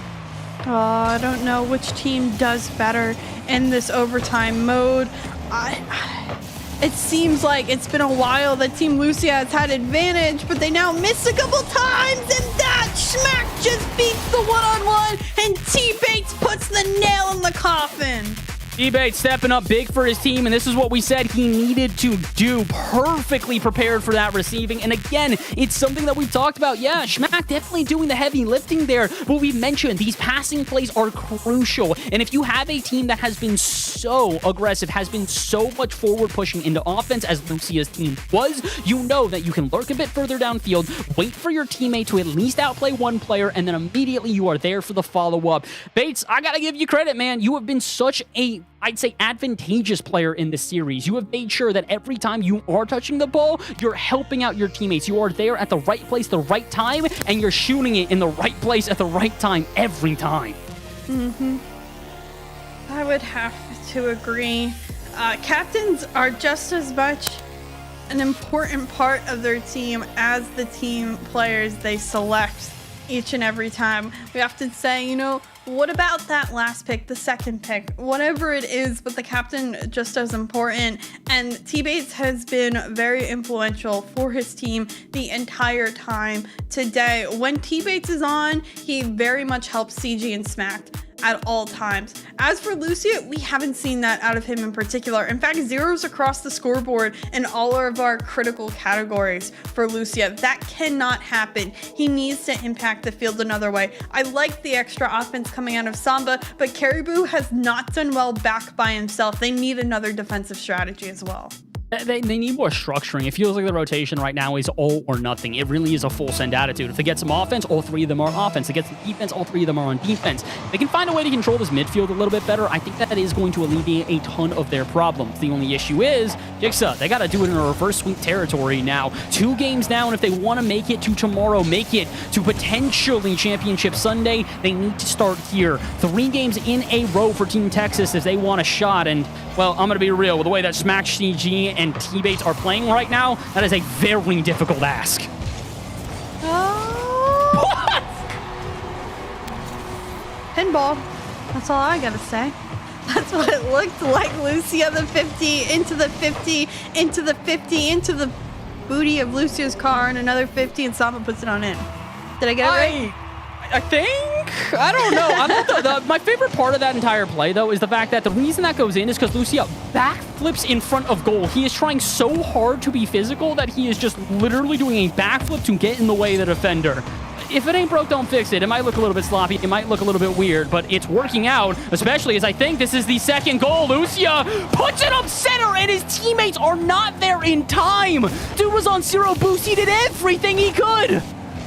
Yeah, definitely a questionable play. Definitely a where you at team kind of moment. Lucia putting a quick shot on here, just off the mark.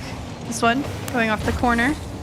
T-Bates winning the 50, doesn't get the challenge. Samba fakes twice. Can't fool you twice by the looks of it.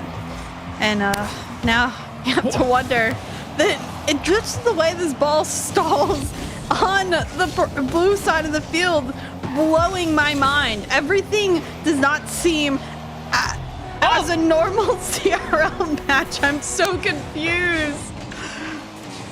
I don't really have words for this one. Bates, you had boost in the tank, and I don't really know if you had much reason. I think, honestly, the reason he does that is because he's thinking CG is going to challenge. CG hesitates for half a moment, doesn't force Samba into the shot, gives him time to slot it perfectly, and, oh, there you go. That's the second goal here, and especially considering that's more goals than they've scored all series, that's a huge difference here for our blue side, especially as more shots rip on. That one does not make it in, but Samba definitely starting to heat up a little bit. He's becoming that offensive firepower that he needed to be from the beginning of this series. Good touch out by Lucia. This one from CG down on target. Samba able to get a piece of that ball in the save. Caribou, the beat out. Lucia, please don't touch it. Thank you. Go next. Caribou finds the goal here. They're starting to figure him out, and I think the big thing that they are starting to figure out is that a lot of the offense being built here from T-Bates' team is being built out at midfield. It's a lot of these passing plays. It's these 1-2 touches that are just quicker than their opponents. The issue is they're not quicker anymore. Instead, they're starting to find these openings. They are booming it downfield, and when they're recognizing that no one is back for them, they're just shooting it on target on repeat, or they're going for passing plays like this. Caribou, a ripper. T-Bates there, not a lot of boost, so the clear doesn't go very far, but he's at least able to get physical and push this past midfield. Again, very different game here for our Team Texas side. This blue squad is definitely stepping up, but still, with 2.5 minutes to go, we're not even halfway through the game. I'm not going to say that this one is secure quite yet. No, absolutely not. You've seen Schmack pop off at times. CG just as much. Unless Samba gets another one here, or Lucia, who does finish it off. I think that's match. I agree it's match, but also, Schmack, what you doing here, brother? You gotta have at least some faith in T-Bates there. You dive in immediately, and he hasn't even made the 50 yet. There's no way that's gonna work out for you unless you, I guess, push-shot him into it. Yeah, I didn't exactly expect this type of collapse in game number 3. This is more goals in a single game, or I guess not more, but technically equal to the amount of goals that T-Bates' team has scored throughout the series. This is a bizarre one, and I don't really know what other words to use to describe it. I'm just going to hope that this nightmare ends soon, because T-Bates' team probably thinking the same thing. They need a reset. Yeah. CG trying to cause a little chaos. Samba finding a demo as well as the touch. Lucia sends this upfield. Off the corner, Caribou looking for the shot off the backboard. How do you get so much power coming from the opposite side of that ball? What a shot, T-Bates. Yeah, what a shot, T-Bates. A great shot from him. I just think we both thought that's not going in. I mean, Lucia's back. Samba's back. Lucia gets bumped off the ball by Schmack. That's awesome to see. Hey, you know what? If Samba's team or if Lucia's team doesn't want to throw in the physicality, it's okay. They'll show him how it's done. It might not be the most productive way, but hey, it at least ends the scoring drought and maybe starts the comeback. CG with a good 50, and he beat out Caribou. Surely that would have been a goal to cut the deficit in half. T-Bates almost finds another one here. This one off the backboard, back off target, unfortunately. In the center, CG doesn't commit to it awkwardly. Going backwards, has enough boost, gets bumped off the ball. This one by Schmack off target. Lucia looking to go off that corner side wall. Does indeed do just that. Schmack keeping it close. Now Lucia in midfield holding on to it. Flip reset, doesn't use it. Buying time. That's what I'm gonna call it Team Texas now because you've been saying it, but I'm like Team Lucia. Name. With 1 minute left, they just need to buy time. I mean, look, Team Texas is probably one of my favorite teams on the day. Not just because of the fact that, you know, the Texan in all three of them that combines them, but also just feel like they've been probably the meaniest team. You guys don't get to see this at home, but we also have, like, you know, a bundle bash general that goes in here with all the players and production and all of that. And I swear to you, half of it right now is just Samba and Lucia making fun of each other. They're on the same team, remind you, and they're just relentless against each other, and it's been hilarious to watch. So again, you know the vibes are high here for this team. We talked about how they need to kind of start off the series with a bang. Apparently we were incorrect about that. As long as they can keep their mental for long enough, they can close this one out. 22 seconds left. Chixa, I don't want to say it, but there's still time. How's the Samba mental after this own goal? Okay, Samba did one. Nava did one. Does anybody have reference? Do we know if any of the other, UTA players own goal today? Did Caribou own goal at some point? Do we have any confirmation of that? Hopefully not. I'd be a little concerned. But What? Bess, I gotta know real quick. What was Lucia's mindset for picking Samba in his draft? Do you remember in particular? I think it was something about, I think, and I mean this very seriously, I don't think he meant this, but I think, and I quote, I was blackmailed into this pick, was what he exactly said. So I think that, I don't know if that's true, but I believe that he was kind of forced by Samba, who probably went, hey, put me on your team. And they went, why? And he went, don't worry about it, just do it.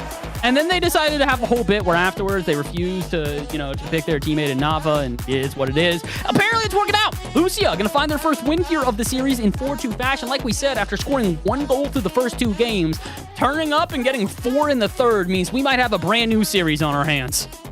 Yeah, truly a questionable series all around. But you know what? We're here.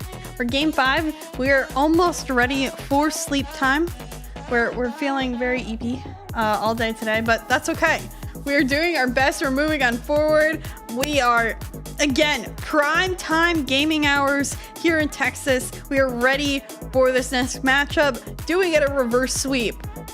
I have no idea. Do I think it's possible? I genuinely do think that it's possible from here on out. If we had gone into that second game, or into that third game, and it looked similar to what we had seen in the first 2, but they ended up winning, I would have said, I don't know about a reverse sweep. But with the fashion in which Lucia's team showed up in that third game, I kind of got to agree with you. It feels like if T-Bates' team does not actually wake up and sort of recognize, hey, we need to come out the gates firing for a lot of these games, it's going to be problematic. We mentioned it. It's a team that needs to find themselves momentum, needs to find themselves confidence, because when Schmack is confident, he is 1v3ing their opponents, basically. When that team is confident, CG and Bates are not missing saves. Defense was not there in time that it needed to be. The offense didn't have the same firepower. That felt like a game to forget if you are T-Bates and co. They got a chance to run it back here in game number 4. A chance to close out the series and head to playoffs. A guaranteed 375 if they win. That's 125 a player. You'd love to at least get a little bit of a bag for the weekend here. And T-Bates, you're 1 game away from that. Do not let this game start the same as the last. It's already offense here from Lucia. T-Bates, though, gets pretty far out. Actually gets a shot. Great save by Caribou. Samba now needs to deflect this one by Schmack. Does just that. Lucia with some boost gets over CG. 50s with T-Bates. Lands on the wheels. Recovers. But can't get much farther than Schmack. This one to center. Samba shot on target. CG can't read the floater. And first goal for Team Lucia in game 4.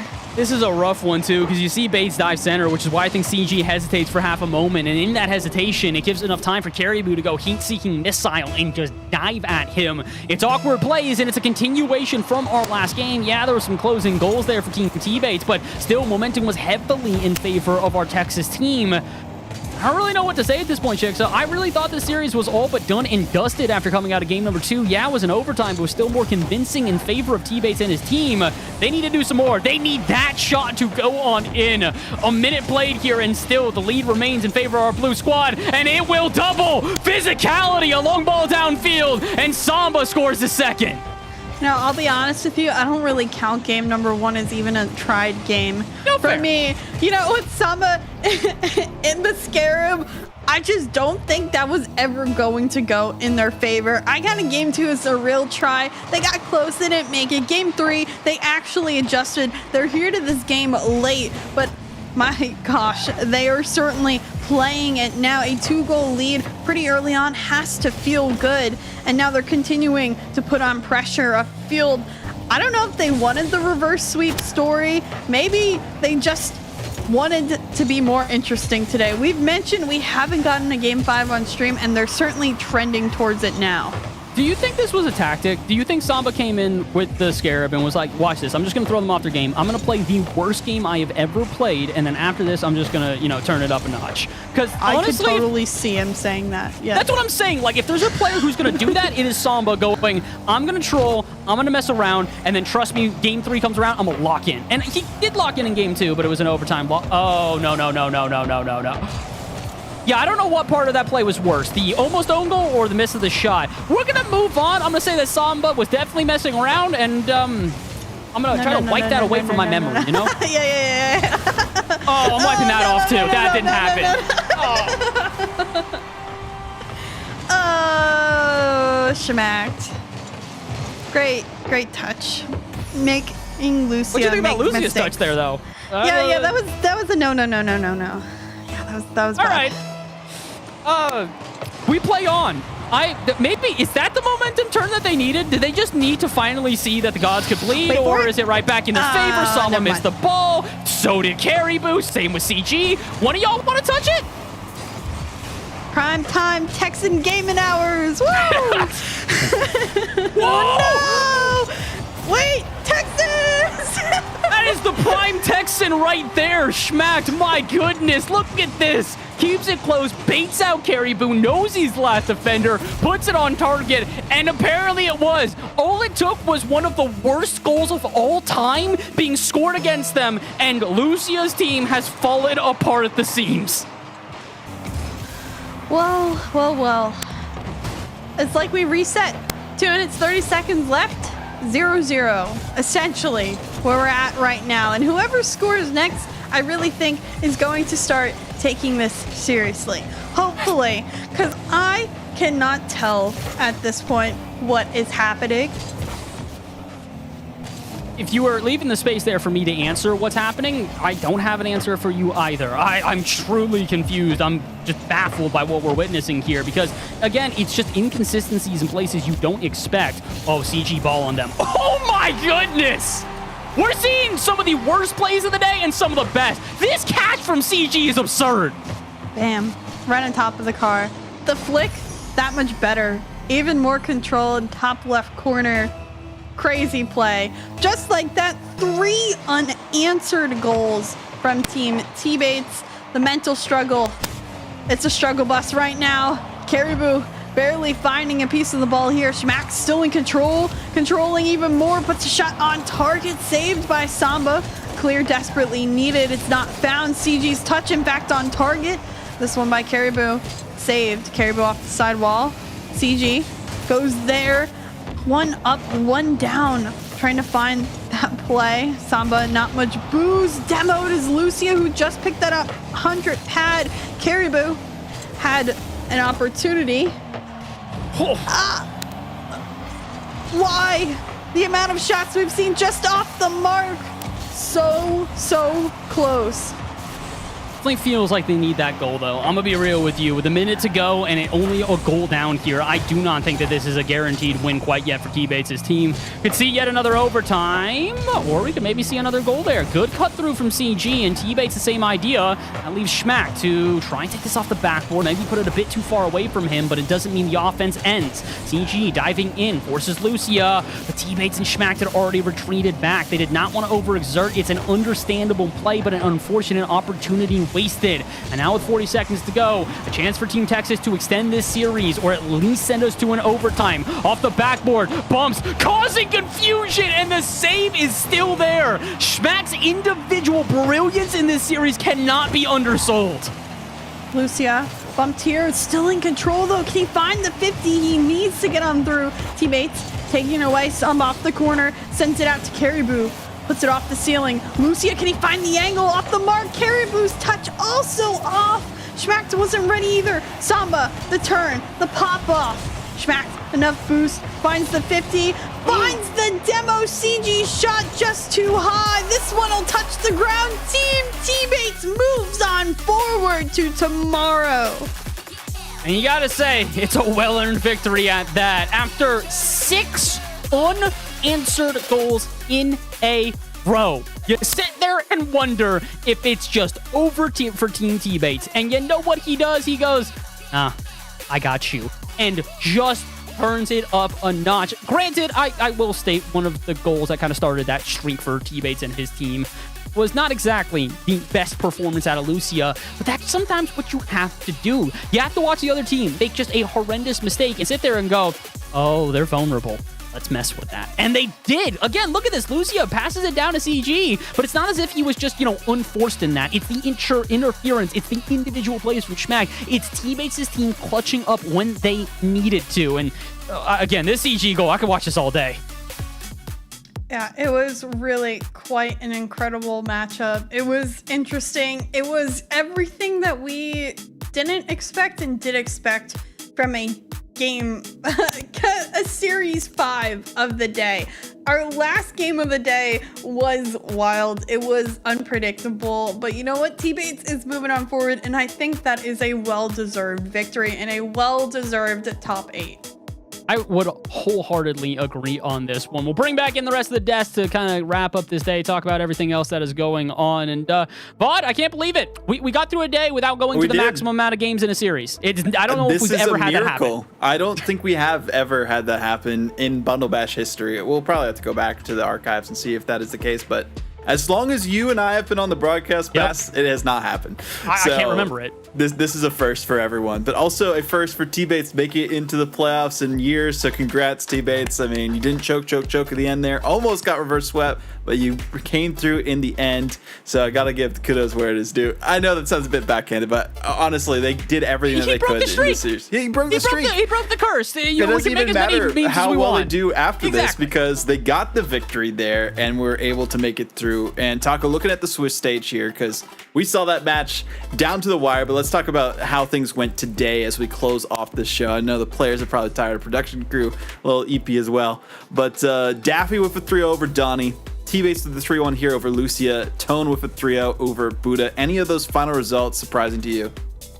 I mean, for the most part, the main thing that I was noticing is Daffy is a team I mentioned in the beginning. It's you truly Daffy, did. Zeth, and Melodic, and I said, hey, this is either going to be a team that peaks really hard or really scrapes at the bottom of the barrel, and they had to scrape down all the way to the bottom before reverse sweeping through the Swiss. 3-0 against Fat, and then coming up and then being able to then 3-0 too fast, and then be able to finish that off with 3-0. So 9-0 through the final 3 rounds of Swiss. That's a really impressive upswing to be able to rescue your day.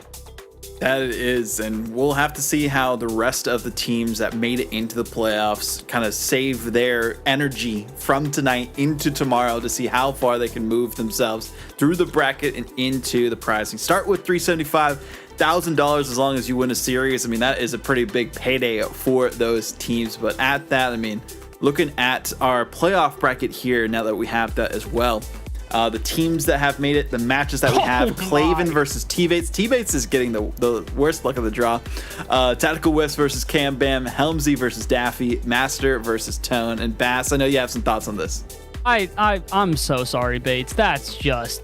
I want to say that's just wrong, dude. What are we doing to this man here? Again, I get it. It's like, this is more mathematical. This is like just based on game differential is how this ended up happening. But the fact that the dude starts off this by getting the second time in a row, he apparently has gotten between pick 10 to 12. It's happened again. And he also then has to play too fast in the first round, gets an incredibly difficult bracket throughout the day. And his reward for making the top 8, here's the best team in the entire event. This dude just cannot catch a break. It's not as if the rest of the matchups are, incredibly one-sided. Would have been easy for him, but this might be the hardest possible option. Looking at that too, they actually played in round 2 and got 3-0'd by Claven. Oh so my God! It's a rematch that we didn't get to see, but we will see it tomorrow because every match in the playoff bracket is streamed. Only the quarterfinals happening there. Apart from that matchup, though, Chick. So which of the other ones do you think is going to be pretty close? Ooh, the Helmsy Daffy one? I'm excited for that one. I'm personally excited for that. We saw a little bit of Team Helmsy earlier. We saw Patty Masterclass, but we haven't seen Daffy at all, who was the only person to make a reverse Swiss bracket run. If they're off the charts feeling the momentum of today, I think that could go either way. Master and Tone also looks like it could be a solid series too. We didn't have a chance to see Team Master either, or Cam Bam. So Cam Bam Tactical Whiffs will be a pretty solid series at that as well. But we do have the snapshot play of the day, Taco. If you want to take this one, it is that Claven pinch goal. So why don't you break it down for us? Oh man, I'm a huge fan of the pinch because at the end of the day, it's about timing and then being able to angle your bumper in the right direction. Claven does so well. On top of the fact that he's driving backwards, if you notice, he has to wrap around this one and then also catch the ball at that perfect angle. It's basically just a little bit to the inside of the field so that you can actually push it forward, but not so far back that it just goes up the line. A really close adjustment. You can see both defenders as the ball zooms by on the slow-mo had zero idea about it. Incredibly difficult to pull off and also completely opportunistic because it's a completely improvised play in the moment. What a play that was, too. I mean, we've had some insane plays that have happened throughout the day and through the competition, not just on our stream, but on other streams as well. We might be able to show it. If not, check Twitter, because Samba and Lucia had an insane goal that went in as well, and definitely recommend on that. But we will be getting that in just a sec. So while we talk about today with the results, I mean, who was the biggest team that we expected to make it into the top 8 that didn't hear Bass?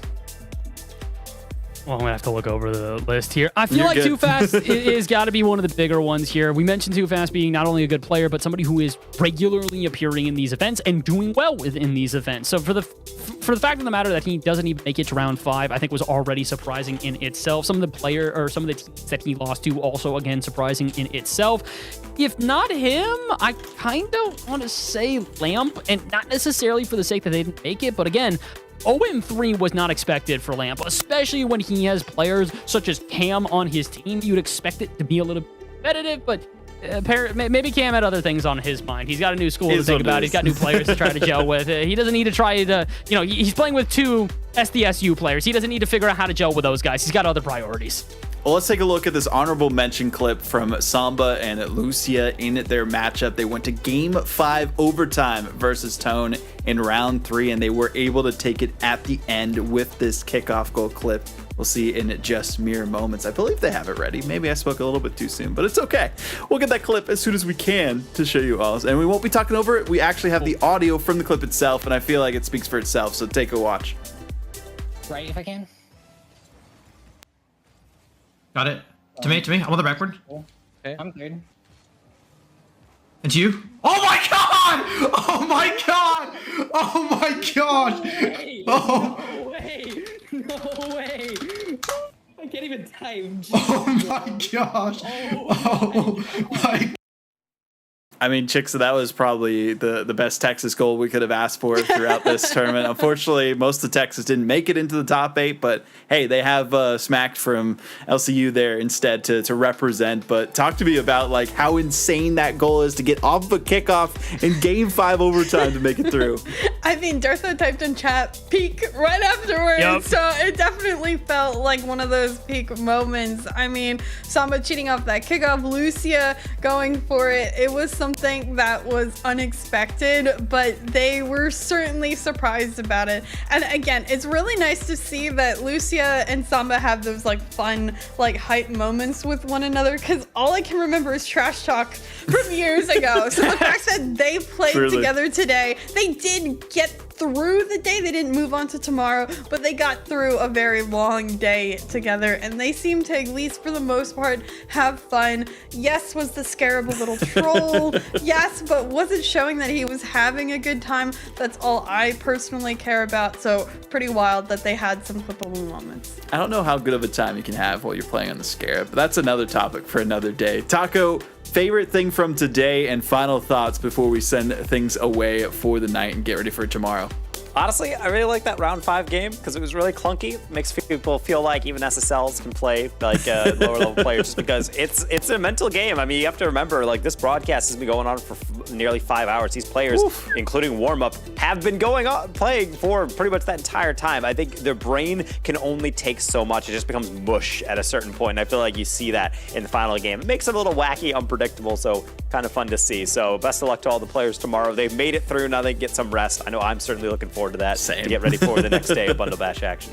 Well, with that, we are going to bid you all adieu for the night. Get into our beds and fall asleep as we get ready and prepared for the final stage of the competition starting tomorrow for the playoffs. We have our top 8 teams. I'll list them off one final time for you as well before we end off the night here. It is Claven versus T-Bates, Tactical Whiffs versus Cam Bam, Helmsy versus Daffy, and Master versus Ten. We'll get the exact schedule out to you tomorrow on when you can watch each of those. But just tune in at 7 p.m. Eastern Time. We'll see you there. And thank you for watching the Swift stage of the Most Progressive Bundle Bass event number 2. And we'll see you then.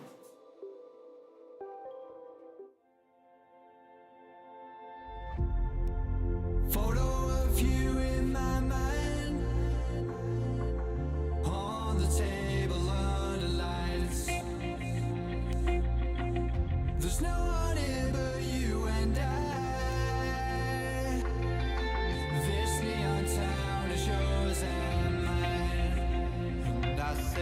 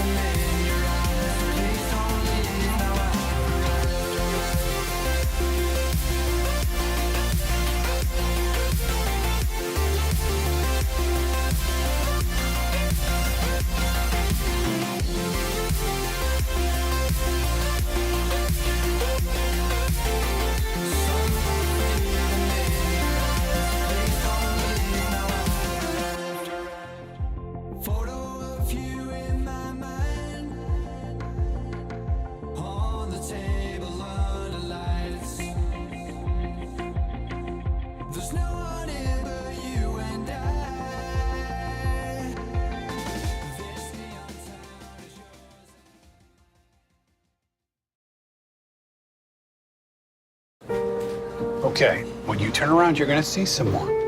You have a turkey and cheese? Let's imagine that LL Cool J has a bubble around him. Do we want to be inside? There are some situations that young homeowners turning into their parents just can't handle. Yep, there he is. There's my nephew. Now, I got a video of him playing piano. That's not how you take a selfie. Progressive can't save you from becoming your parents, but we can save you money when you bundle home and auto with us. 3, 2, 1. We don't need a countdown. Just take the picture. Good old demolitions, one of the most fundamental elements in the game. Being a big component for ground play in Rocket League, it really doesn't matter what rank you are. From bronze all the way to supersonic legend, this mechanic will be an essential part of every game you play. There are 3 things that must happen in order to demo an opponent. First, the hit location must be at the front of the car. Second, you must be going supersonic. You know, the little white lines that show up when you boost. And third, you must be facing within 45 degrees of the opponent's car. The key step to demos is identifying when to do it. A few good examples to try are hitting their goalie to score, getting someone out of your half when playing defense, and interrupting a team when they don't have the ball. On the flip side, you may be wondering how to avoid getting demoed. One good way is to keep an eye out for the other team's positioning throughout the game. When you can see what their next steps may look like, it gives you a higher chance of not letting them get close enough to demo you. Brake checking is another good way to keep your opponent on their toes. If you see them leading to the direction that you're driving, slam on the brakes and watch them fly past you. Demolitions, while frustrating at times, have continued to be one of the biggest parts of the entire game. Remember some of these tips the next time you load up a game and start climbing ranks.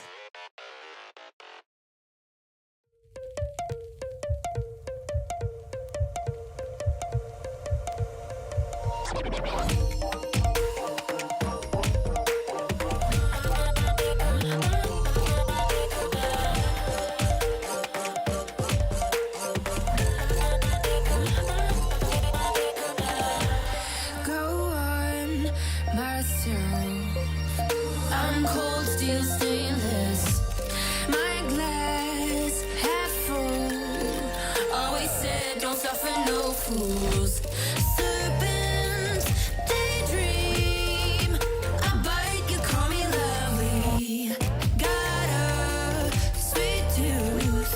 I'm gonna get the sugar from you. When they say I'm a machine gun, I take it as a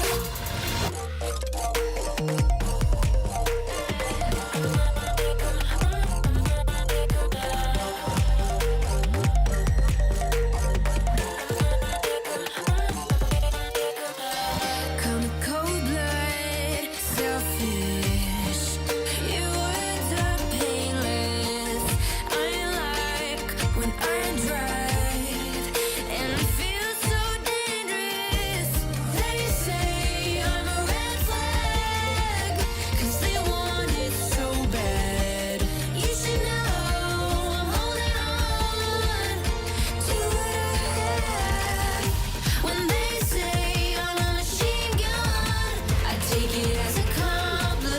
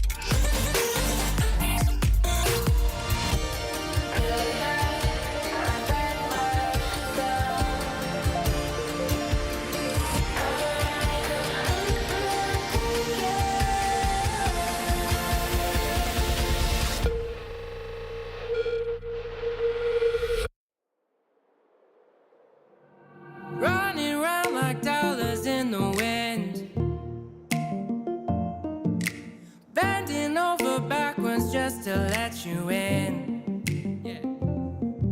I told you that one day ain't never enough. You tell me I hate you, I still call you up. If we don't got trust, we can never have love. I was putting in the hours, I was. But you were calling me a liar, liar, liar, liar, liar. Yeah, I've been putting in the hours, I was. And it's coming down to now and now and now and now and never. I was putting in the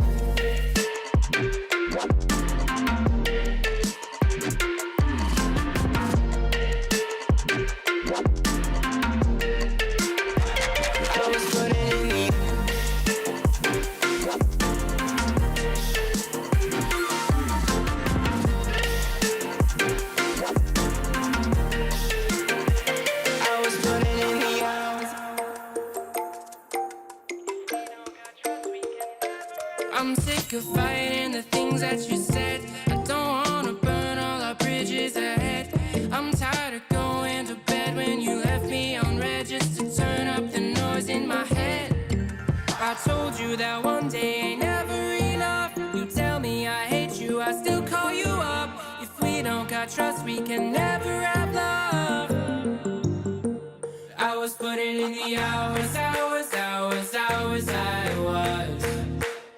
But you were calling me a liar, liar, liar, liar, liar.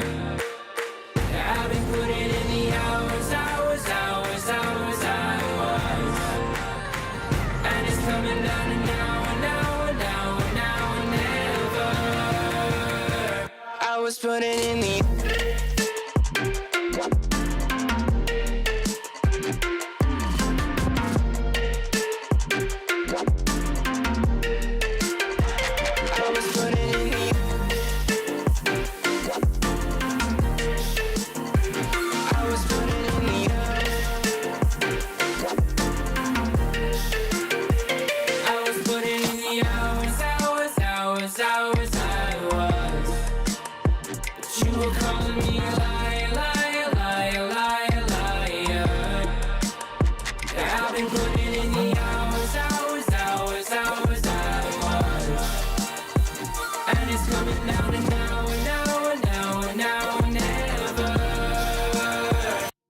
putting in the